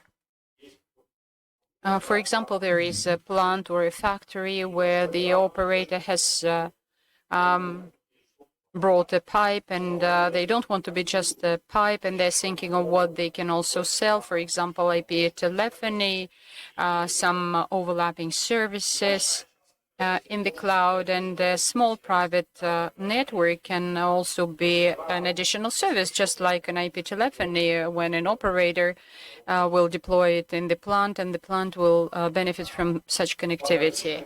There is also a kind of marginal story with fixed wireless access, because here the talk is about the operator license.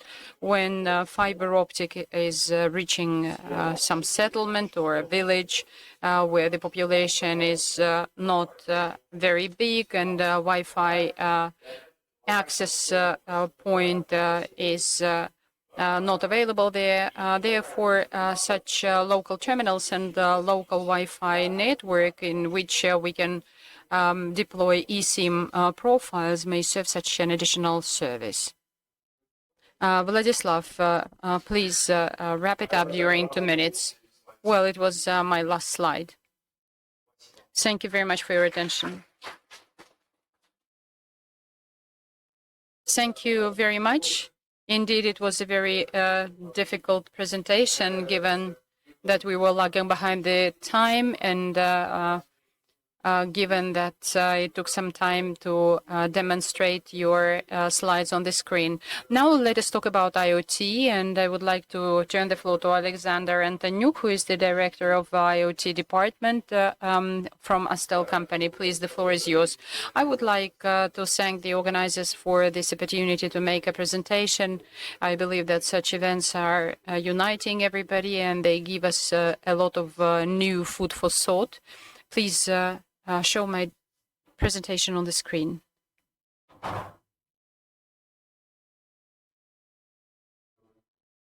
Okay.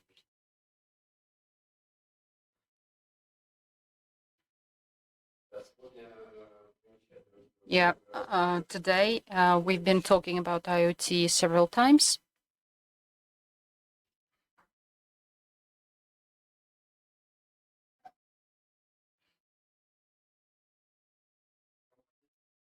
Astel company is a telecommunication operator in Kazakhstan, and we are providing digital solutions for more than 30 years. We've been providing both telecommunication and digital services. Satellite communications is our native area of activity, and during this period of time, we have already tested a lot of technologies.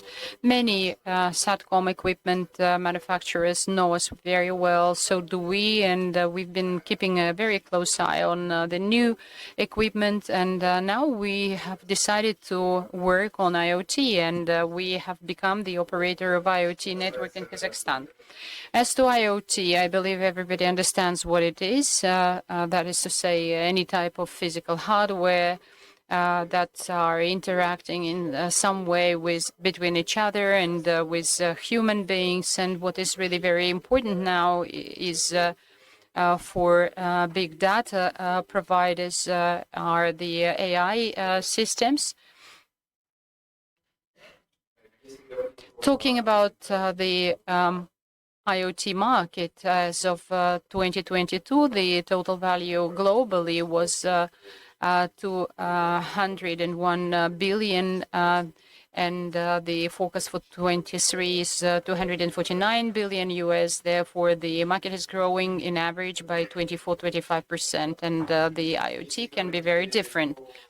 Talking about the role of IoT in our modern world, probably it will be very difficult to imagine any area of activity where there is no IoT, because wherever you have any type of things, there will be IoT, and it is typical for automation or optimization. And this trend is further developing with IoT. These are smart cities and infrastructure, smart agriculture, smart transportation system, healthcare system, and of course it is connectivity and monitoring, so that all the objects, all the things in the world will be able to communicate with each other, and we will monitor them in a certain way. Now let's talk a little bit more about the satellite segment of IoT. Everybody understands that IoT is a very broad concept which is covering various technologies, possibilities, problems, etc. As to satellite integration and the way satellite integration or satellite communication is already present in IoT, first of all, it is satellite communication for mobile devices, and we have already mentioned several times today that mobile devices can directly interact with satellites and work in any territory. The satellite integration is also very closely connected with the infrastructure of developing countries, and to a reasonable extent, it is related with satellite integration. These are various industrial applications in case when there are some difficulties with the available telecommunication infrastructure, environmental applications which are monitoring wildfires or some other things that are very difficult to monitor using classical ways. It's safety and rescue services.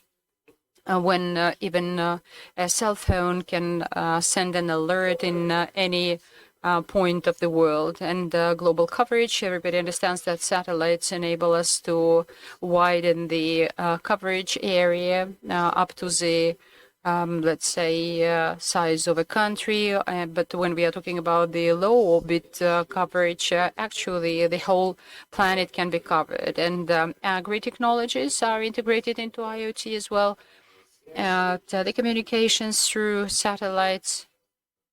Telecom's satellite links are already operational. As to the advantages, let's very briefly talk about it. As I have already mentioned, the global coverage is probably one of the main advantages of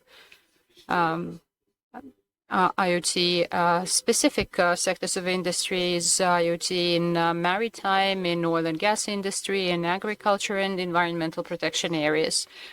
And now this barrier is being deleted. Scalability, satellite networks enable us to scale up IoT network, especially in remote and big places, and where we never had IoT networks before. Right now, it's no longer the case, and you don't need to spend a lot of money and time on all these solutions, because all of these solutions can very easily and quickly be implemented. Reliability, because satellite communication is very resilient to weather risks, and the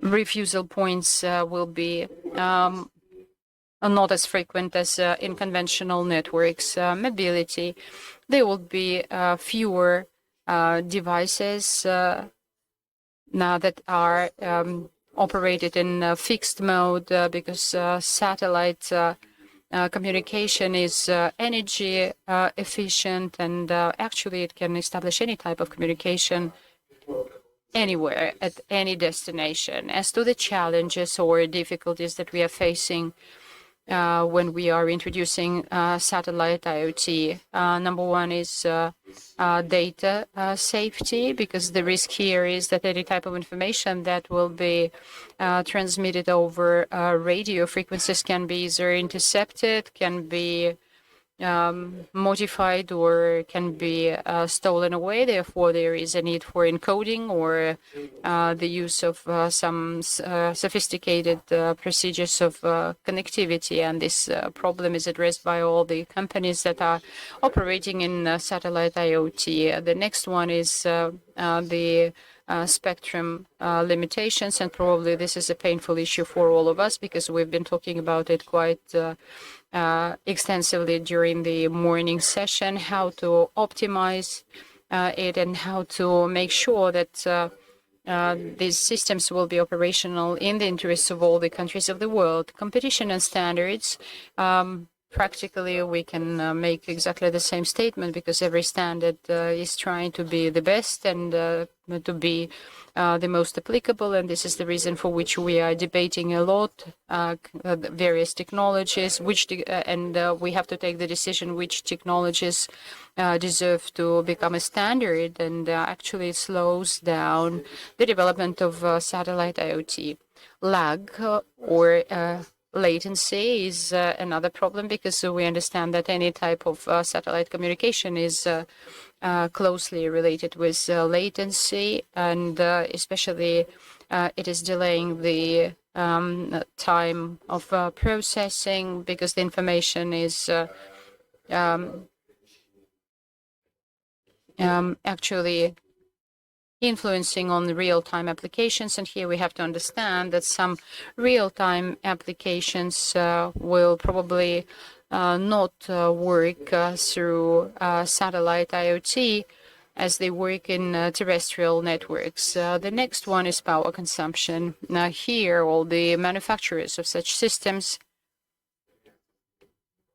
try to make their equipment as energy efficient as possible. Why? Because as a rule in IoT, these things that are getting connected to internet by a consumer usually don't have their own power supply system. It can be whatever without any energy supply, and as a rule, the batteries are used, and therefore every milliampere is relevant, and that's why many designers of satellite IoT are trying to produce their own competitive solutions. The next one is cost, and of course the investment is related with the investment in satellite communications and communication links that have to be purchased and that have to demonstrate potential growth, and this is the reason for which, especially at the initial step,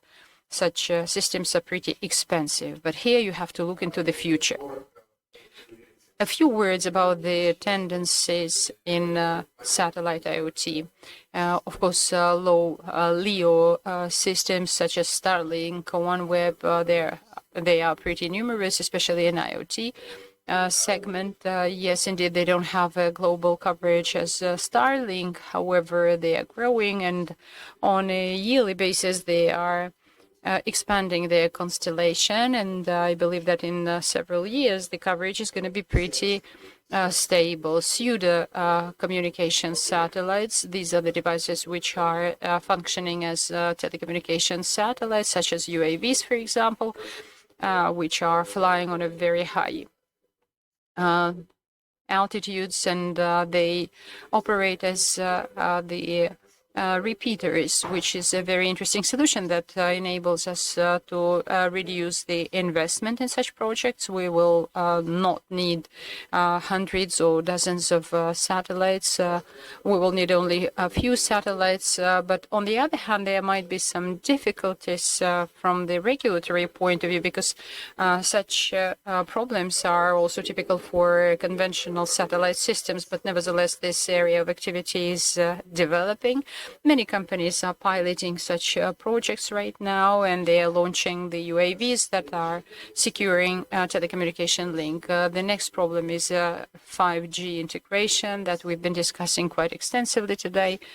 As a matter of fact, this idea is very promising, and it's a good idea in general, so that the satellite communication get integrated with 5G networks. And I'm pretty sure that this solution will be implemented pretty soon. Starlink has already announced that any device with LTE radio module will be fully integrated with their satellites. Well, we'll see. I mean, they're promising to implement it by 2025. The next one is improvement of the batteries. The more efficient the batteries are, the more power we will have for the terminals, for communication satellites, etc. The next tendency are the specialized frequency ranges, and we have been talking pretty extensively about it, about LTEs, band 6-7 gigahertz. There are some pros and cons everywhere in every segment, but the more capabilities we will have to use these frequencies in satellites, the more connections of satellite IoT we will have. And the last point is, of course, security and confidentiality. Encryption mechanisms are very relevant here, and I believe that everybody is thinking now about cybersecurity and how this information, which is passing through the satellite communication links, will it be endangered by interception or robbery? Therefore, the producers, the manufacturers have to think about it as well. As to the further development and prospects, I'm not going to reiterate on this, but I would like just to add a few words. Innovations and technologies of satellite communications, and each time when we see some new technologies, at the beginning we negate these ideas and we believe that they are not implementable, but by the end of the day, such ideas are put into practice, and maybe very soon we will see some principally new encoding methods or modulation methods that will enable us to get a much better result. And another possible development way is global cooperation and standardization. That is to say, several companies will join their efforts, and synergy will bring a better result and will demonstrate to the whole of the world how everything works. And standardization is necessary to avoid any chaos, especially in terms of planning the satellite orbits and the use of frequency ranges and spectrums, so that everything is very well regulated and the networks are not interfering with each other, because otherwise we will end up in a mess. And the worst thing will be that we will not be able to resolve this chaos, because the satellites are flying on very high altitudes. Yes, and probably yes, new tendencies in IoT. Yes, that was my last slide. Okay, thank you very much indeed. And taking into consideration that the presentation block is over, because the next block of our session will be dedicated to pure discussions. Therefore, I would like to ask my co-moderator to conduct this session dedicated to discussion. Please, you're welcome. Thank you very much, Sergei Yurievich. So we don't have so much time, but especially because we had such bright presentations today, but nevertheless, to efficiently use remaining time, I would like to ask the following question to Anton Rukavishnikov, the General Director of TNS Plus, and we've been talking about the realities of today. TNS Plus is the backbone operator, and therefore I would like to ask the following question: what needs to be done right now in terms of the backbone network so that they will be ready to integrate 5G networks with the much higher bit rate as compared to the previous generation networks? Thank you very much for your question. Good afternoon, dear colleagues. Of course, introduction of new technologies, especially the implementation of the last mile and integration of additional markets such as machine-to-machine or IoT will increase the traffic. And as the operator, we witness the increase of traffic, which keeps growing year by year. Therefore, there is a challenge for us, as for example, introduction of flex spectrum or to use more capacity, and 100G lambdas, 100G interfaces are economically more efficient. However, the key vendors, the leaders of the market, starting next year and even now, there are some solutions already available for 400G of long-haul networks. According to the statements of several large manufacturers, their 400G will be able to reach a distance of 300 kilometers. Of course, the lower costs for the longer distance traffic transfer for all of our partners who build global private networks or mobile networks connecting countries and cities. This is the maximum efficiency, cheapest solution. Thank you. Stanislav Shalapin, I'd like to address this question to you. The equipment you talked about, is it suitable for the 5G applications? Not just 5G, but also 6G. Some of the developers of 6G invite us for some cooperation because our equipment, well, probably this one is most cost efficient and the most reliable solution for the connection amongst the base stations. Right now, the capacity of our equipment is excessive for 5G. This is used for the last mile application, highway operators, when they need to make some sidelines. But I think in a few years' time, all of the base stations, they will be on our equipment or similar other equipment. There are no alternatives. Thanks to Vladimir Oksana. This is my class. This is not me speaking. Vladimir Oksanov, I'd like to address this question to you as the key designer. Do you think the fiber optics is the only connection for the base communication, or microwave lines and satellite communications could also be used to facilitate the 5G development? Thank you for this question.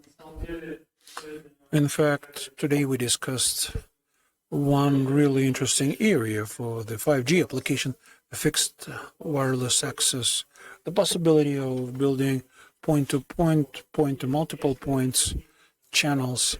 If you unite mobile 5G and fixed wires, you can get some closed ecosystem that is based on a single set of technology and enables you to build fully fledged mobile backhaul on the same 5G that we use for the connection of the majority of our customers.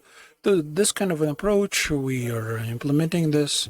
The 5G networks, we are adding 5G radio, but this is fixed wireless access 4G based, and we're working to move RAN 4, fixed wireless 5G, and then we will update this and we'll have a common system. Thank you, Nurlan Ismailov. If possible,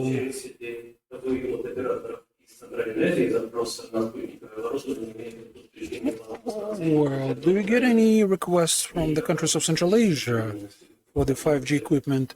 And how do you see the use of satellite channels for the connection of 5G? Thank you for this question. The point is 5G, they started launching it just very recently. So probably they will be covering the locations with a high concentration of customers to increase the throughput, and so far mostly in the metropolitan areas. Now the inquiries for connection of the base stations for 5G, we haven't had any. Probably this is a matter of perspective.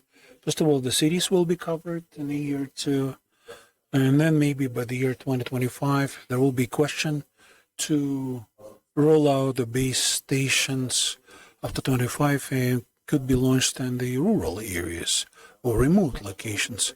Our equipment is 5G ready, so 5 gigabit, this is how much we produce, plus the possibility of working not just with geostationary, but mid or low orbit satellites enables us to reduce the latency. So I think this is a matter of the near future, but not this year and even not the next one.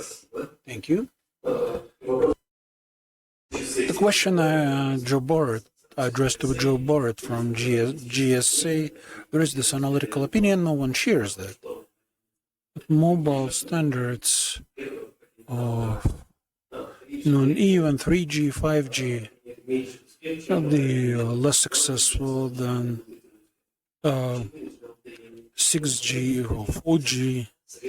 So the analysts are suggesting that we don't rush and wait for 6G. That should emerge by 2027. I'd like to ask Vladislav Morozov, is this a reasonable approach? Do you really need to wait for 6G or 5G can be a factor of success? Yes, Leonid, thank you very much. I also came across this opinion that even numbered communication standards, they are more successful than uneven numbered. But this is a double-sided situation, in fact. Many analysts keep on saying that those segments that should have grown in 5G, they grow slowly. So all those super chips that should have been realized, they come slowly. Unless you start implementing something now, then the low-based effect that you immediately go to 5G and then fly, there is nothing like that, because there is no culture of working with the UAVs, no business processes using automation of production.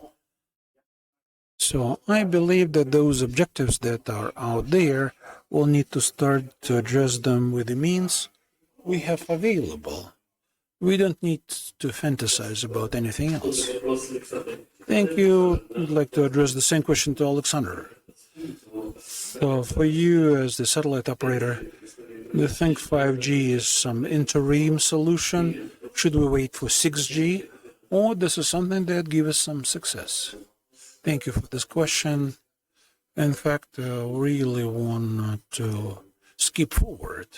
But I think it's not going to work this way, as our colleagues said.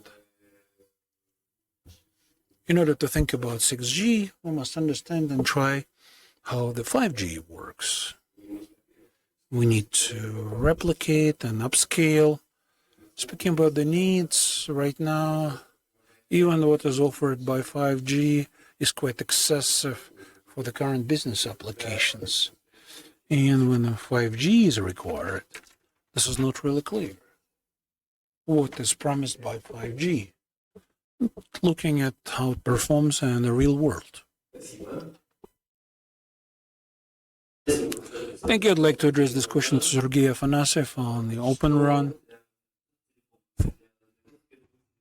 As a telecom, for you, what kind of objective are you addressing?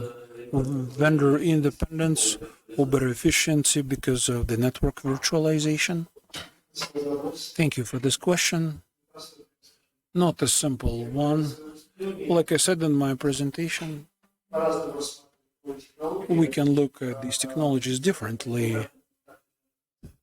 Well, in the so-called advanced markets, in advanced markets, the new digital technologies that Open Run included, there are two criteria. The two efficiency criteria apply. Efficiency, cost efficiency, lower capital expenditure, and number two, creating new revenue sources through innovations. And maybe number two is even more important than number one. When in our countries we talk about the new technologies, everyone keeps on asking and ask about the technology. Will they be able to get anything cheaper? And then you can speak about something about the future. Because we are moving very slowly towards the future, there is no digital transformation, unfortunately, neither in telecom nor in the economy in general.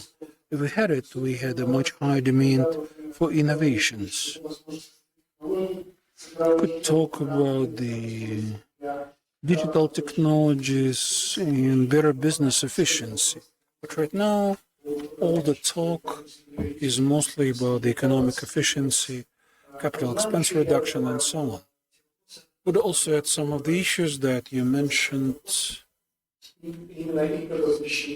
Import substitution. If the advanced countries face no such issues, they have no threat for their entire infrastructure to be moved to the clouds because these are their clouds.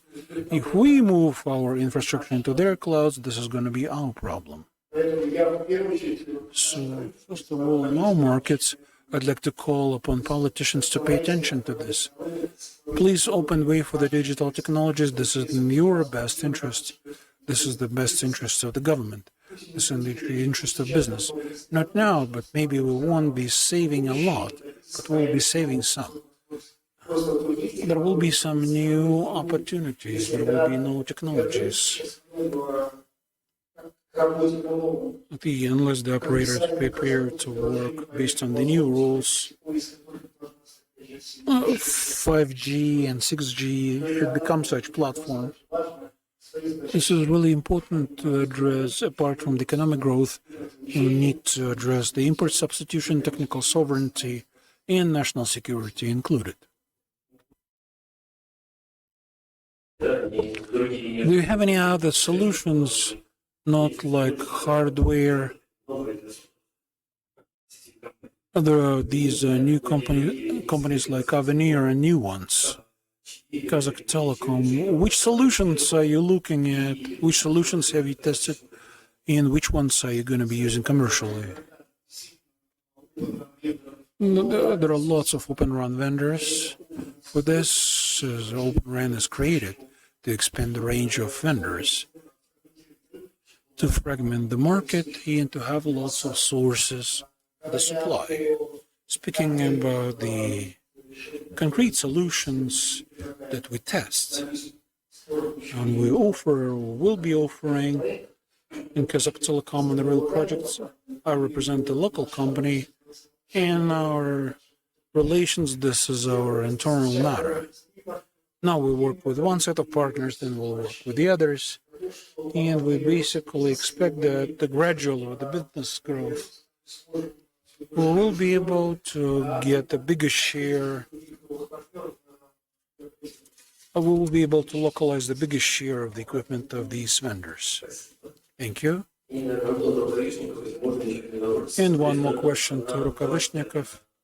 In your opinion, opinion of the highway operator, Open Run network technology, is this an extra opportunity or this lowers business for you?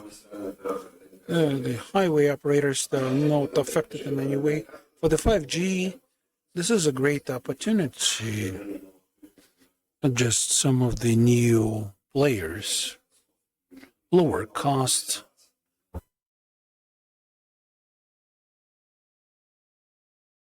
Well, for the A new business case is connecting to some specific devices to address some specific goals and objectives.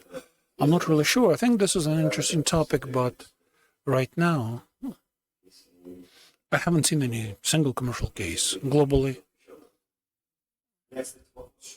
I have a question to Sergey, although some of the larger manufacturers of the equipment, do they participate in this open party or they ignore and sabotage it? Thank you. You probably knew the answer to this question. This is a highly intriguing question, and you're not in total spoiler relations with large vendors, but in reality, it turns out that that new digital technologies, they come and replace those conventional ones, and it took 20 to 25 years to develop. Equipment, management, those larger manufacturers that build their global business and divided the market into the bigger chunks because they haven't lost their ability to face the current challenges. And John Donovan, there was this technical director for AT&T, they said that this approach is no longer suitable for us. Your slow nature of your reaction, this is no longer suitable. We must be lively, more flexible, more aggressive. Must compete not in the telecom market, but we must compete with hyperscalers. And the demand for the new technologies and new approaches appeared. We are the vertically integrated systems. They are divided into small components. Small tech components, and the bottom at each level there are its own components. And there are individual vendors for each of these. This is what this technical transformations results in, apart from integrated solutions from one vendor to the others, mobile communications. You need to be buying components from different vendors, from dozens of vendors. The open ones, they have standardized interfaces. But there will be some demand for integration. The larger manufacturers, if they control some part of the local market, 20% of the global market, this is obvious. So this defragmentation destroys their business. And that's why the not quite as supportive of this as they could be. Ericsson was the last member of the Open RAN Alliance. They joined the alliance, they took the niche that is suitable for them. The only vendor who hasn't joined the alliance is Huawei.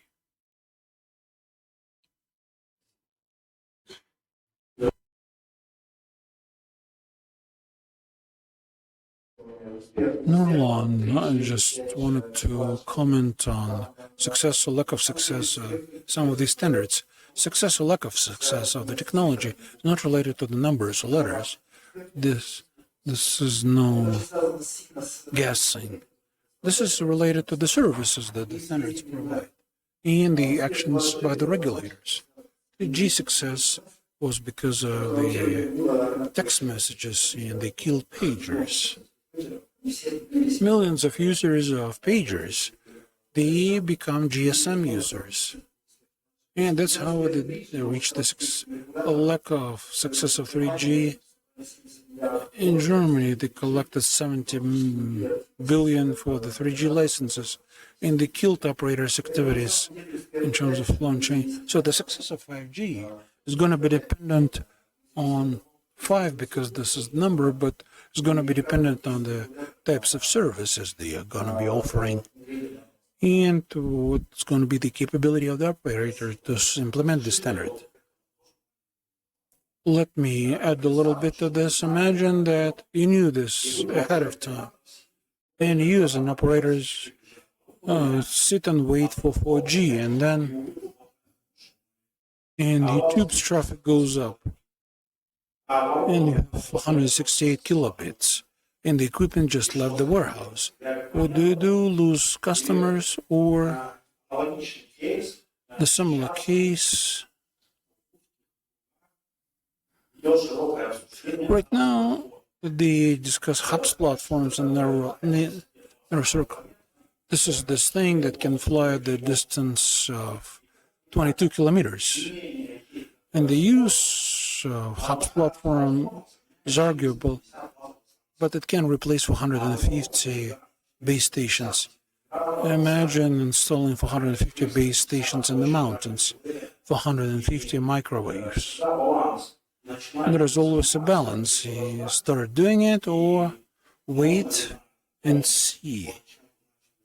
And what you started doing, can you make any money on this? Can you bring some benefit to society?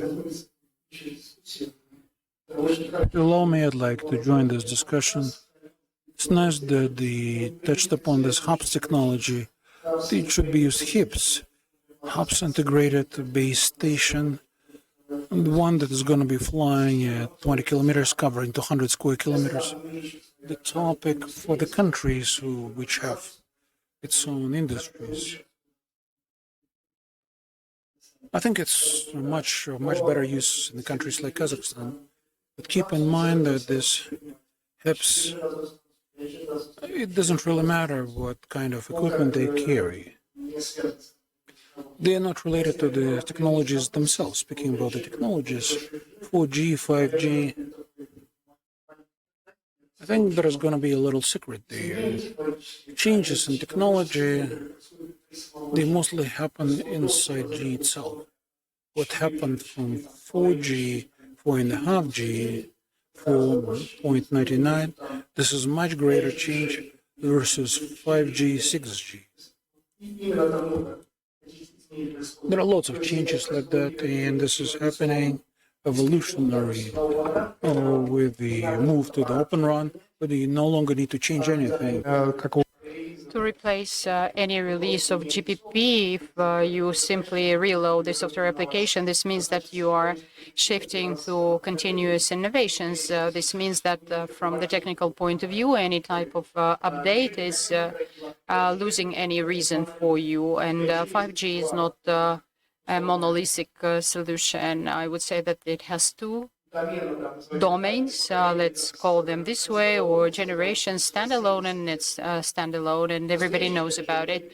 The real 5G is NSA. However, everybody is introducing non-standalone only because it enables to use the existing package of the core, and it enables also an integration with 2G and 3G, whereas standalone mode does not enable this function. Therefore, if you want to shift to a real 5G, you have to get rid of analog 2G and 3G.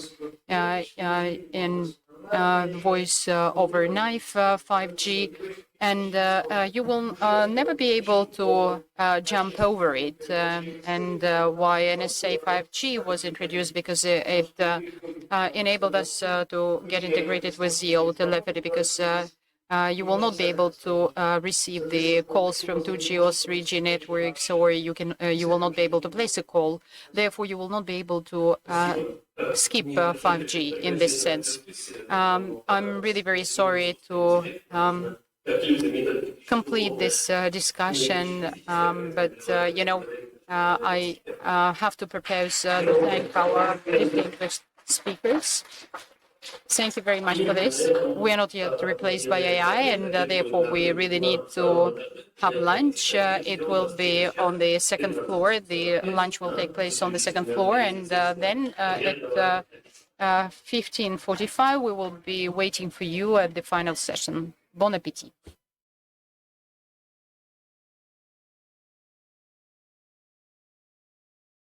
конкурентное оборудование уже успешно эксплуатируется на 82 линиях в течение 1,5 лет. Передача испытана до 130 километров в одном волокне. Занимает всего один юнит. 100-гигабитные трансиверы устанавливаются прямо в коммутатор любой марки, и емкость увеличивается до 1 терабита. Первый комплект отгружаем в течение недели, больше по согласованию. Сопровождение установки и бесплатная техподдержка через мессенджер. На одном пролете волокна вы экономите стоимость автомобиля, при 100 хватит на самолет. Участникам конференции возможна скидка. Подходите к стенду NetSite в удобное время для общения с разработчиками.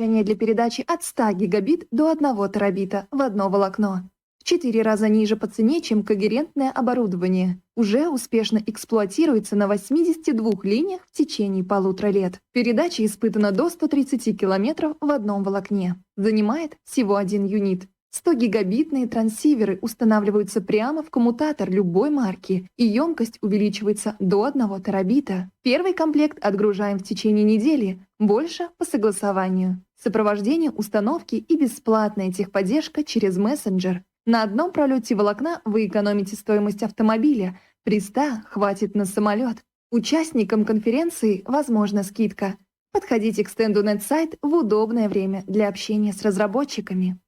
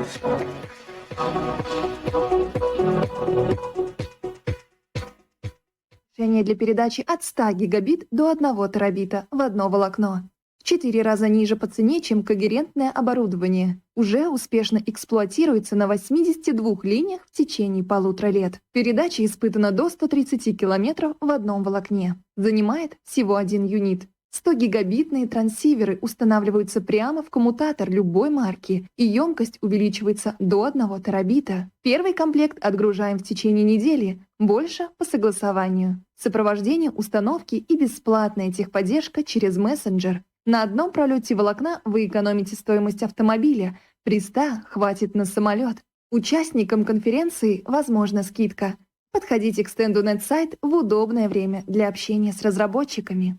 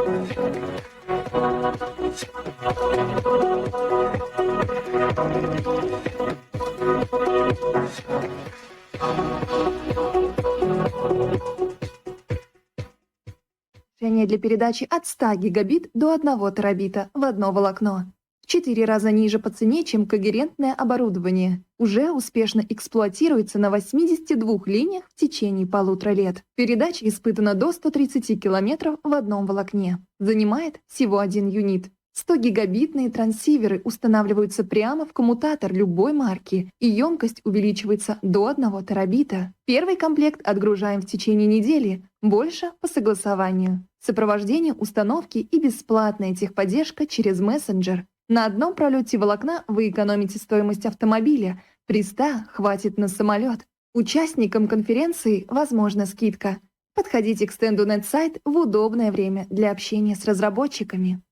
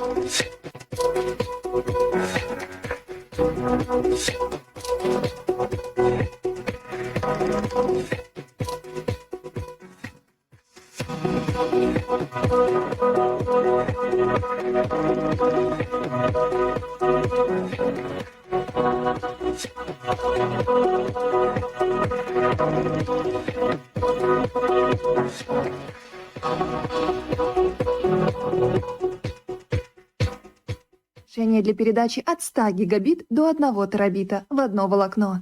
В 4 раза ниже по цене, чем когерентное оборудование. Уже успешно эксплуатируется на 82 линиях в течение 1,5 лет. Передача испытана до 130 километров в одном волокне. Занимает всего один юнит. 100-гигабитные трансиверы устанавливаются прямо в коммутатор любой марки, и емкость увеличивается до 1 терабита. Первый комплект отгружаем в течение недели, больше по согласованию. Сопровождение установки и бесплатная техподдержка через мессенджер. На одном пролете волокна вы экономите стоимость автомобиля, при 100 хватит на самолет. Участникам конференции возможна скидка. Подходите к стенду NetSite в удобное время для общения с разработчиками.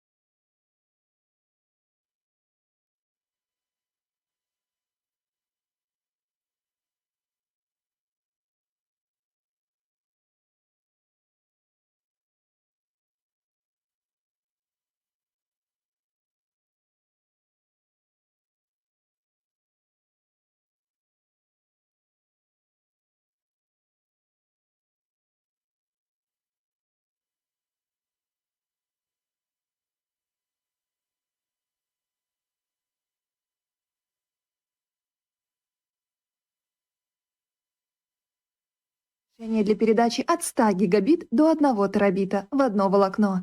В 4 раза ниже по цене, чем когерентное оборудование. Уже успешно эксплуатируется на 82 линиях в течение 1,5 лет. Передача испытана до 130 километров в одном волокне. Занимает всего один юнит. 100-гигабитные трансиверы устанавливаются прямо в коммутатор любой марки, и емкость увеличивается до 1 терабита. Первый комплект отгружаем в течение недели, больше по согласованию. Сопровождение установки и бесплатная техподдержка через мессенджер. На одном пролете волокна вы экономите стоимость автомобиля, при 100 хватит на самолет. Участникам конференции возможна скидка.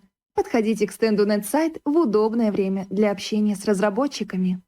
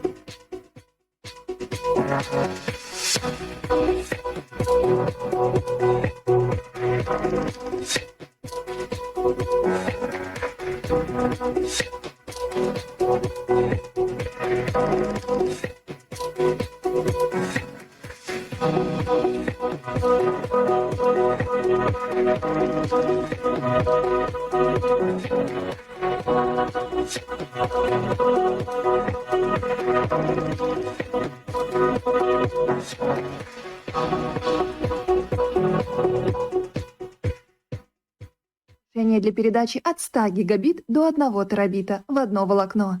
В 4 раза ниже по цене, чем когерентное оборудование. Уже успешно эксплуатируется на 82 линиях в течение 1,5 лет. Передача испытана до 130 километров в одном волокне. Занимает всего 1 юнит. 100-гигабитные трансиверы устанавливаются прямо в коммутатор любой марки, и емкость увеличивается до 1 терабита. Первый комплект отгружаем в течение недели, больше по согласованию. Сопровождение установки и бесплатная техподдержка через мессенджер. На одном пролете волокна вы экономите стоимость автомобиля, при 100 хватит на самолет. Участникам конференции возможна скидка. Подходите к стенду NetSite в удобное время для общения с разработчиками.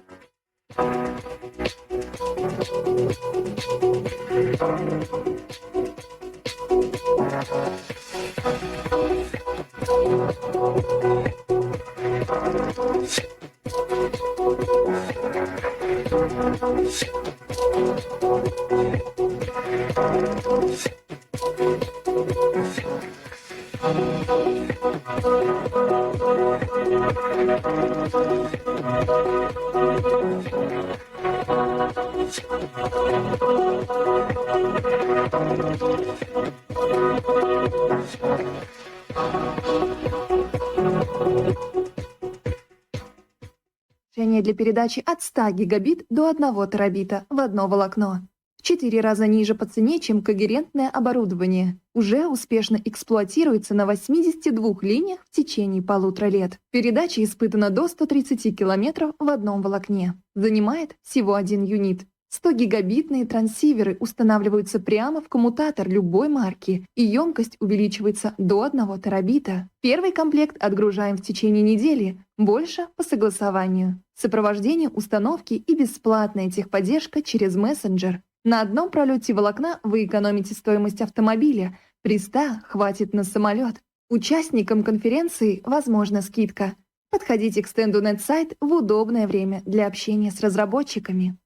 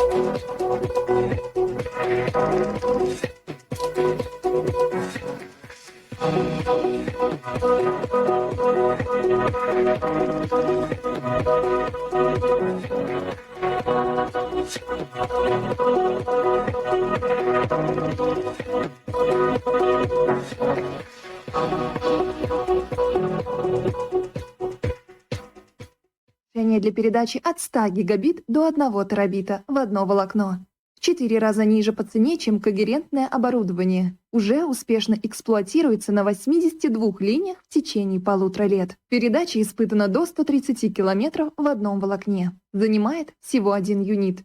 100-гигабитные транссиверы устанавливаются прямо в коммутатор любой марки, и емкость увеличивается до 1 терабита. Первый комплект отгружаем в течение недели, больше по согласованию. Сопровождение установки и бесплатная техподдержка через мессенджер. На одном пролете волокна вы экономите стоимость автомобиля, при 100 хватит на самолет.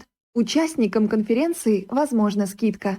Подходите к стенду NetSite в удобное время для общения с разработчиками.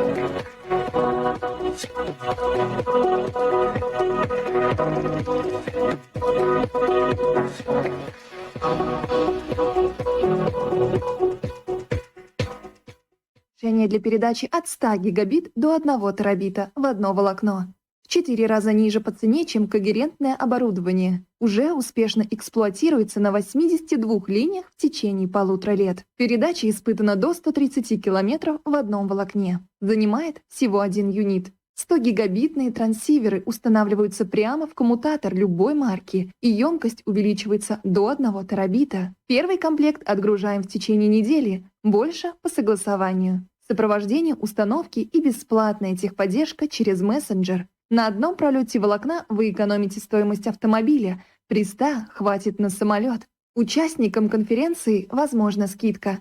Подходите к стенду NetSite в удобное время для общения с разработчиками.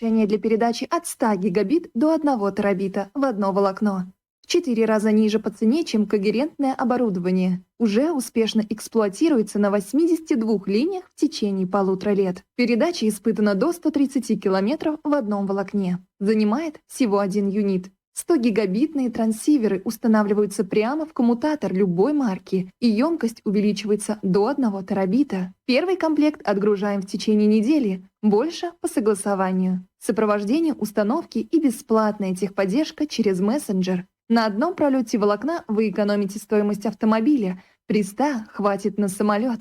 Участникам конференции возможна скидка. Подходите к стенду NetSite в удобное время для общения с разработчиками.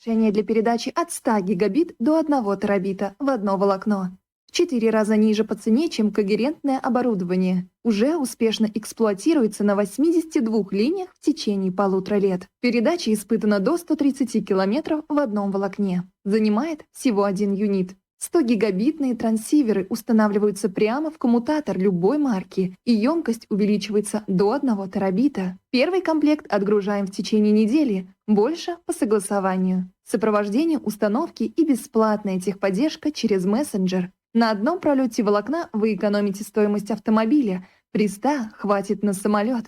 Участникам конференции возможна скидка. Подходите к стенду NetSite в удобное время для общения с разработчиками.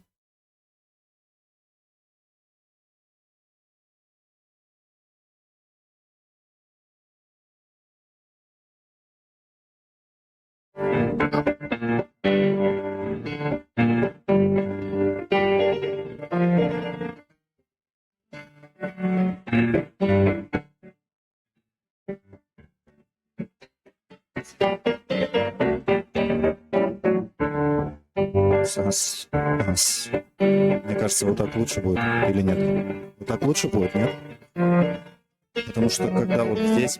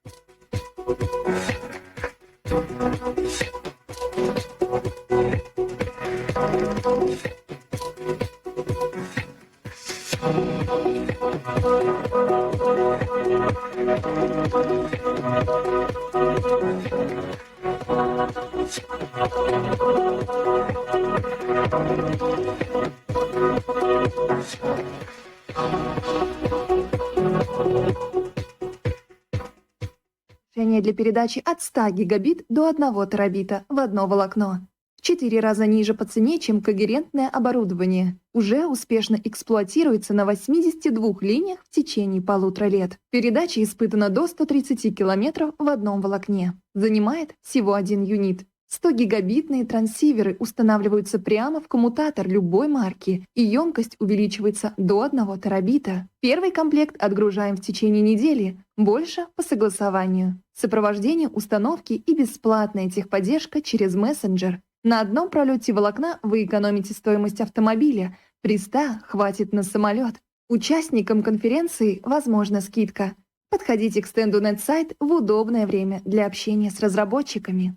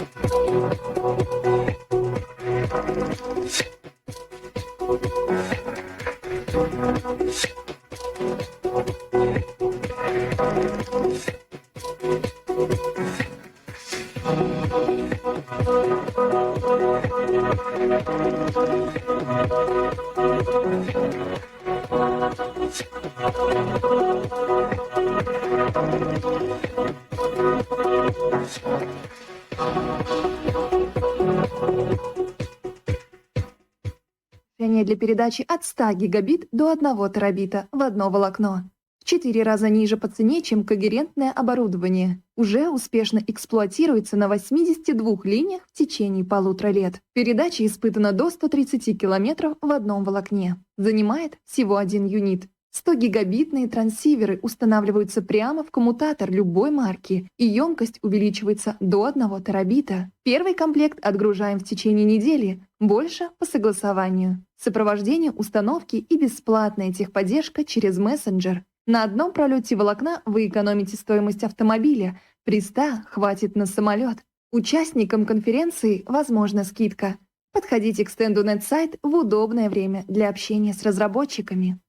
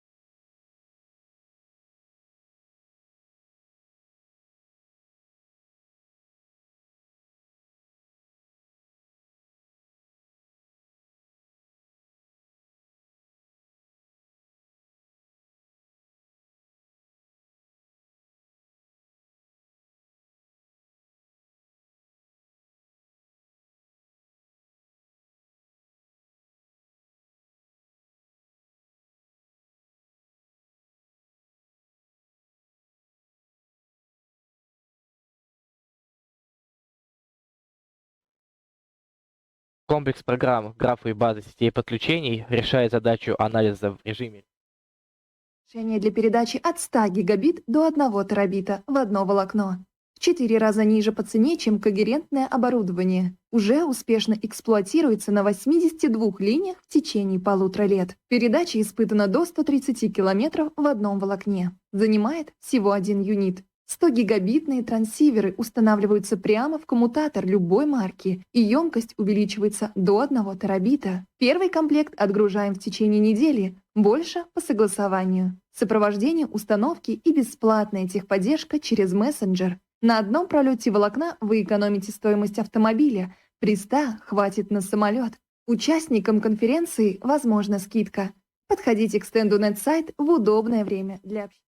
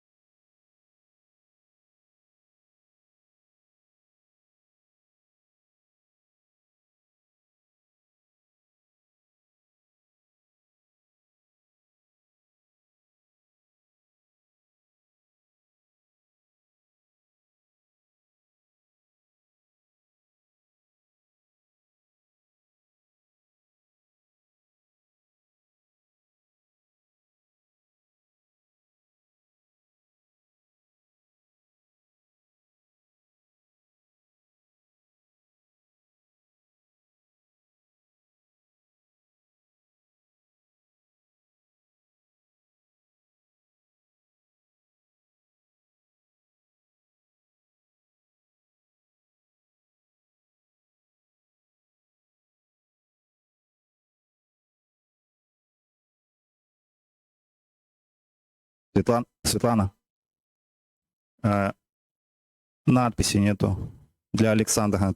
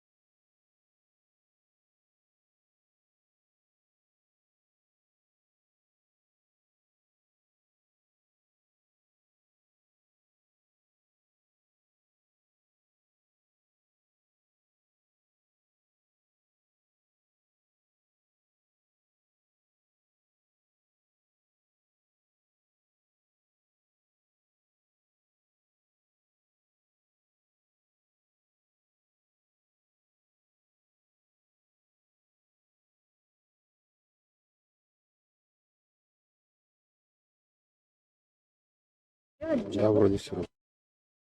Раз, два, три.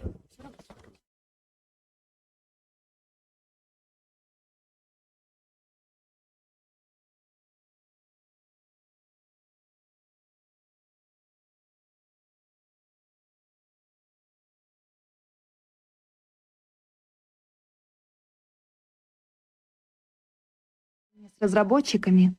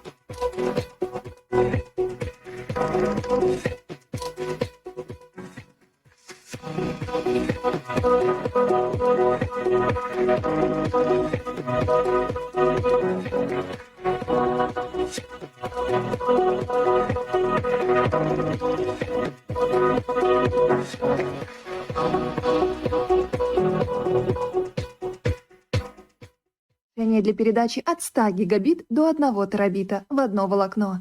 В 4 раза ниже по цене, Ну что, пожалуй, оборудование начнем. уже успешно эксплуатируется на... Так, у нас, кажется, Let us start. Looks like we are still missing one participant. Понимает сегодня. давайте подождем минуту-две.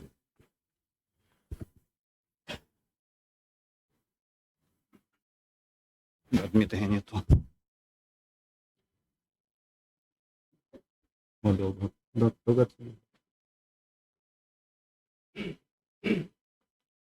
Дмитрия нету.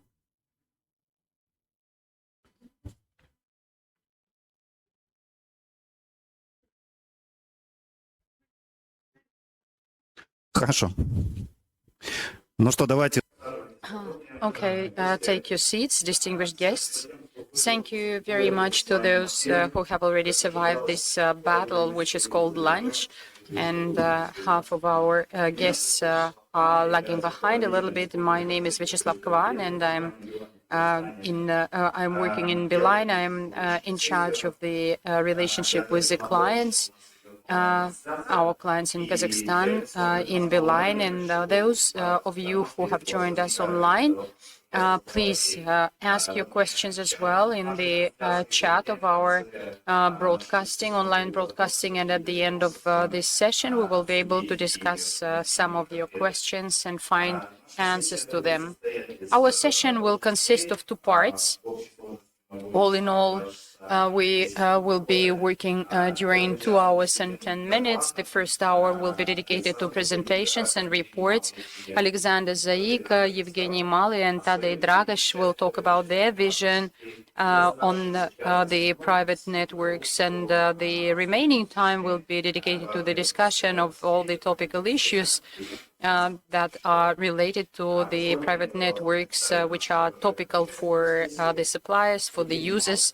Let me introduce Evgeny Mali. He is the head of the Project Development Department for Corporate clients from Altel. Alexander Zaika is the head of the Service of Convergent Business Solutions from Beeline, Kazakhstan.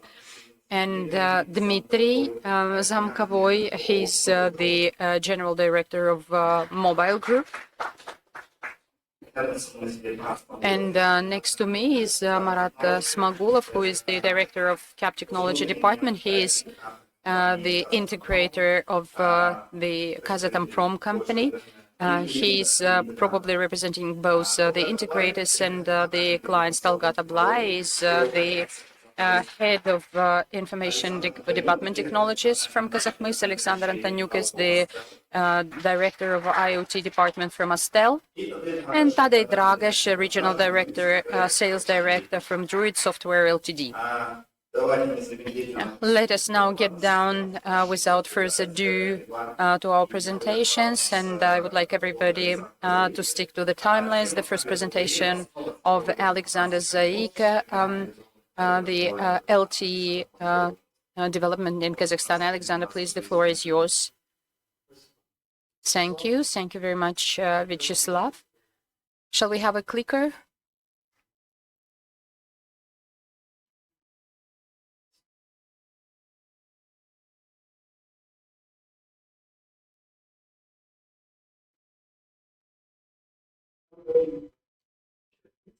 In principle, I always start any work with the definition of concepts and terms. What is private LTE?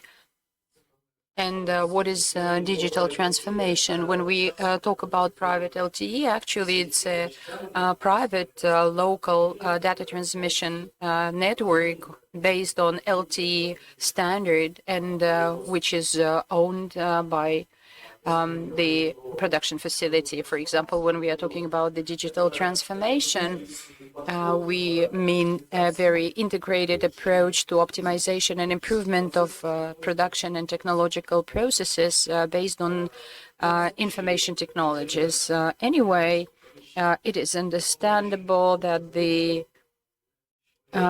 a human being is the one who is implementing the job, and any type of job can be subdivided into intellectual or manual, and therefore those technological solutions help to facilitate labor of a human being. And when we talk, for example, about intellectual work, these systems usually propose various prompts or solutions that are based on big data and analysis that enables a human being to take a faster decision. When we talk about manual labor, then we mean various gadgets and devices, for example, augmented reality goggles, when people will be able to implement certain tasks with the support of a remote consultant. And there are some technologies that may replace human beings, for example, AI with digital twins, machine vision and beam interfaces, and robotization, which on a physical level helps us to avoid human labor or to maximally reduce it. And there are some platforms that are combining physical and intellectual levels. So this is regarding the concepts and terms.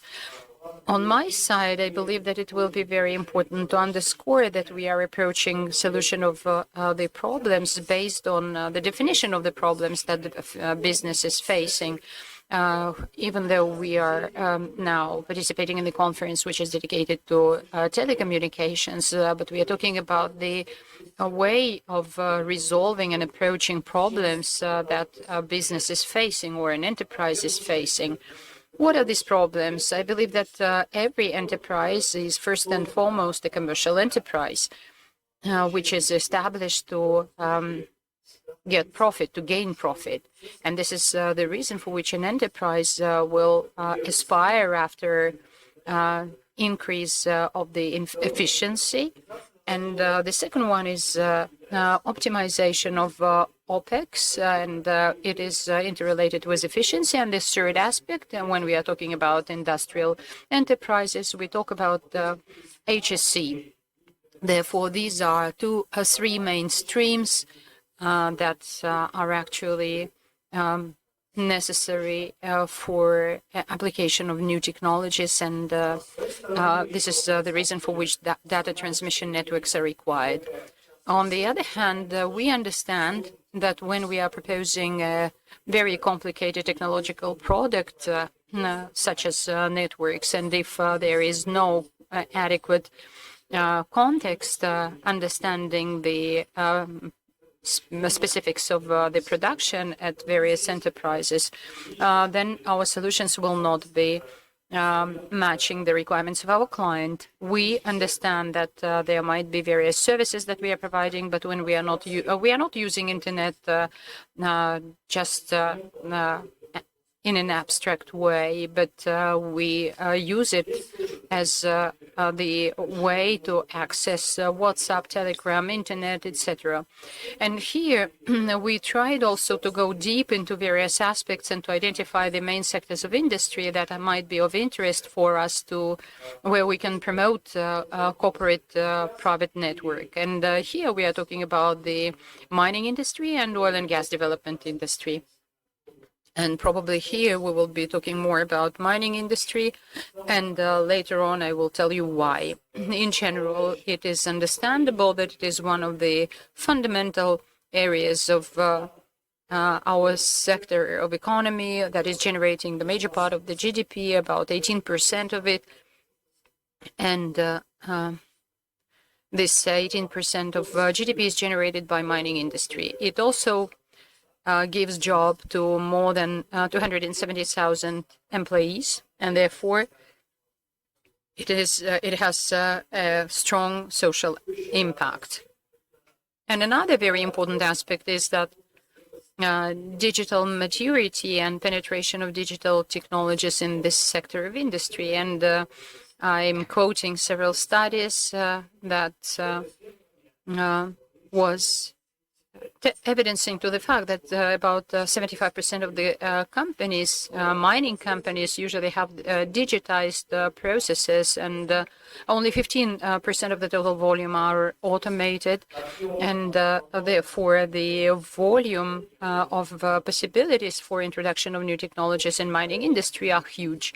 And this is the reason for which we have decided to focus on this particular sector of industry, where we can develop our competences and to promote the private network solutions. And the second aspect that is very important for us to understand is how the decisions are taken on the introduction of certain technologies, especially the technologies related to digital transformations. There are some enablers, some systems which actually give us an opportunity to switch to digital solutions, but they do not yield any economic effect. And there is also the notion of disruptors. Disruptors are the systems that are drastically influencing on business performance of a company or a business. And these disruptors are usually taken into consideration from the point of view of the technology introduction and the approaches to technologies. Enablers are various networks based on LTE technologies, 5G, Wi-Fi, WLL, fiber optic lines, etc. And there is no unified standard because everything depends on the decision and on the range of tasks that has to be resolved. From the point of view of the disruptors, we are talking about the digital twins targeted model. Is based on man-free production. Therefore, the decisions are taken from top to bottom. Therefore, the system of disruptors are actually superimposing their requirements to enablers.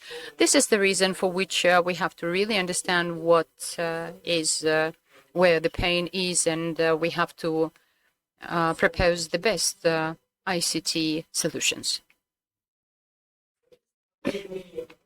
On our side, we we're discussing a lot with the industry, mining industry, with their enterprises, and we analyzed the experience of our colleagues in the market and managed to identify some important trends. Talking about the mining industry and metallurgical industry, a very important step in digitalization is the introduction of automated system of mining complex management. Actually, it's a dispatching system, and based on our experience, we can claim that all private networks in Kazakhstan based on LTE technology were actually caused by this particular solution, and those were our solutions that we have implemented in Zhairemsky concentrator.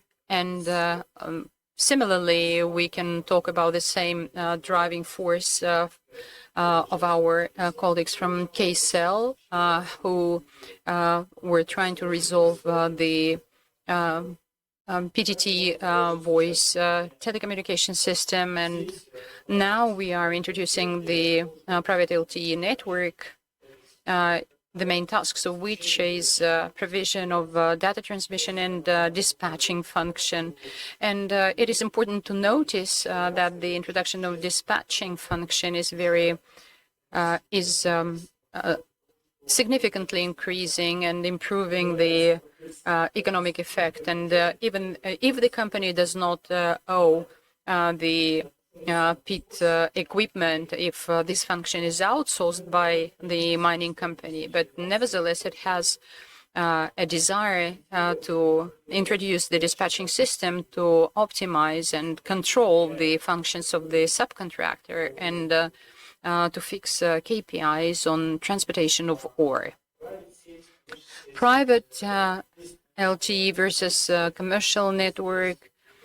And I believe if the representatives of Kazakh Telecom are here, I believe that for you it's not a surprise to know about the difference, because the private LTE or private network is providing better efficiency and speed, and commercial network is something that we are using every day to access internet or to place a telephone call.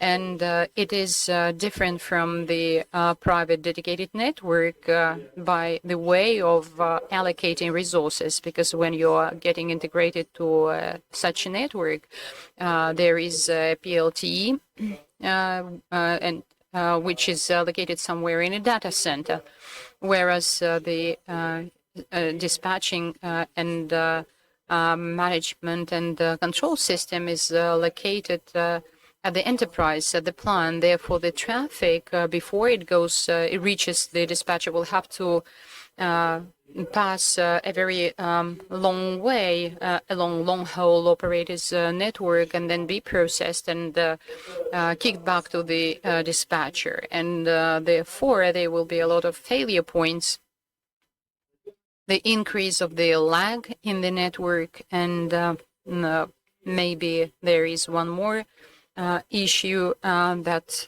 may take place, such as internet shutdown, when it might be, let's say, imposed by the regulator.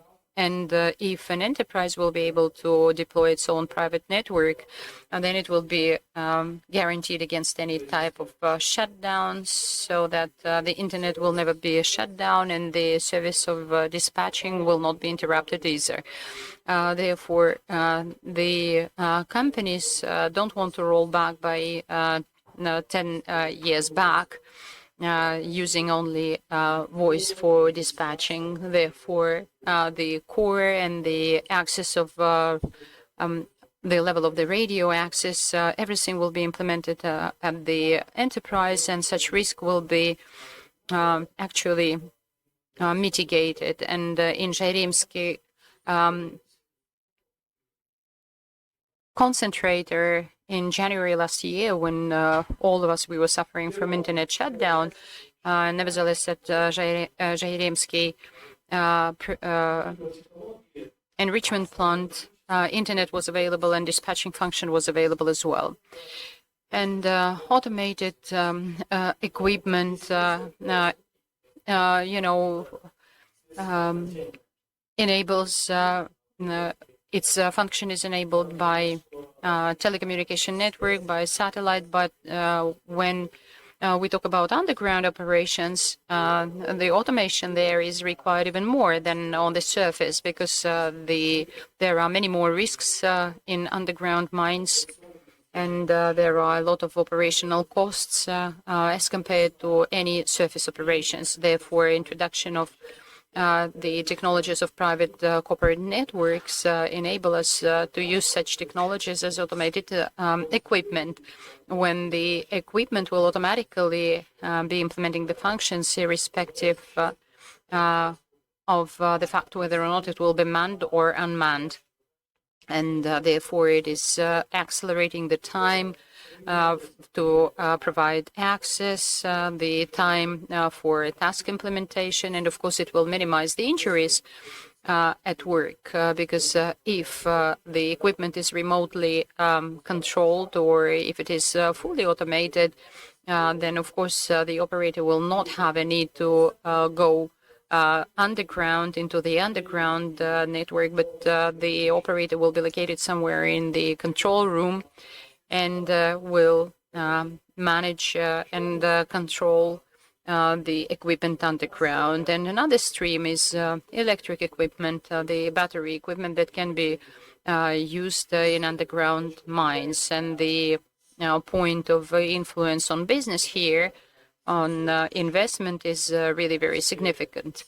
And if now 90 or 99% of the equipment is diesel driven, it is very important to make sure that the ventilation system will be very efficient. And these solutions are very expensive in underground mines. But if we are switching to the equipment which will be electrically driven, we will resolve this issue. And I would say that electricity is of the same quality always, unlike diesel fuel.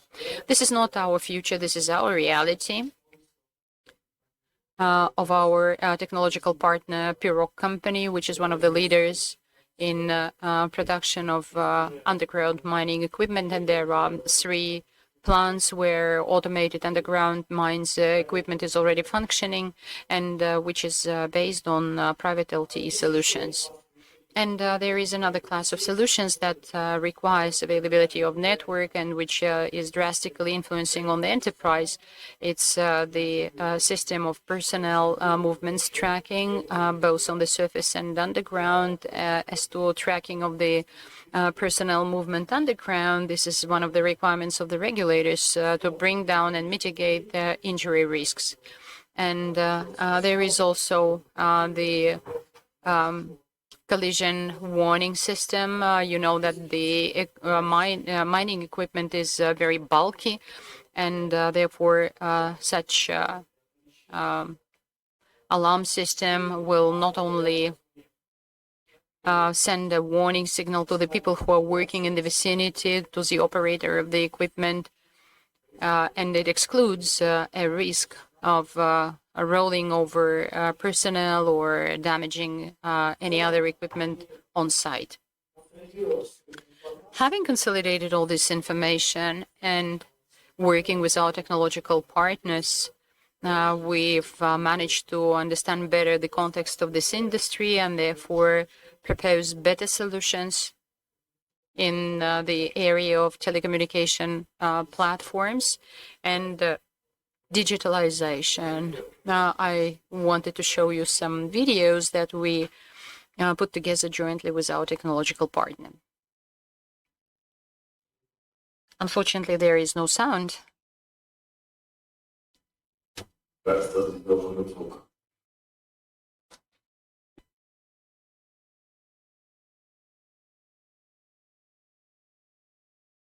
Well, you know, I've never watched this video reel in such silence. And here I can comment stating that consolidated issues that I have been covering during my presentation, starting from business effects and all the way down to the importance of the solution of the correct telecommunication platform for digitalization of industrial processes and the impact on the production performance of the company that it may actually impose.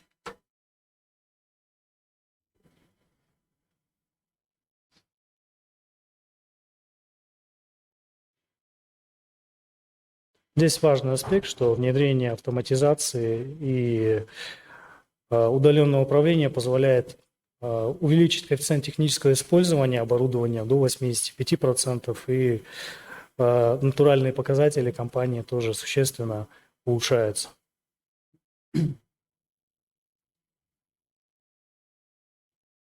Наверное, там главный посыл, что мы как Телеком, мы являемся инструментом, помощником, проводником для всех сервисов, которые используются как промышленными предприятиями, так и даже физическими лицами. Здесь мы крайне четко должны понимать зону применения. Here we must clearly understand the area of application and why do we use the network that we build. Thank you. Thank you, Alexander. Precise timing.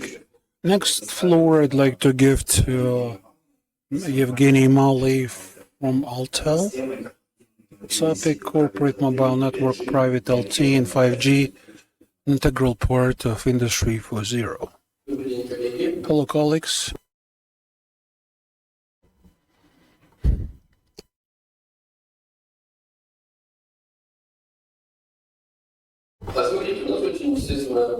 Look, we have similar topics. Alexander and myself, we're talking about the same thing. So let me try. If they give me a clicker, I will try to further develop this topic. Many of the points Alexander emphasized, I will try to go slightly deeper. Industry 4.0, digitalization, corporate private network, lots of terms, lots of interesting stuff. Everyone wants to have a discussion here.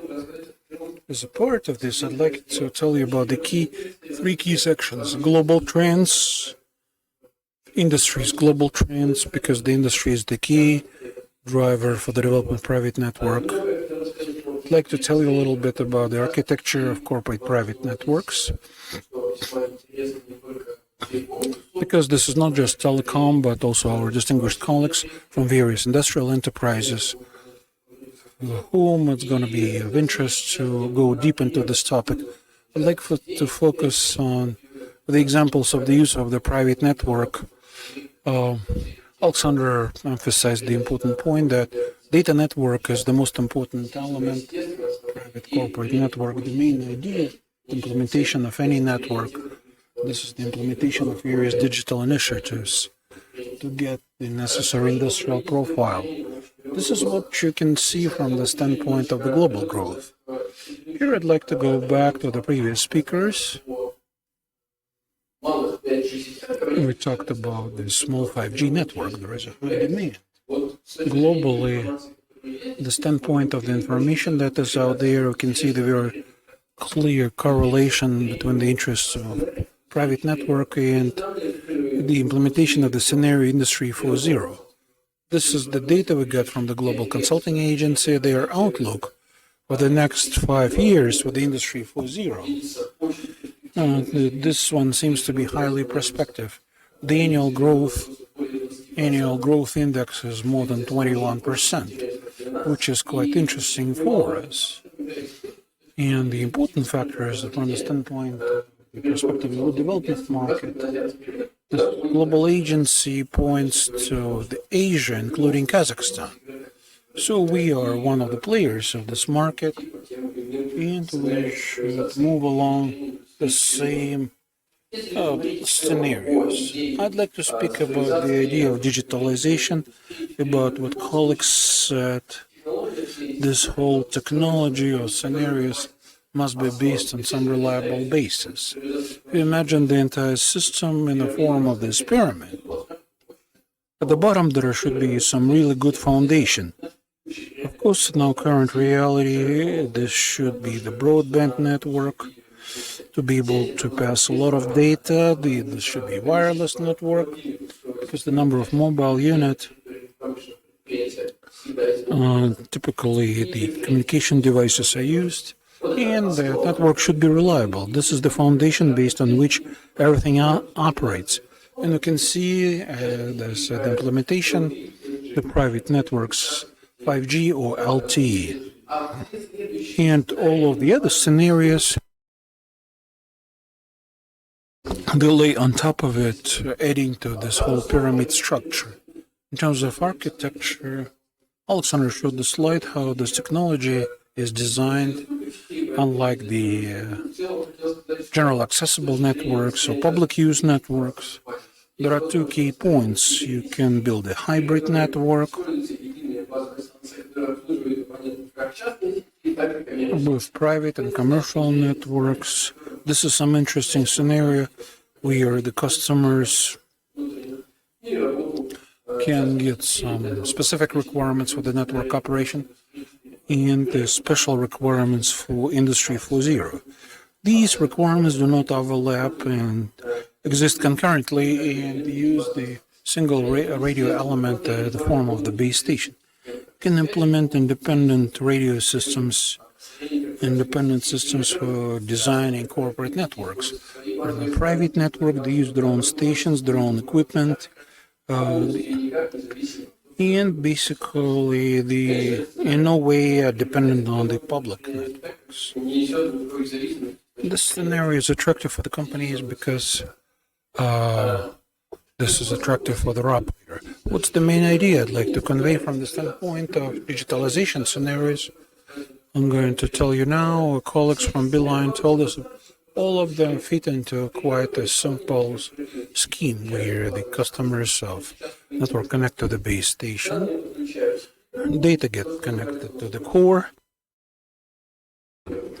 and we get the integration of the server that processes data, the integration of scenarios. The standpoint of all of these services, they all operate like this. Plus or minus of the use of this technology, this is the maximal benefit from the standpoint of integration and launching any digital scenarios. Like I said, I'd like to spend most of the time talking about the examples of digital projects, specifically the underground mining, and I'm going to be talking about the scenarios we're going to be seeing those perspectives. Automated control system, the automation of the mining systems is the main driver for the implementation of private networks. Because what I said, with the specific foundation, we need mobility, we need broadband, and we need some extreme reliability. Because any downtime of vehicles cause serious material damages. The specific set of sensors will send the data to the server, which enables to automatically optimize the movement of the entire mining equipment pool. From the standpoint of the workload of any enterprise, there is a problem with idling excavators. Excavators wait for the dump trucks. Lots of dump trucks, excavators are unable to serve them all. Plus, adding the problems with the transport overloading. The system is designed to compensate for it all. The equipment moves around certain routes and enables the optimal use of the entire pool of the equipment. All of this together produces some great synergetic effect. Reduced wait time, extended volume of shipping, shorter downtime, plus the systems, they could be added, minimize the possibilities of collision or traffic accidents, well, control of tire integrity and so on. And the system of communication, well, any industrial enterprise would have the radio communication systems. can deliver various functions, but from the standpoint of the implementation of the broadband systems, they can transmit the video information, which simplifies the communication amongst all of the employees. Plus, the network enables to connect much more customers, unlike the systems with the limitation of the voice channels. Video analytics is the system that is quite strongly part of our life. The scenario from the standpoint of industrial enterprises, the use of the corporate private networks. Scenario starts with implementation of security of personnel, use of individual protection equipment, helmets, shoes, gloves, and so on, to minimize any accidents, and also the control of the industrial process. Video surveillance and video analytics can be done automatically, telling us that some changes happen, and these changes must be promptly reacted to. This enables us to save a lot of time and maybe to take some predictive measures to prevent from any accidents. Another big topic and the Internet of Things. IoT is called industrial IoT, lots of application scenarios. No need to consider some scenarios, but the main idea is to timely transmit some data from any number of devices, sensors, and so on. Any devices that transmit data. Of course, all of this can be added by the integrated IT platforms that enables to manage this whole data. What's also important from the standpoint of IT and LTE ideology.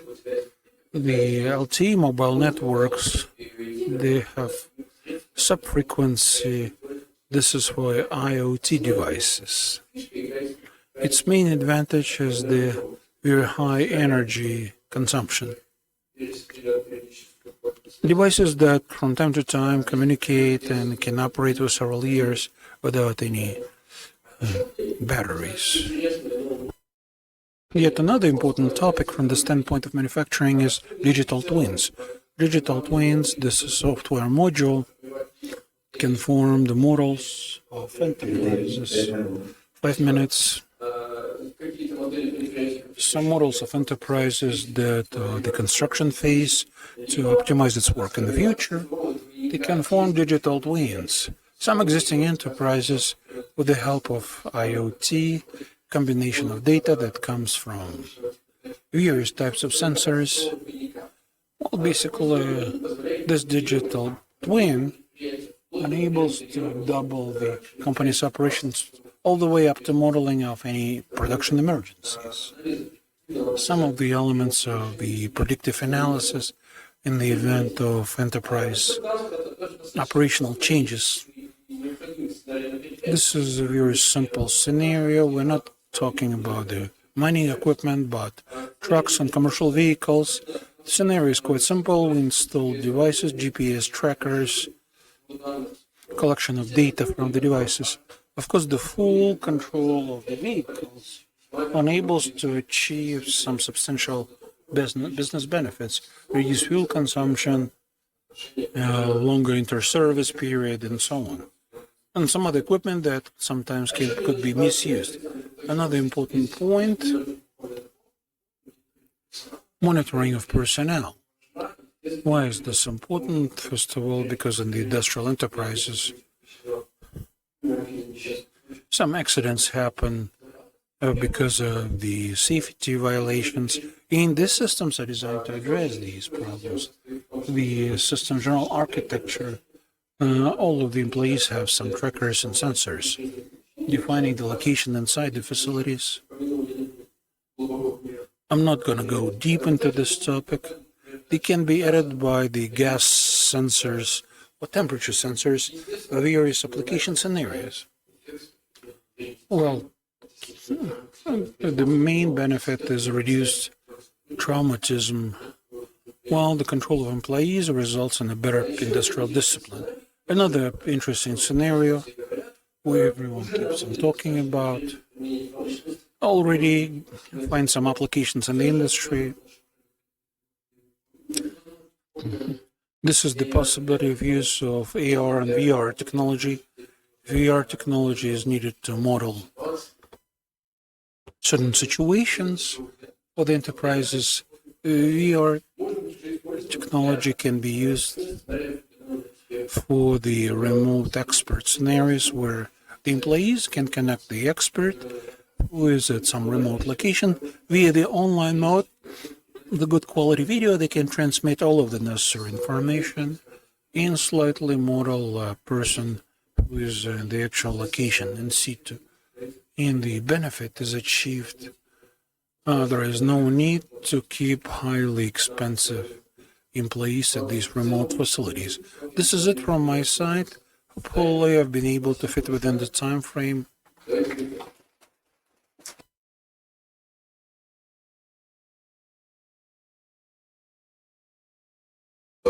Thank you very much for being precise on the point.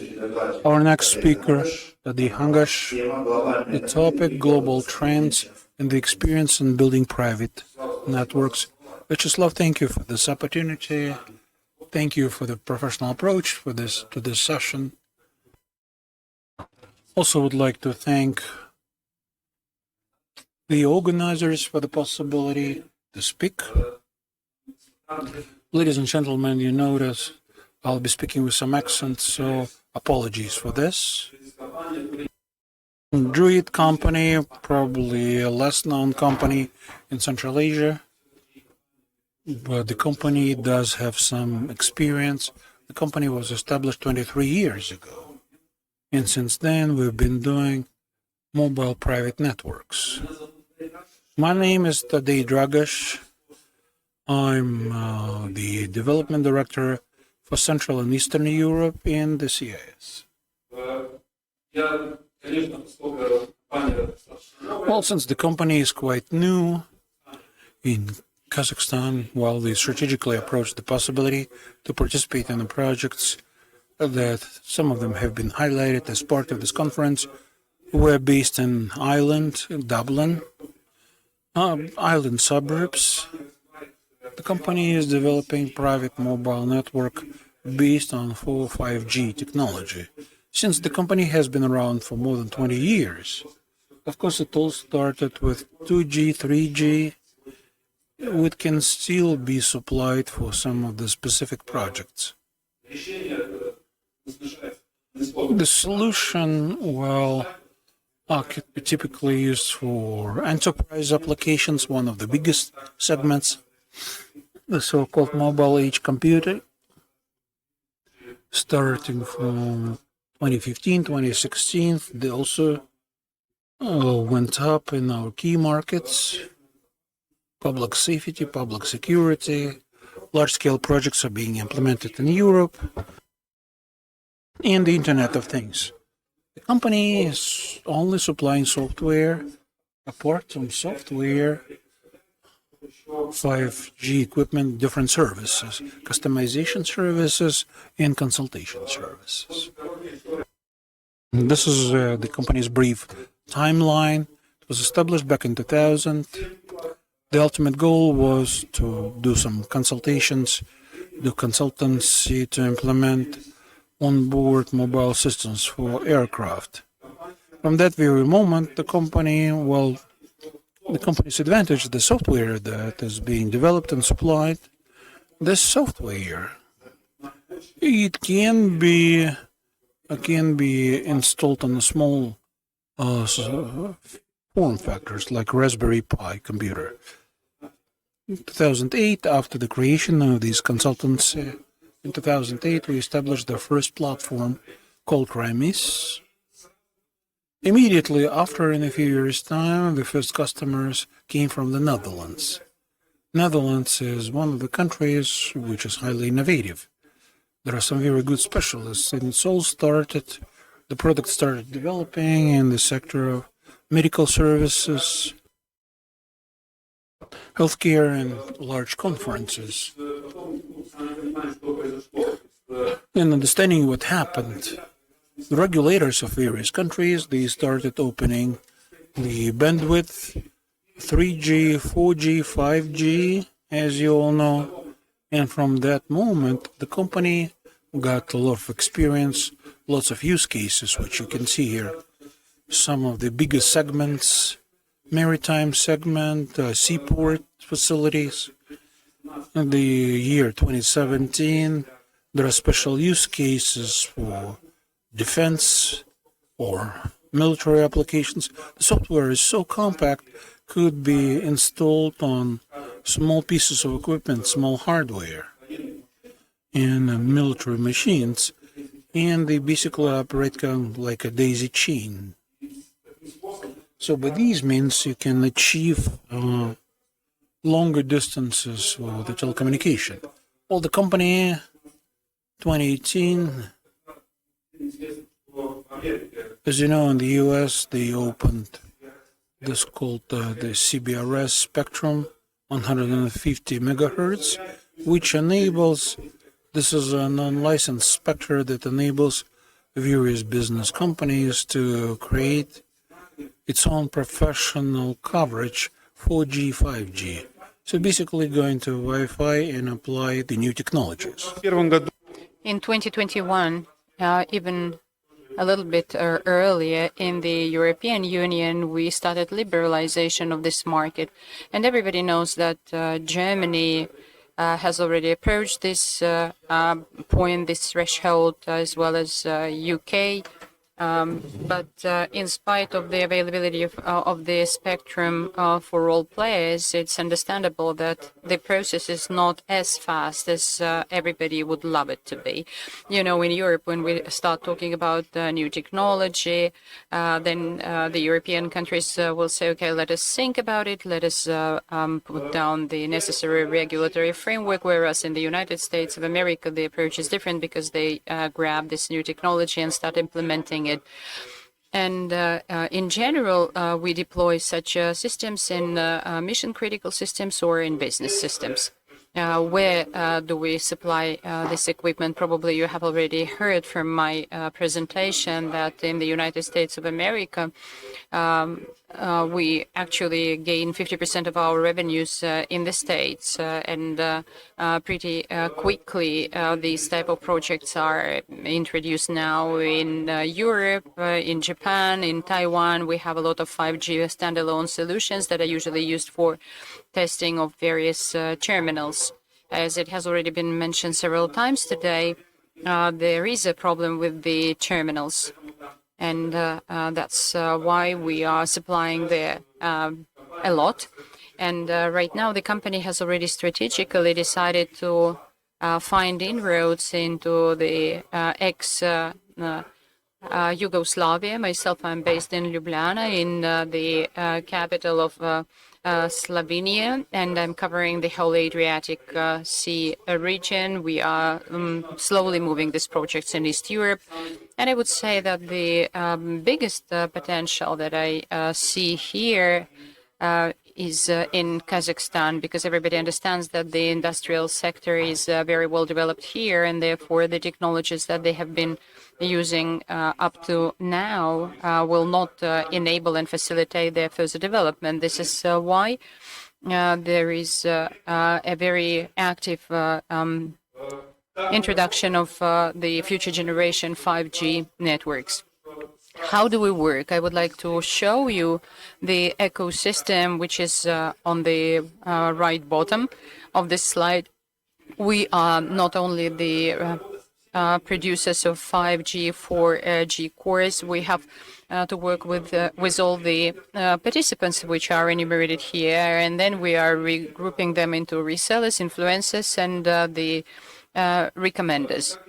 And as you see, we have the government authorities here, government regulators, system integrators are our main customers, different vendors of various applications, and as it has already been mentioned before, MCX platform, for example. Therefore, this ecosystem is very important to make sure that it will be enabled, it will be operational in every industry and in different countries. And I'm sorry to all telecom operators, but my experience, especially in Slovenia, is evidencing to the fact that, for example, when telecom is finding inroads into an industry, they can talk a lot about 5 LTE, but they cannot they cannot even say hello in terms of automation of their production. Therefore, it is very important that the telecom operator will be working with somebody who understands the production. The way we work is that we usually do not work with the end user directly. Usually we work with the distributors and with the sales channels. And we are working with many companies, with blue chip companies such as Dell, for example, Airspan, Oracle. They usually take our solutions and then they sell our solutions in the market. Here on this slide, I just wanted to show you the position of our company. We are producing only software applications that we are usually supplying to telecom operators, to our integrators, and the only hardware that we are supplying are the SIM cards that we are providing jointly with our solutions. And there are different enterprise applications on the other side where our platforms are integrated. And of course, we are integrating them with all the terminals. REMIS, what does it mean? Radio and missionary. We believe that we are the ambassadors between private and public networks. And our platform is a mature 3GPP platform. The key objective is to transform 3GPP standard into the requirements of the industry. And here on the right side, you see various universal advantages of our system. And the key advantage is privatization of all the terminals. We are radio independent, fully radio independent, because 3GPP is compatible, and our platform enables to increase or to reduce our capacity. There are various deployments from the smallest to huge cloud platforms, including Google, Amazon, etc. And the platform is based on RESTful API, and all the platforms are available through an API interface, and it is also very user-friendly. We are always very proud by the fact that our management and control system is very simple. A little bit later, I will show you how it looks. And here is our platform, the example of our platform, and you can see here that it is a multi-radio access technology platform. And as you see, in one software package, we actually implement the integration with 4G, 5G standalone, and 5G non-standalone.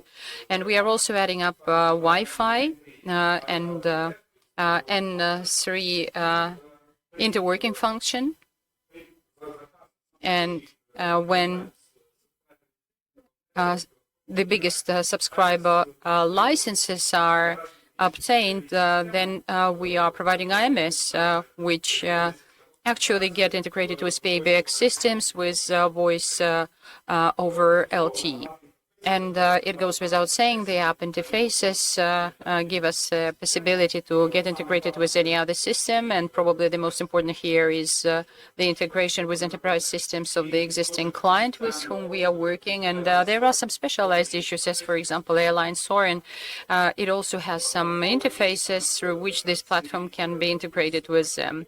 And it is also has the control and user payment, which means that if there is a central control plane that is installed, then you will be able to install smaller cores, and therefore you will be able to reduce the lag and reach a very high bit rate.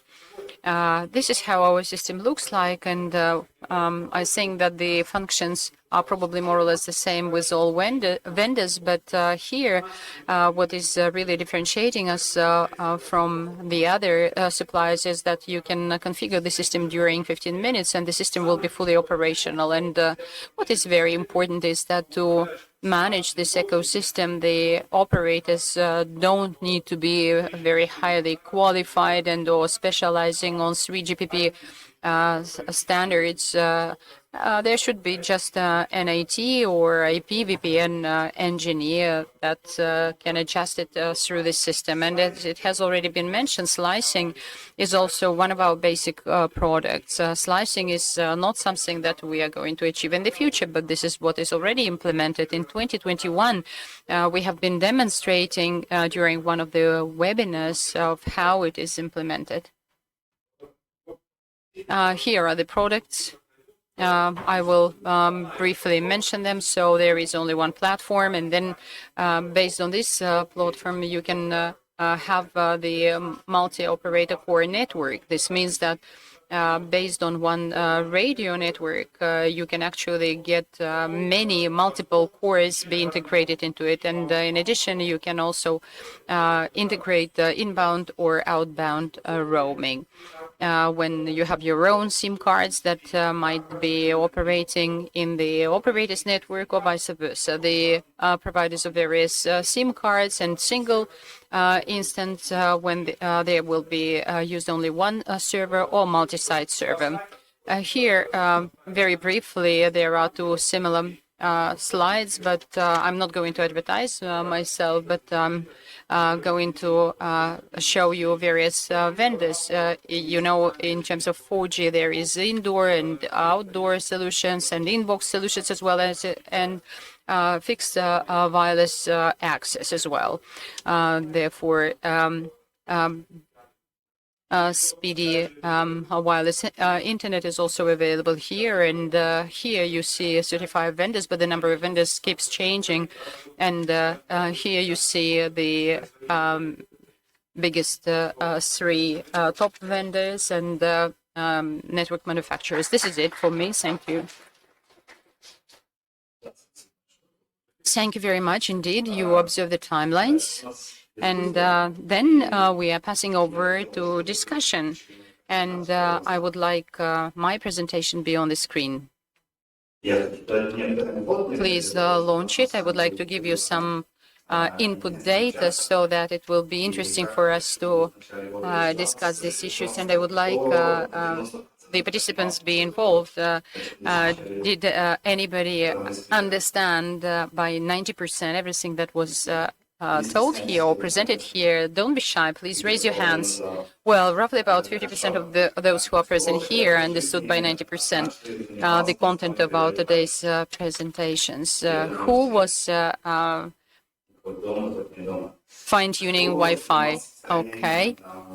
Who was in charge of, for example, deployment of fiber optic links? Not so many. And who was introducing the applied networks here in Kazakhstan? Well, I see only one hand raised. Well, I'm asking not to infuriate you, but I just wanted you to get a preamble to my first slide.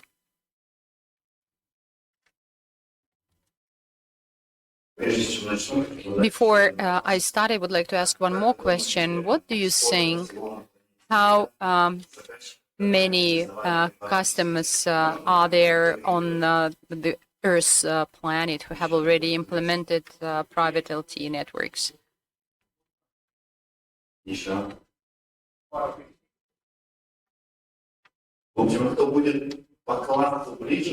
Okay, those who will be closer, I'm going to send you to transfer to you 10,000 tenge to your card. No, you're too far away. Who said 250? No, it's not 200, it's not 250. Who said 500? Yeah, very close. Okay, you will give me your telephone number and I will transfer the money to you. I'm not going to torture you anymore.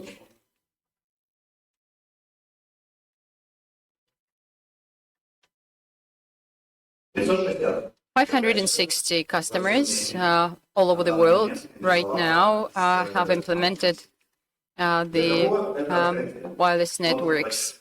And who are they? And for whom is it new? Who saw that it is less? Who saw that it is more? Their number is bigger. Okay, many of you saw that their number is bigger. Thank you very much indeed for a very active involvement and participation, because I see that many of you are in your gadgets right now, but 560 customers, and some of them are more significant. They are from mining industry, Rio Tinto, Vale, Arnigo Eagle, and where you see two stars on the logo, those are the companies which have at least one underground asset that was integrated into the private networks. Therefore, there is a widespread of private networks already underground, and more than 40 customers have already implemented 75 private networks. Therefore, in the mining industry, everybody has already implemented at least two projects. Why I'm providing you with this information? Just for benchmarking of our standpoint, where are we compared to other mining companies? Here is the map of the Russian Federation, and you see it in pink, and a little bit below. There is the territory of Kazakhstan marked in yellow. Rectangulars on the map, I would like the technical team to blow up. Here are the names of the customers and the technologies that they're using, and the stage at which the project is right now, whether it is a pilot project or a commissioned project. And in the Russian Federation, there are about 35 such projects, maybe 35 or 36. I don't remember the exact number. And there are a lot of such companies in mining industry, in oil and gas development sector, in Gazprom, for example, and the majority of those projects were implemented in partnership with technological partners, cell operators, Nokia, Ericsson, Belcom. But if you take a look at Kazakhstan, try to blow up the map of Kazakhstan. Let's go to the yellow area. Make it smaller first. Yes, here is Kazakhstan, and you see only two assets. I don't know if you are able to read it, but on the top it's Zhairemsky concentrator. Beeline company was implementing a project there, and a little bit lower there is Kazminerals Aktagai, implemented by K-Cell company. As a matter of fact, there are maybe 5 or 6 such projects in Kazakhstan, but when I was publishing the information about this panel discussion, one of the digital advisors of TCO said, please mention that the largest network in Kazakhstan is in our company. Indeed, TCO is a company number 1 in Kazakhstan that decided to pick up this technology, and I believe that it evidences to something. And on these 2 slides, I just wanted to say that this technology has already recommended itself as a very reputable, as a very reliable solution in mining industry, in oil and gas development companies and other sectors. And in Kazakhstan, for whichever reason, we have only 2 such projects. Well, okay, let's say that there are 2 projects on the map, and there are maybe 3 or 4 more such projects, one in Beeline and one in K-Cell. Let's get back to the presentation again.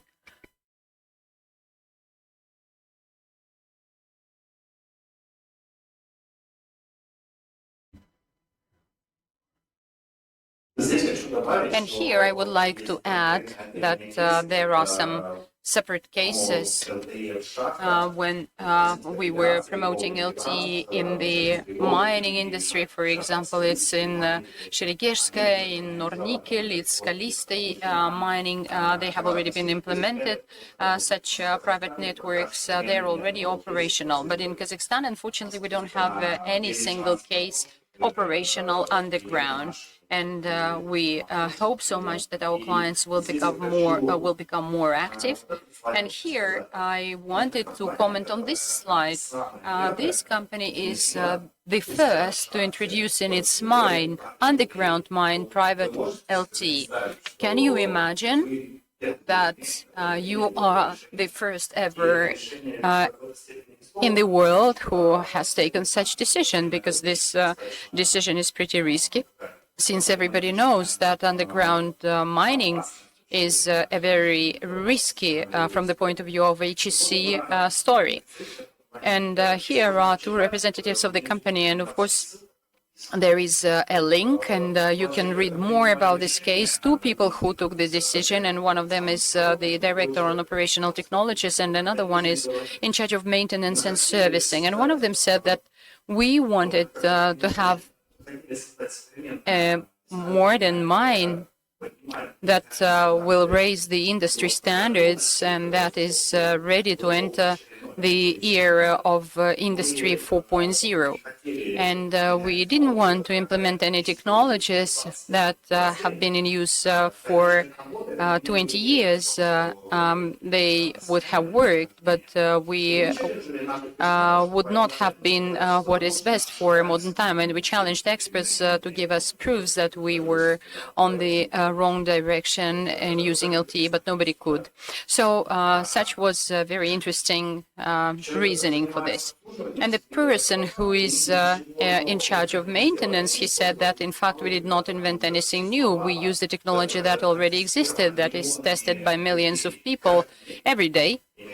Well, I mean the cell technologies, and our work was to work with the suppliers to adapt and integrate it in a different environment where nobody had tried such technologies before, and above all, in an environment where communication is the biggest challenge. And why I'm quoting these two people is because the country is aspiring after technological breakthrough, and therefore we are used to do it in a more conservative way.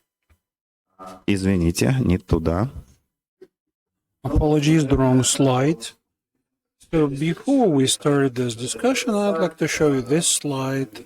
These are pieces, extracts from various types of research. McKinsey claims that 370 billion, this is the economic benefit from the automation of the mining operations, 370 billion benefit of automation. Mining industry export in Kazakhstan for the year 2022 is 11 billion US.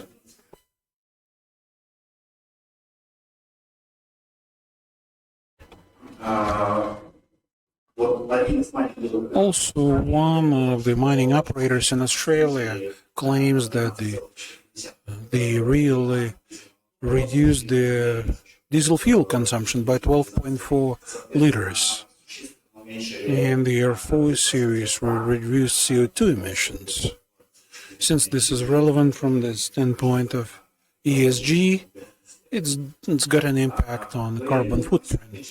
I'm not going to be listing everything, but the key thing, 2.5 million hours without any trauma or production downtime. This is how much was achieved by allowing automated and remote operation of the equipment in the mines and pits. This is from Sandvik. So this is the kind of a focus, that kind of possibility the private networks create where we are right now in Kazakhstan. In starting this panel discussion, well, probably the cornerstone of this, how come globally this technology works and in Kazakhstan not?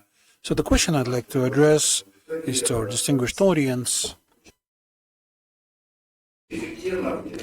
How beneficial is the implementation of the private LTE 5G networks?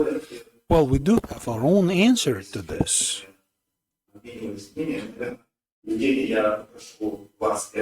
Evgeny, I'd like to ask you to share your opinion first. From the standpoint of the economic efficiency private network, look, you started this dialogue because of the success of the implementation of this, and through the very interesting numbers that basically show high competitiveness of this technology. Again, speaking about our distinguished customers, who are the industrial enterprises. These are people who do count money and define all of the business benefits. So everything we said today from the standpoint of implementation of the new technologies, this is what we need. One particular thesis, we can see a lot of implementation of the private networks, the Russian Federation, and even more globally. And the second point, all of these networks provide some substantial benefits. Connecting one to another is very simple. The global experience of such networks shows their maximum efficiency. This is not just the economic efficiency, but efficiency from the standpoint of what is being achieved for achieving the goals and the standpoint of digital activities, from the standpoint of digitalization. I think the answer is quite obvious here. Such a number of enterprises cannot go wrong. And the global practice shows that these are all effective. Dmitry, would you like to join in on this discussion? Your outlook is quite interesting in terms of the economic benefits of private networks. Well, it's really hard to add anything to what's been said because Alexander, Evgeny, and Tadej, you covered it all. Don't want to speak trivia. I'll try to speak from the other side, not from the standpoint of economic efficiency. I think this is the only measure to be used here. I think maybe the government approach should be used, the other approach. We'd like to have few accidents at the production sites, or half a percent situational improvement with the LTIs, LTFRs. The people are behind this and money behind this. Families fall apart. So basically, these new technologies, in order to apply these, the government must help. Or if I say something new, something else, I'm not going to be invited here anymore. Everything must be beautiful in the human being. In the production sites, everything must be beautiful. And these new technologies will help us achieve a lot. Our experience. Police and mobile group company, our equipment was ready several years ago. Basic functionality was ready several years ago. But the problem we came across, we have the other part, the automation unit. We have to walk around and explain why this needs to be done. What should be the benefits? This is not a sign of good life. Well, let me exaggerate things, but we had to do the video analytics, machine vision. So the technologies like that, we explain to our partners and customers that if you own the network core, it gives you lots of advantages for the profound analytics. Like this is the mine, and some accident happens, the person appears to be unconscious. This is our private network. If there's a private network based on the signal from some device, at least we can see where they are, and we might be able to find these persons. This is where minutes really matter. I think this is the proper look on this whole situation must help. And the last point, just a week ago, we visited this conference, the All-Russian Safety Week in Sochi. The minister approached us, was there with our partner. Not going to be telling anyone, but was one of the largest health and safety operator. This is the digital work permit. Everyone has a digital work permit. We have machine vision. Everyone has machine vision. Almost everyone. So this is a private network. And we described the advantages 80% of time. And this is how much the actual advantages of having closed private network.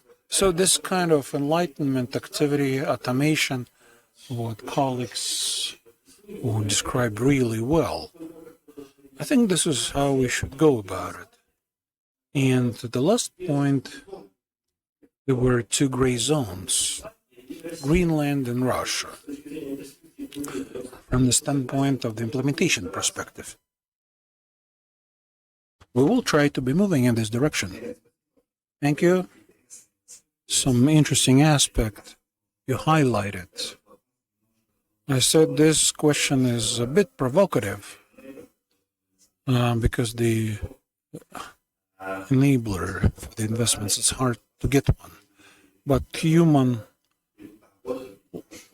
health and safety, this is what matters. People must get back home to their families. And how do you estimate the return on investments when people feel safe? It's really hard to respond to this one. I think very few people are ready to respond to this. Human life is priceless. Today, I'd like you to continue this kind of a discussion, and the question is this. In our space, this is really matter when you get your money back or return on your investments. Some sort of pragmatic dialogue. Are you working internationally, the European market? You showed Australia on the map, North America, South America. Are there different outlooks for making decisions there when people think whether to invest or not? And how valuable is human life? Are these people ready to take certain risk, knowing that no money will come back? Thank you for this question. Human life, you can always value it somehow.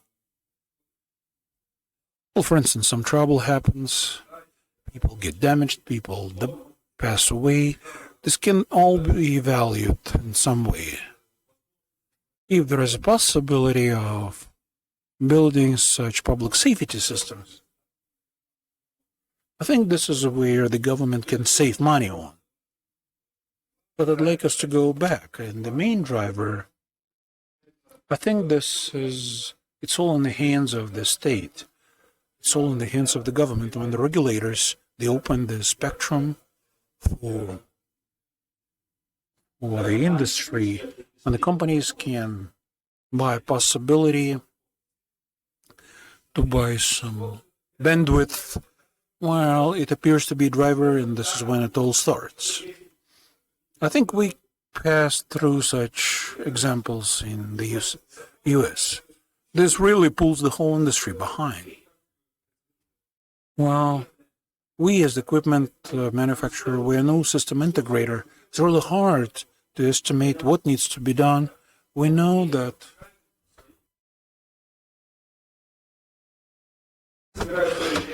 they collect all of the solutions, and what I see in our part of Europe, Eastern Europe, Central Europe,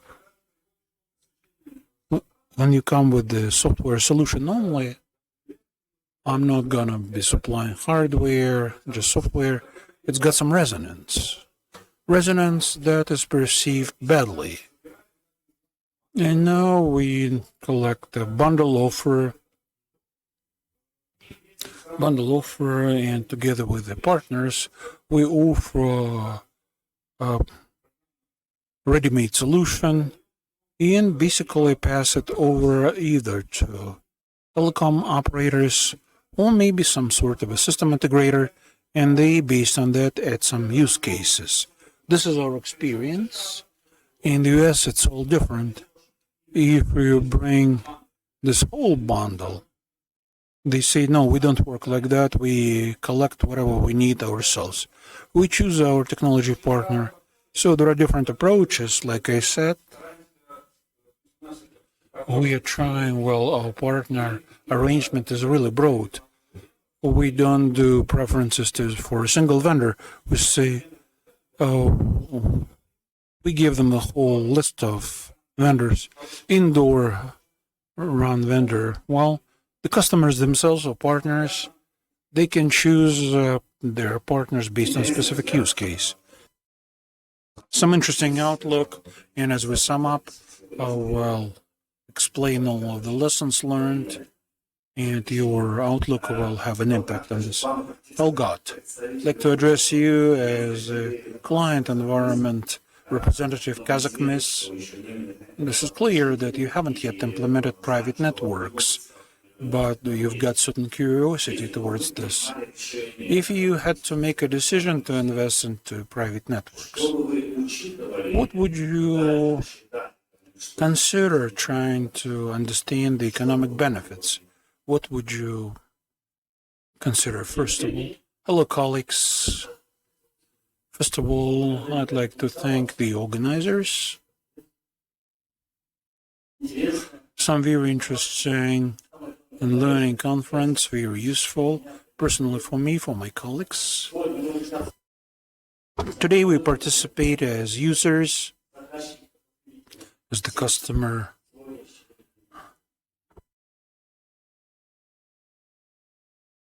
All systems. Well, basically, we like to thank our colleagues. Thanks to everyone. We are the IT service of Kazakh LLP. Company or corporation is quite an extensive one. As part of our portfolio, we have 15 to 16 mines and pits, underground mines and pits. They're all underground operations, all the underground operations. We have 4 concentrators. The 5th one is being built, and 2 smelters. These facilities are located in Karaganda, Zhezkazgan, Balkhash. Like I said, this is quite a large company, and we as an IT service, given this development trend, development of the new technologies, our service is playing the most significant role in the company, since we are faced with the task of digitalization, innovation, automation of business processes, technology processes.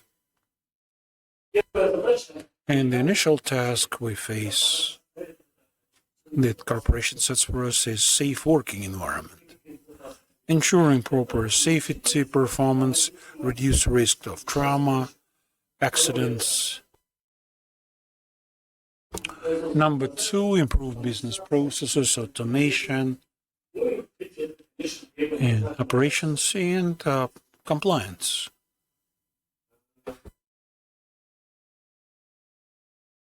In terms of efficiency, well, whatever we said, how efficient is this with the budgets? Well, if you comply with all of these requirements, for instance, for the GPS system implementation, already using it with discipline improved.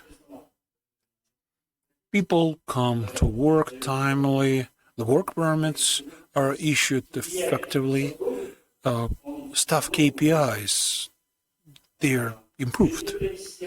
When implementing the access control systems, video surveillance system, to reduce trauma, accidents, improved radio communications for the underground operations.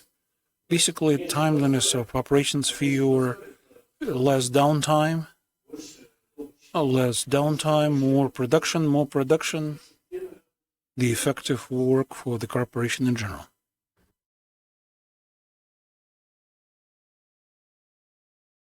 Thank you, Talgat. If we summarize,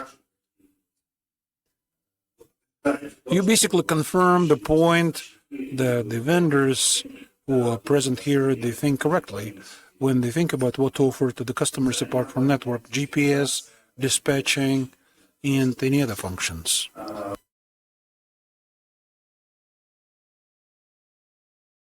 Cap Technology is a very unusual company here. On the one hand, this is full-fledged system integrator inside National Atomic Company, Kazatomprom. But on the other hand, you also production people, because you understand the context and the problems of production and so on, everything related to uranium mining. It would be interesting to learn your outlook towards the private networks. Well, at some point of time, both us and the other market partners, we offered private network solutions. But based on the information I have so far, we haven't found any response or any particular context where low latency and traffic, autonomous traffic is one of the tasks. Where are you headed from the standpoint of the development of your wireless network infrastructure? Thank you, Vyacheslav. Well, truly, right now we are working with the mobile operators. I'm not going to be telling you what. We built the private public network at our facilities, offer outdoor internet. We provide the technology support, the internet, Wi-Fi is available. We are probably the only company that can actually tell you things as an integrator and as a customer. Looking from the side of the customers, the private networks, providing services for those, this is a great financial commitment.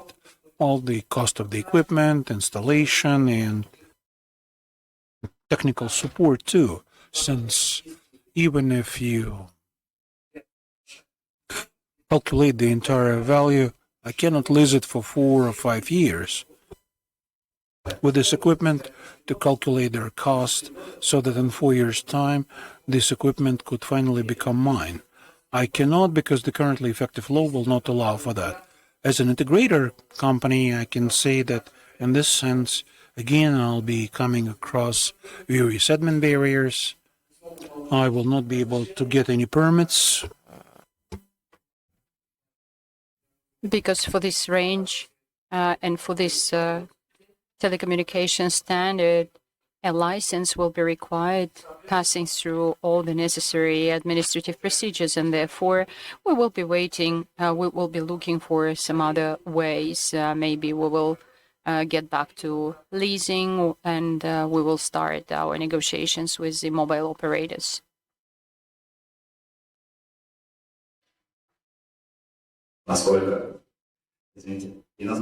And as far as I know, Kazatomprom, especially with regard to the cell network, is trying to ensure some social focus so that when your employees will be able to get rest, when they will be able to call their relatives and use WhatsApp messengers or watch videos. Yes, there is one of such requirement of our leaders, because our managers believe that it is so essential to make sure that our employees will be in good mood, and therefore when we started developing the infrastructure and having the cell network, when, for example, our employees taking a shift for 15 or 20 days, they will remain connected. They will be able to use the network, but at the same time they will meet the security requirements. For example, they will have to leave their cell phones prior to entering the production facilities. When you are investing in social projects, do you analyze these projects from the point of view of return on investment? No. Here we are focusing more on the social effect. And here we are not counting money. I would say we are not so much analyzing the financial component. Thank you very much, Marat. I think that such situations are not standard, but Kazatomprom itself is also providing a very non-standard example, because on the one hand you are the producer, you are on mining site, but on the other hand you are the customer. Now I would like to pass over to the second part of our discussion. What are the current problems in terms of the private networks development in various sectors of industry? In the classic understanding of private 4G and 5G networks, we understand that Astel is not yet involved into their deployment, but nevertheless, you are providing such networks to your clients, and probably you are also observing how the private networks are developing here. Could you please share your point of view? What are the prospects, problems here? Yes, indeed. We are also deploying private networks in oil and gas sector, or for example in agri-farming business, or in mining industry, and anywhere else. But these are not the private networks that you are discussing right now, such as private LTE or 5G. But LTE anyway is very much interesting for us in terms of the further development. With the help of OP1, we manage usually to resolve some of the production functions of the enterprises, such as, for example, metering systems, sensors, etc. As to the transportation management or real-time applications, additional real-time applications, of course, for them we require high-speed channels. Therefore, LTE is of interest for us, and we are trying to look and scrutinize them. And of course, the payback period is also very important. And from my point of view, payback period has a different understanding for me, because in OP1, the payback period is very short. Now, the biggest problem here is, of course, the distribution of frequency range.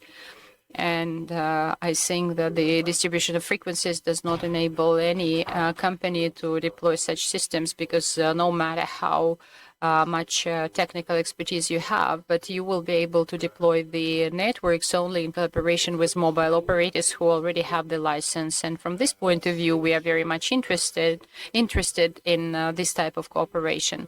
The second issue is licensing, and LTE is mobile communication network, and it requires licenses. Therefore, it is posing some restrictions to the production companies who are not licensees.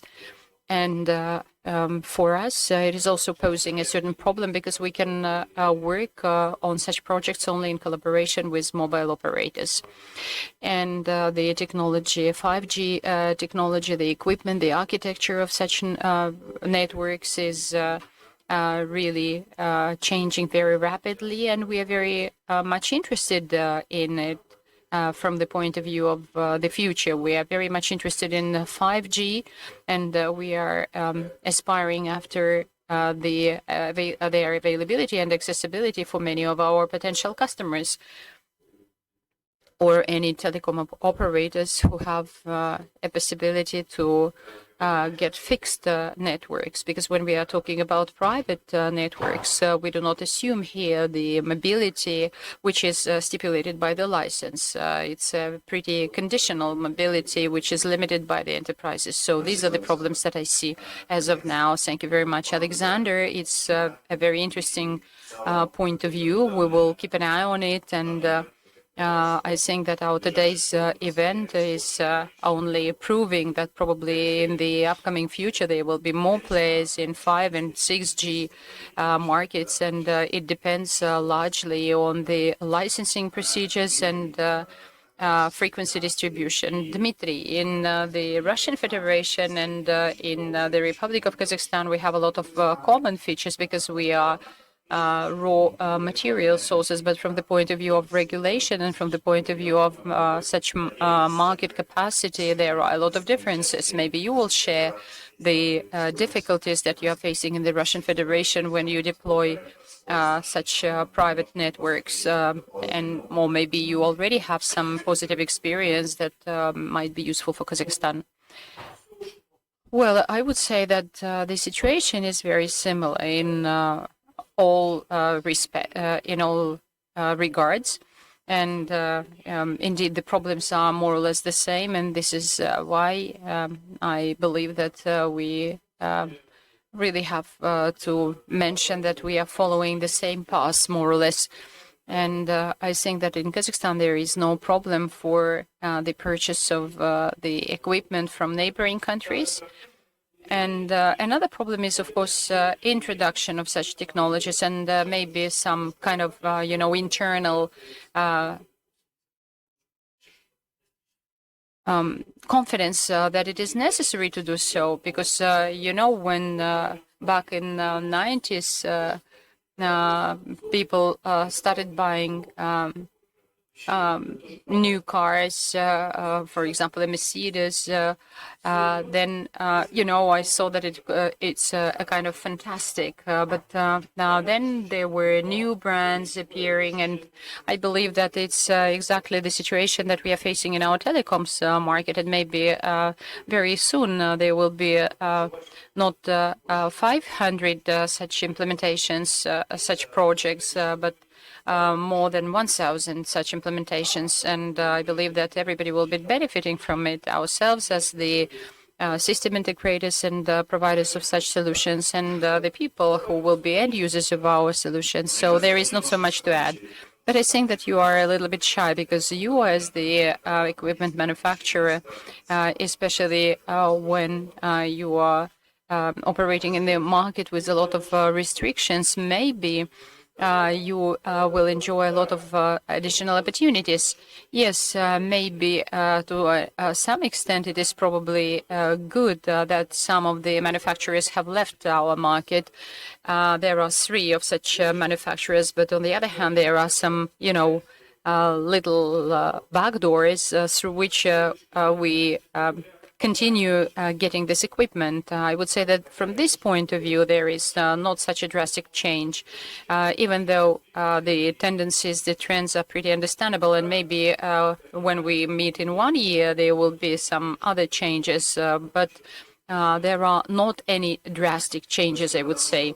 But based on the fact that you are present here today with us, probably you have some plans in terms of saturation of the market of Kazakhstan with your equipment. Yes, we are ready for this because yesterday we were a little bit late, but from the airport, but we already had a meeting with our local colleagues, and even though we were very tired, but we had a very fruitful discussion. We managed to reach certain agreements, and we'll see how we're going to develop this partnership.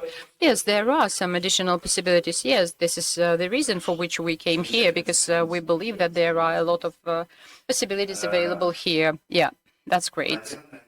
And probably I would like to ask the question to Talgat. What, from your point of view as the customer, what are the problems from the point of view of private networks development in Kazakhmys? Why aren't we moving rapidly towards their development in underground mines? It's not because I'm manipulating, but I would like to have an objective understanding of the reasons. The reasons might be different. For example, maybe there are some current projects that you have already implemented, or maybe you are not yet confident in the technology and therefore not ready to invest in it.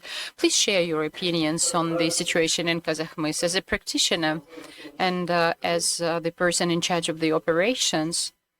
I would like to say that the majority of our mines are underground. The majority of them are very narrow, and there are some various other factors such as negligence, lack of experience. Therefore, there are a lot of, let's say, damages caused to fiber optic or any other telecommunication lines. They are unavoidable because, today we are operating telephone cables and fiber optic lines. There is also Wi-Fi coverage, not everywhere, but in the main mines. And believe me, to maintain in the service the fiber optic line underground is really very difficult because there is a lot of humidity, dust, and permanent movements of the equipment.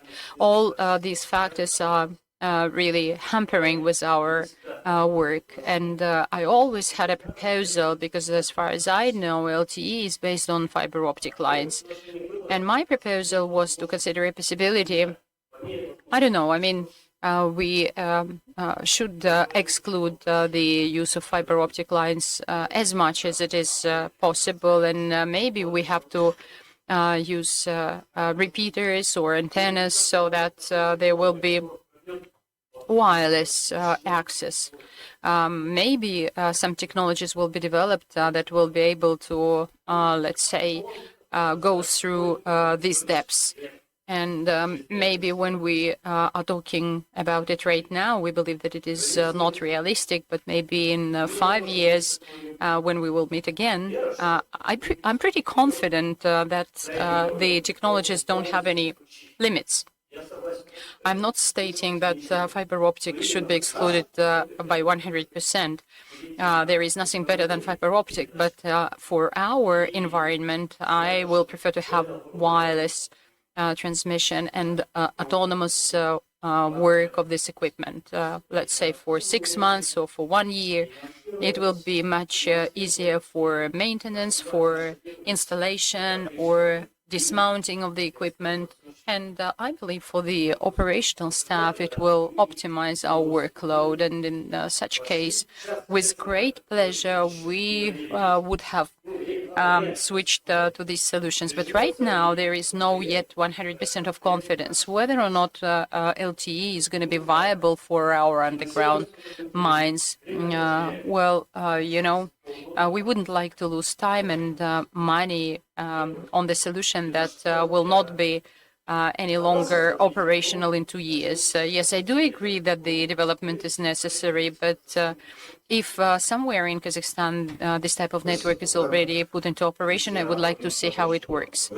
Well, since I'm the business developer, I'm also a coach, and this is the reason for which I would like to ask a kind of coaching question to you, Talgat. Let us imagine that 1 year has already passed since then, or 6 months, and there is a technology that is enabling wireless access and works without any cables.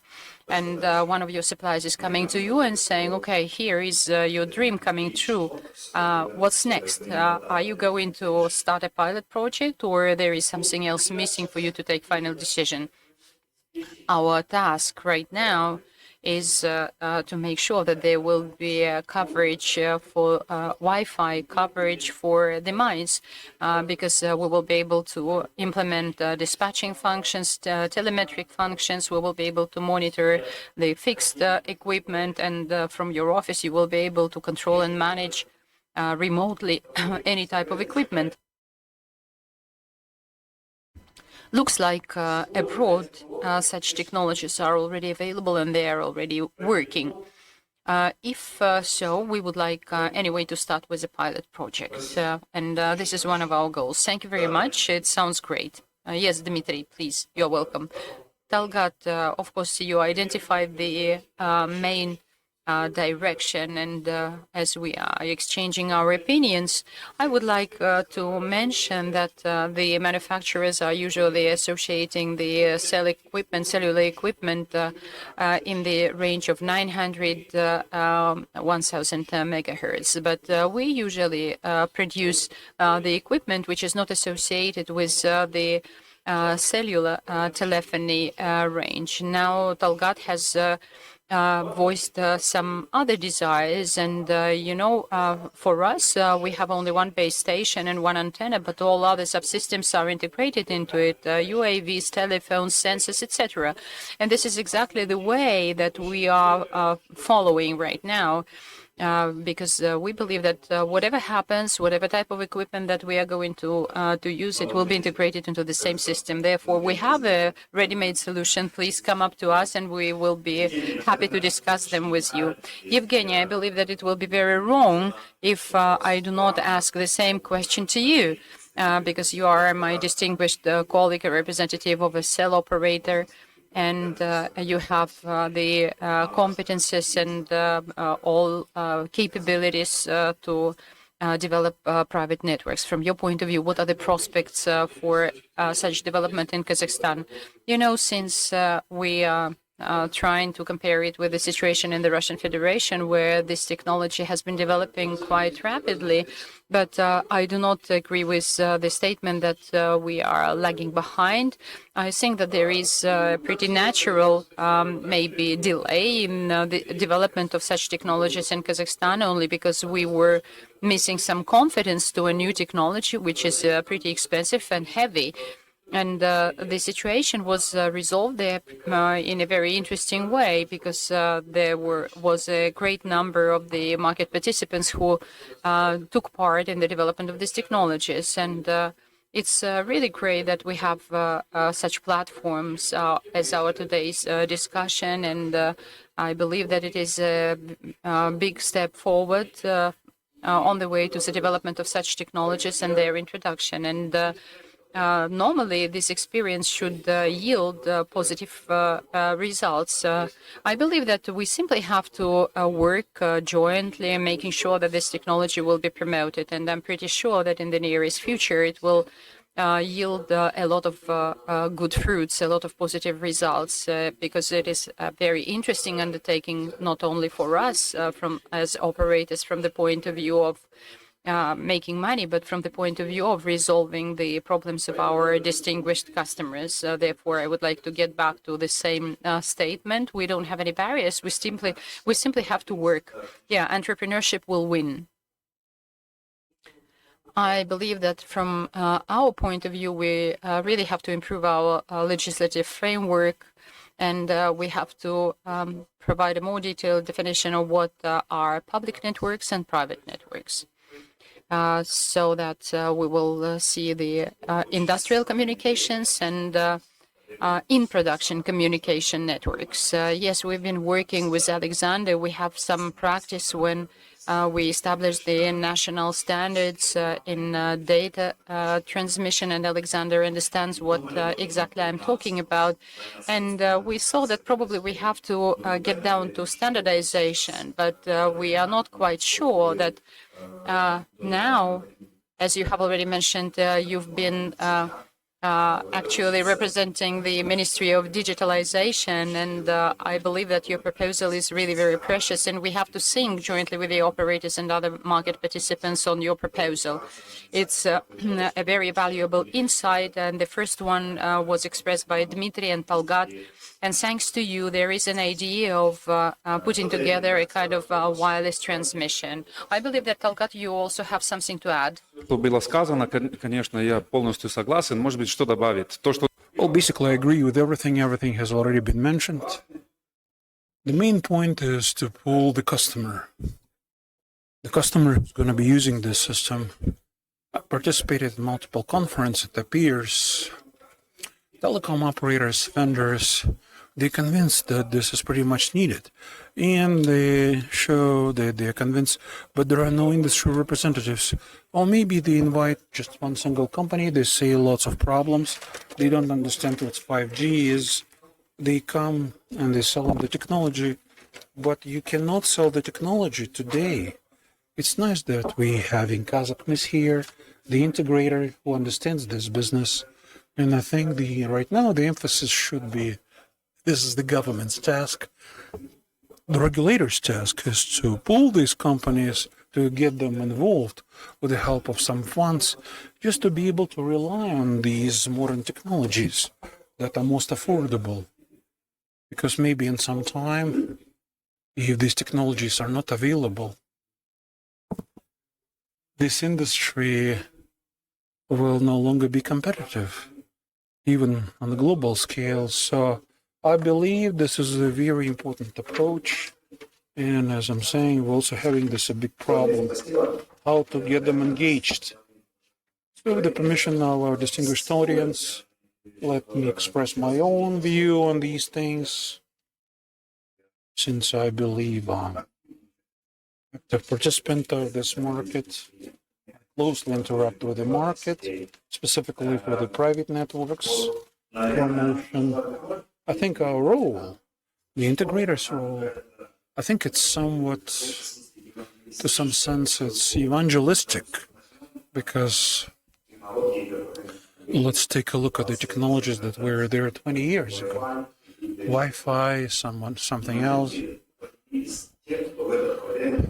There are some people who believed in this. And of course, these were strong customers because the integrators, they cannot sell Wi-Fi to themselves or private networks. Those two clients who we saw on the map, provided by Comnews, TCO, this is a leading company. And there are some IT, Kaziminerals, Stanislav Dmitriev is amongst the leaders, implement the technology for the first time in Kazakhstan. Kazzenk. These are strong leaders who have some high degree of digital literacy, high level of ambition. And of course, the correct look at things means that our task now is to share this knowledge. There are some strong operators. Today, Dmitry,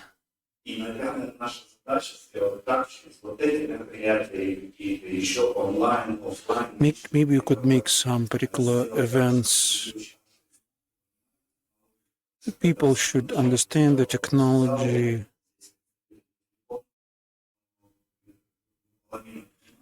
Half of the people understand, but not the entire industry knows.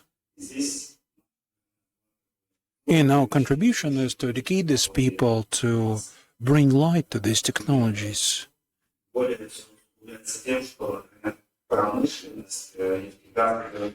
The industry, oil and gas and mining, they make decisions slowly and conservatively, but they have their own reasons for this because these are people's lives.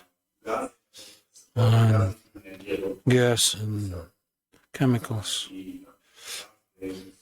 and the mines where they have some accidents from time. One of the ways to overcome this is to improve the overall awareness. Like 500 companies worldwide. I think for the market, this is also a particular criteria. And I think these companies will be looking at this technology, at the growth possibilities. And our concluding question number 3, we like to address it to you, Alexander, and to the other participants. I suggest you join into this discussion. How do you see the development of private network in the horizons 3 to 5 years? Well, based on the numbers you voiced, more than 500 private networks globally, I thought there would be more of them, much more of them, 40,000 networks possible. In my opinion, the larger networks are also called private, not just the networks for 100 or 200 customers, but those who cover the needs of a large company. This is an indication that only large companies implement these networks right now. The others either don't need it or are unable to get some payback on those. I can see the trend towards the reduction of the size of these networks. Technology should be moving towards Wi-Fi, not in terms of the Wi-Fi technology, but we should be able to build private LTE networks for 5G, 4G, but not on such a scale. If it goes towards equipment getting cheaper, we could build these networks. Who could build this to get some return on investments on a few number of customers. These trends would like to see this integration with the satellite systems. 5G can enable us to basically befriend these networks with external channels. These are small companies. If they can afford these kinds of networks, there will be much more of them. Well, probably not for sure, but the technologies should facilitate this development, move this forward. Kind of hope so. I addressed this question to you and decided to start with you because, on the one hand, you show some great interest towards private networks and so on, which means you seriously study the market and you observe what's happening on this side. Yes, this is correct. Like the colleagues said, the customers observe how this equipment operates in the mine. We are facing the same issues. We want this to make it happen, but it's kind of hard. We can go into this, but by investing into one piece of equipment, we can understand that we should have invested into something else, or wait a bit longer. And so we are taking this observatory position, looking at the regulation, the technological development. Well, active observers. We've got Alexander, whose opinion should really be important. This is the person who works and operates inside the industry. Alexander's service produces technological solutions. Project management is handled, everything that is related to the private networks. Alexander, how do you see the development of private networks in the foreseeable future? Looking at the trends, there will probably be more of them. This is what I thought about. These technologies, they need to go through certain stages. When the technology is new, people are really careful about this. There are some leaders, pioneers, who go there in trying to fix these technologies, and the technologies are not ready yet. But there are some other players. The market keeps on growing, and as it keeps on growing, scaling up happens, new players appear, and the technologies become more affordable from the standpoint of finance. So basically, some of these barriers for private networks for the enterprises will be gradually removed. This effective solution helps to optimize process and get some business benefits. Okay, not everyone's ready, but this becomes more affordable. More vendors, more participants, and cost of ownership goes down. This is like Wi-Fi 15 years ago when the internet was becoming broadband. Not everyone had it, the same as with Wi-Fi. There is no single home where Wi-Fi is not used. This is part of my network, where all of my devices are in the ecosystem. Wi-Fi routers, 15 years ago, they were quite expensive. Now you can buy one on any budget.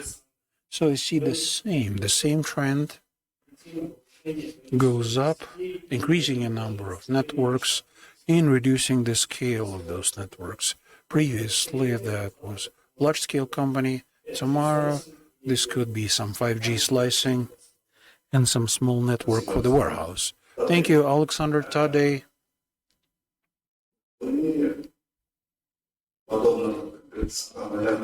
Like Alexander, you were some observer. You're looking at Kazakhstan from the European side, plus working in the more advanced market in terms of the network development. You might be able to predict something. Are there any particular lines of the development? Number one, the most important one, is 3GBP standard development. We know that the new releases are about to come. The new releases, they will be closing huge industries. Like, for instance, we're working on FRMCS technology, mobile communication systems. This is the next generation of GSMR. GSMR is still being sold in Europe. While the railway operators, they're still being built. Well, in some time, it might not be quite enough. The biggest project is now with Deutsche Bahn, German railways. We're having pre-FRMCS phase. They are preparing the foundation. There will be, by the year 2025, 26, they will have the 5G network. The technology must still be a little bit mature. There are various industry-based cases, time-sensitive networks, DSN. I'm saying this, I'm talking about the wired connections. As they connect robots to manufacturing, they shouldn't be jumping around. They should be well controlled. Like previously, they did this with the networks, which had this high level of control. The industries themselves, what I believe and what is visible now, some of the biggest players, IT, I'm not talking about the telecom segment, big IT, they buy the core manufacturers. The last one was HP purchase of Adonet. And all the partners of Adonet, this brings some inconvenience because many European companies, they sold on the same part in Central Asia, now all keeps on changing. You cannot sell solutions of HP in the other countries. This is happening. A lot of acquisitions is happening in some other areas. The big three get some new experience, new outlook on the design of this private network. I think this is going to be interesting. The market's going to be big. The regulators will be trying to make sure the market remains fully open. Non-licensed spectrum will be available to everyone. Even we will be able to build one network at home, a 5G network, or 6G as you like. Well, a lot of things happen. A highly dynamic market. Thank you. Adonet is a European manufacturer of the private public network, core manufacturer. Evgeny? I believe the development of technologies we are discussing today is going to be very active. In fact, there has been a lot of interesting topics, possibilities of integration. From the standpoint of this technology development, there is no need to go into the special niche of the private networks. There are some really interesting topics that are discussed from the standpoint of possibilities with some other systems. This is the possibility of working with the integrators who are active in this market. I think this whole technology must grow with some meat on the top of it, so that we don't talk about just corporate private network, but a fully fledged technology solution that must have the possibility of the technological development in the future. Strange to imagine that all of these commercial 5G slicing and all of these corporate private networks remain 4G. With the increase of consumption, increased number of scenarios, there might be some idea of extension of the transmission networks. So in any event, we'll be moving towards private networks. Imagine this technology that is going to be even of more interest for customers. Dmitry, I see you have things to add. Alexander said, the active observer. We are active pushers, active manufacturers, and we're all very active. And I think something will come out of this activity. I'll continue working in deep analytics. I showed you the example We had people last week from the large manufacturing facilities, integrators. One of these two, this lady, she was really concerned.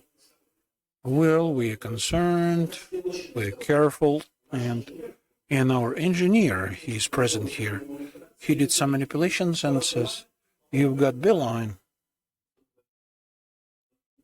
How do you know that? We said we can get the banking card number and phone number. After this, it became warmer and the talk was a bit more productive. So we're going to move in this direction to give customers more leeway, more analytics. I think the perspectives are quite cool. Sounds very cool. Tolgat and Murat, out of 8 people present here, 6 are the representatives of the system integration and vendor market. But unless your company, unless yourselves, you, our customers, there would be no sense for us to be here. So in conclusion of this part of the discussion, I would like you to somehow give us a few words of advice and wisdom on how do you see the private network development. Well, it's really hard. Your main business is mining, but we also understand that you need us too, because we carry some value and you wish us something.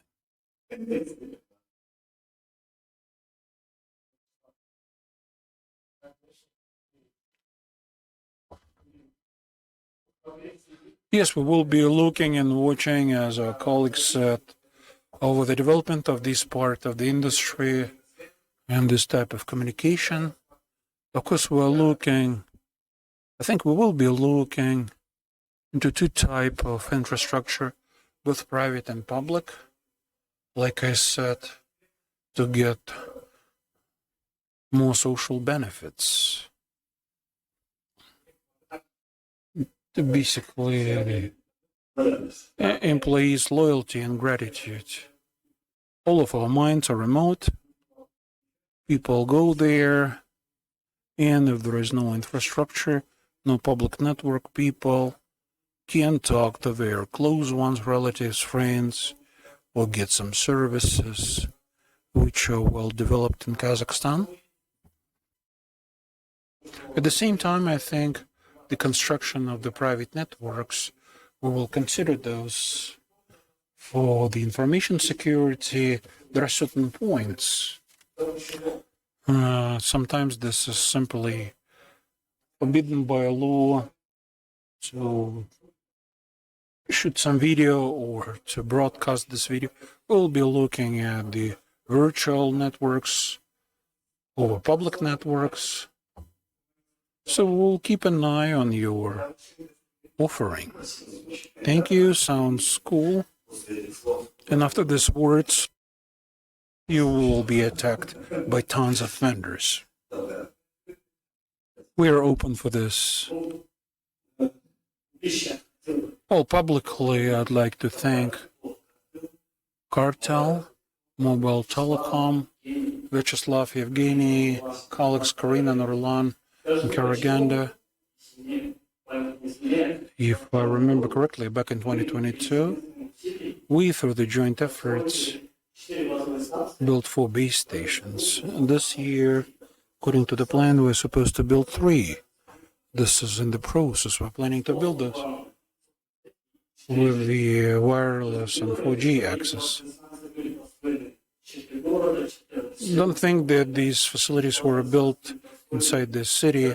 No, they were built remotely, 100 kilometers, 200 kilometers. These are our production facilities where there is no civilization. Like Marat said, it's some social pole. People come for their rotation. No communication, no internet, no connection to the family. Our colleagues really helped us to address this. Mobile communications, mobile internet. I think that this is the initial stage, the initial step towards private LTE because the next step will probably move to 5G, and then we'll keep on the development, do the integration. So thank you very much. Thank you, Tolgat. Thank you, not just on behalf of Cartel, but on behalf of the industry. You mentioned our partners, Altel. We must pay some tribute that Kazakh Mis is 60,000 stuff. This is like a little town in Kazakhstan. This is a systemically important company. This is like a national icon. So we work for you, everyone in this room, everyone who was here this morning, for you to find the best solutions out there, make it affordable for you, have some competencies in Kazakhstan, and to have this kind of win-win cooperation in private business. We have very little time left. As a moderator, I'd like to expand this time, and if the distinguished audience has any questions, I would like you to address these questions. Thank you for your patience. Hello, my name is Andrei Azov, System Jet, System Integrator, Manager for the Business Development. My question is, it's no secret for everyone that private networks that are built by the operators, they're built on the operators' class equipment. They cost a lot of money, $200,000, $300,000 a piece. How do you see the opportunity to use the enterprise class equipment, which is slightly low in functionality, but way cheaper for the customers? And the second question, we talk a lot about the regulations and the spectrum availability for the ultimate customers. What's the operator's outlook on this? Thank you. If possible, I'd like to comment on this. Look, from the standpoint of technical solutions, that we use the operator's class decisions for the private networks. Let me correct, this is not fully the truth. Vendors, they offer the solutions that are designed for the private networks and 5G. Operators' solutions, like the Boeing's wing, or maybe 3 Boeing's wings on this. Well, they do use simplified technical solutions that cost way less than the regular operator's solutions. But I understand your point that there are technical solutions that are even better optimized for the corporate private network. This is about the use of such systems. We discuss this all the time. The whole idea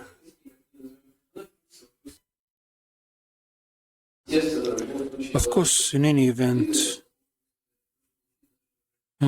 this is what our customers would like to get.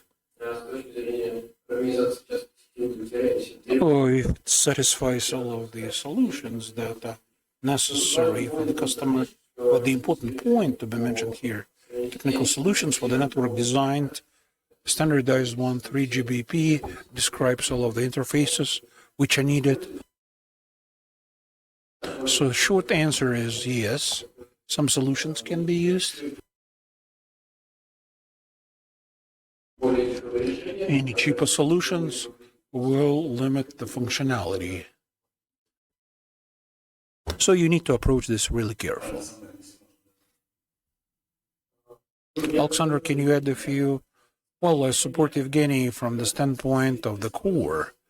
Enterprise solutions are being used because using the operator's core for the private network is completely out of question, and the price range, it's beyond any boldest expectations. So basically, you need to think about the SLA if the enterprise solution that is applicable is not in line with the network access or the clients, then its application should probably hard to explain.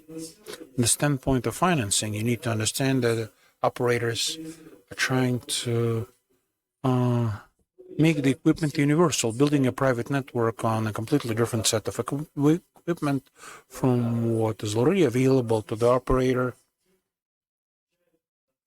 means creating some sort of another warehousing set, increasing the engineer's expertise, and this loses the scale.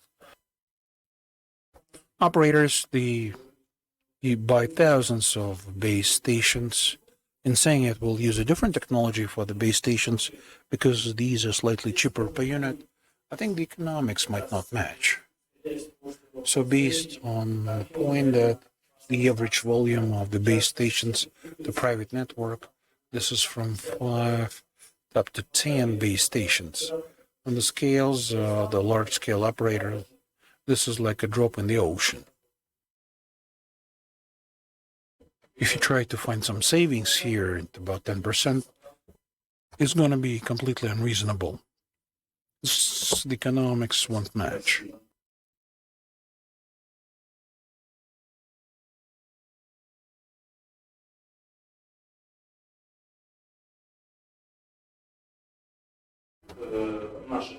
Well, speaking about our individual cases, we visited one of the customers, large facilities, 10 by 10 kilometers, say we need some radios. We offer you for GLT. Expensive, too expensive. But we'll do this separately, we'll have a separate subsystem. The recognition system, the numbers of vehicles that the route around this logistical complex, they will do this later. This is going to be a subsystem. We're sitting for quite some time, and they realize that if you unite all of the system, the cost of ownership appears to be much cheaper versus having individual systems. So we're getting back to this point that our task is to enlighten people, to explain it to people that we can cover many different solutions. The base stations might be a bit more expensive.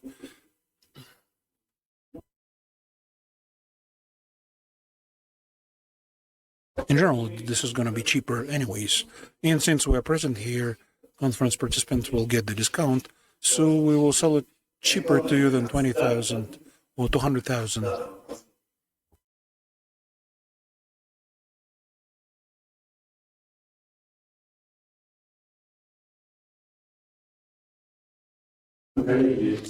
Dear colleagues, today, when we talked about the private 5G networks, the economics was clear. This is on the client's side. I'd like to ask the operator's side. Evgeny, Alexander, they do have the license. How do you see the monetization of public coverage of 5G? Are these going to be B2G or B2B, B2C segments? Public commercial coverage, we're not talking about the private networks. Look, from the standpoint of commercial coverage, or operator who has a 5G license, they look at the number of options to monetize 5G in general. B2 server, this is really interesting because of the scale, because of the customer's base. The possibility to use 5G, but in my humble opinion, they don't have access to such technologies that would result in a situation that for the ordinary customer, 5G is a must-have. I think we must approach this jointly to build some interesting cases to attract as many users into the 5G technology as possible. But speaking about B2B, commercial networks, and I'll speak about the B2B and private networks. Here, the number of cases can be bigger. From the standpoint of implementation of innovative technologies like video surveillance systems, what is needed is to get a lot of data via video stream. Speaking about the automated transport and the ideas that we can come to soon, unmanned vehicles, low latency, and 5G systems. So I think, in my humble opinion, the biggest driver for the 5G implementation will be B2B. B2G, well, you can build some interesting scenarios, but today told us the need for the regulatory participation is extremely important. Without this important driver, without this icebreaker that can pull others behind, we will not be able to move any further in 5G, B2G. This is quite interesting.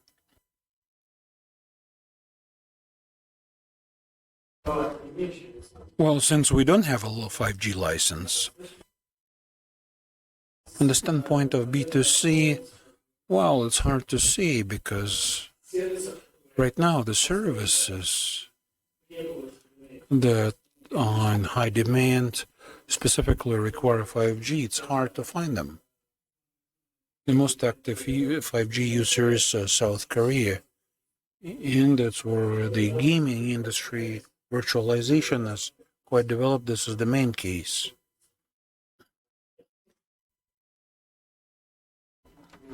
I think B2B is the corporate segment.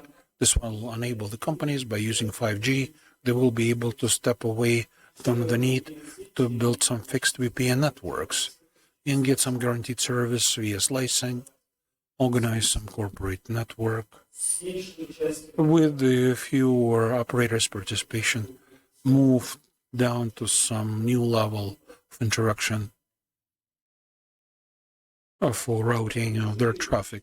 For B2G, the main aspect is the implementation of digital city solution, and whether the regulators at the state is ready to pass over its infrastructure into the networks management, because there are certain approaches like the implementation of this technology and this entire infrastructure from Telecom, from the external equipment that is produced not inside the country. This creates certain risks. So here the regulators' participation is important in understanding whether they are ready to integrate their infrastructure into management and monitoring over 5G. Thank you. Colleagues, one more question.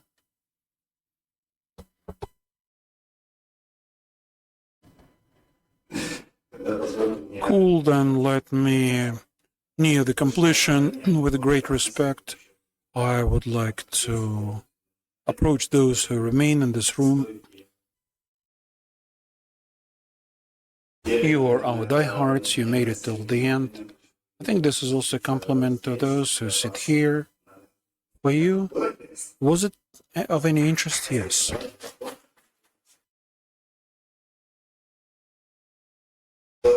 Thank you. I would like to thank our distinguished audience, the speakers, the unique ideas you offered.